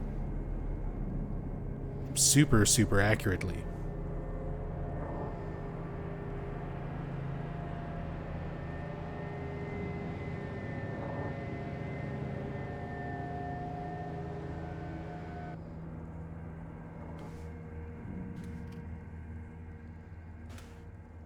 Wonder if the number is right.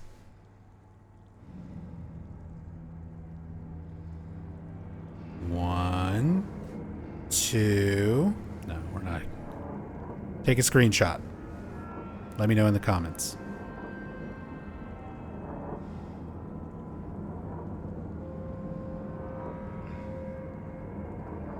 I've already spent too much time looking at books.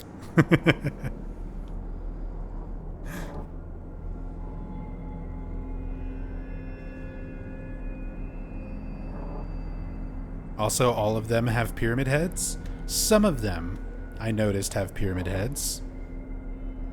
Like, there's some round boys in there. And some squares. But some of them have triangles.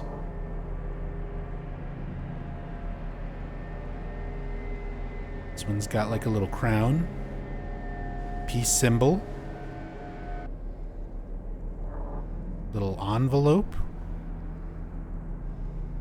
More wingdings.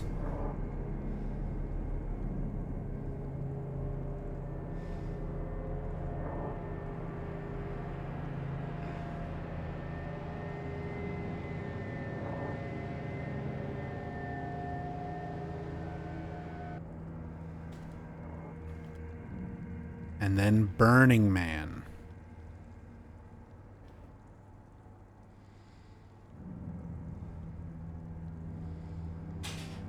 And if you look at the building, it is the Lakeview Hotel. This one is your dead giveaway that these are not the same as the original, because that is the remake design of the Lakeview Hotel. It's not the OG Lakeview.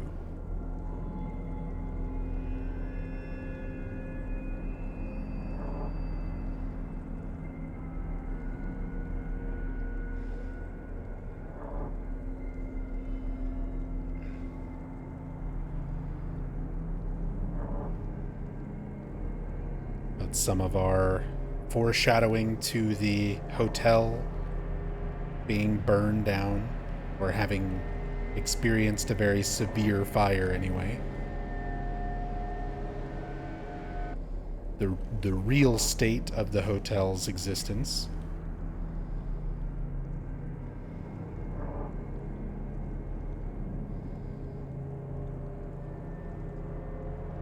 Hotel will be fun to explore with the cam hack? Oh yeah. We're gonna finally find the light bulbs hidden in a can.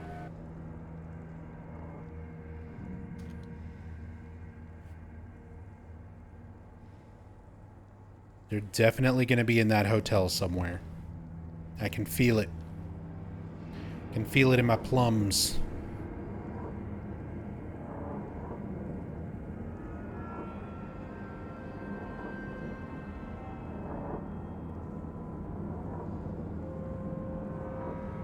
There's another drawing here.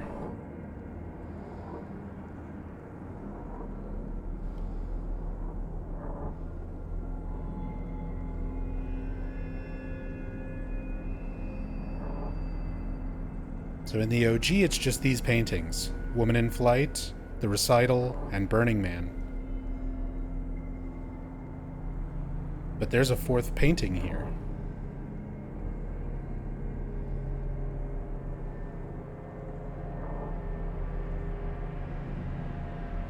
And of course it's under things where I can't just easily cam hack and look.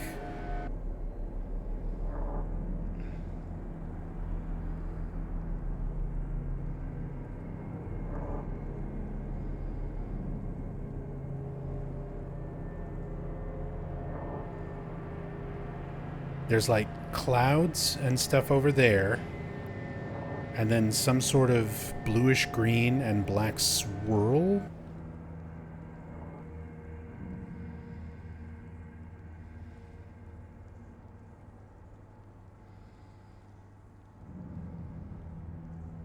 See a little bit more of it there.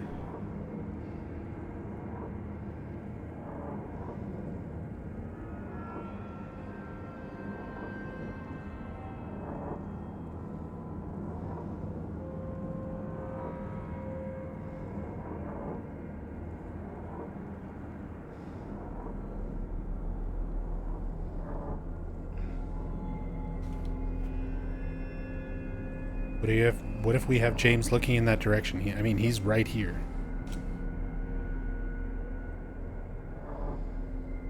Guess we can get a little bit brighter light on it, but lighting is not really the problem. It's trying to clip through at just the right layer.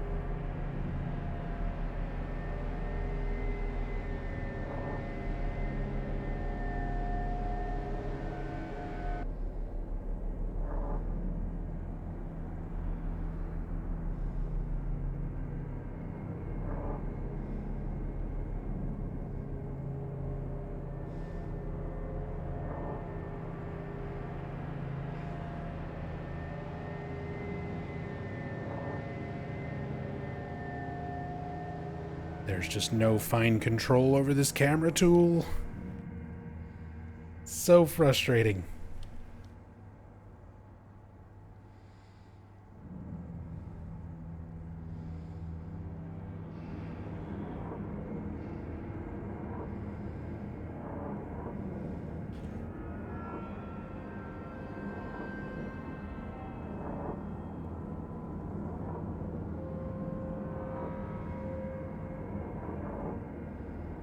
Yeah, it's like some kind of green swirl shape, or like an S kind of shape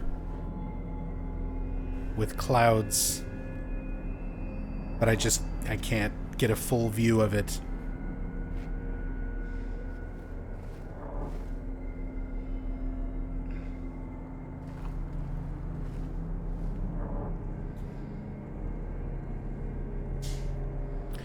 I assume James would know about the hotel burning down via news articles or something. Even if he did, like, his delusion is so strong, he's blocking out major elements of his life, let alone details like that.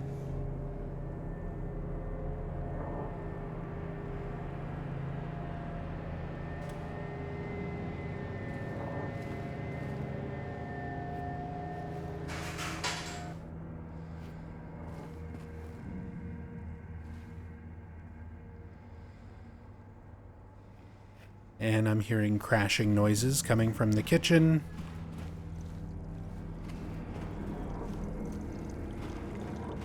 So I probably need to find a save point and go cook and save my wife.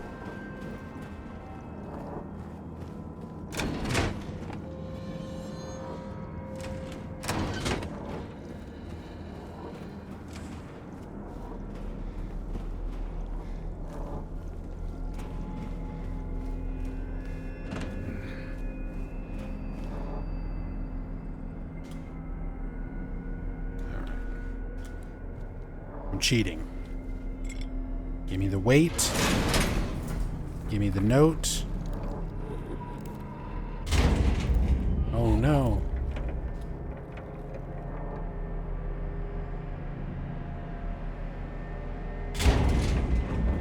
We can watch from out this side.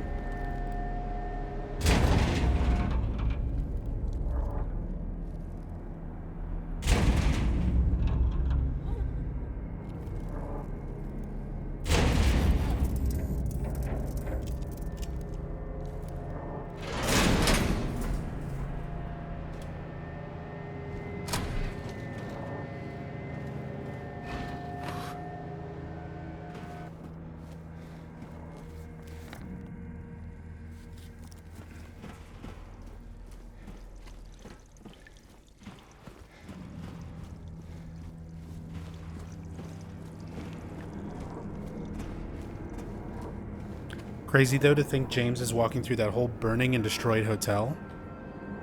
Disturbing to think. James isn't the only one.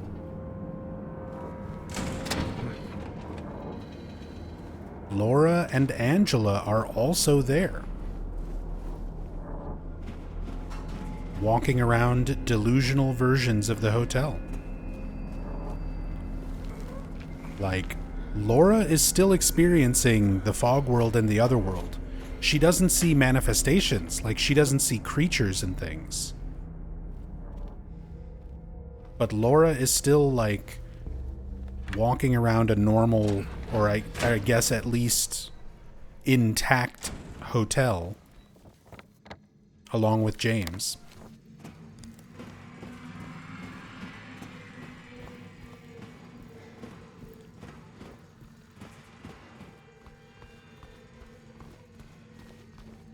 And then Angela, on her stairwell...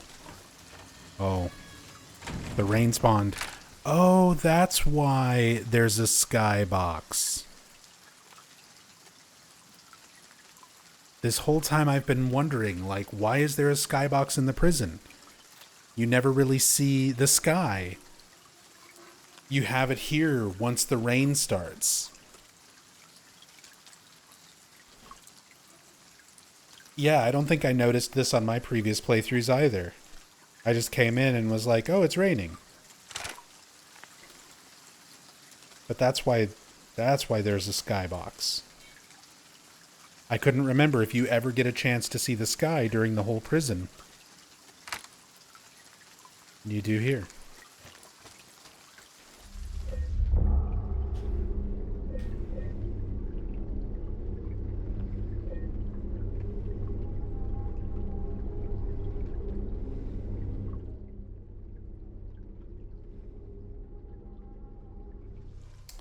Oh, I just realized audio is going to be, like, weird and doubled up. Ever since Wingdings. God damn it. I activated all of my hotkeys and broke everything trying to type out the Wingdings cipher. What a disaster. We're going to have to do this whole episode over again. All right.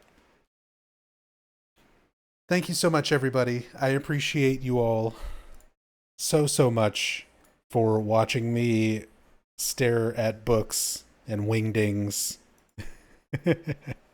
for such a long time.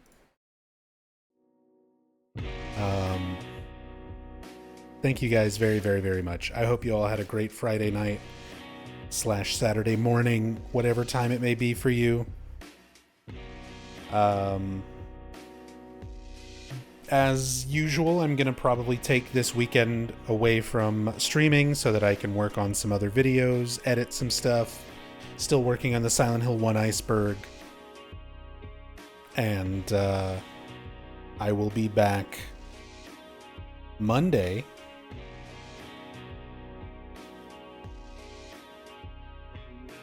Maybe some Dead by Daylight. Maybe some Phasmophobia. But definitely some more Silent Hill 2 Remake cam hack. Potentially finishing up the prison and moving on into the labyrinth. So we'll see. But yeah, thank you all so much for all the love and support. Really just appreciate you all spending your time here. But have a great weekend, everybody. Hopefully see you all on Monday. Till then, be good to yourselves. Be good to each other. Much love. Peace.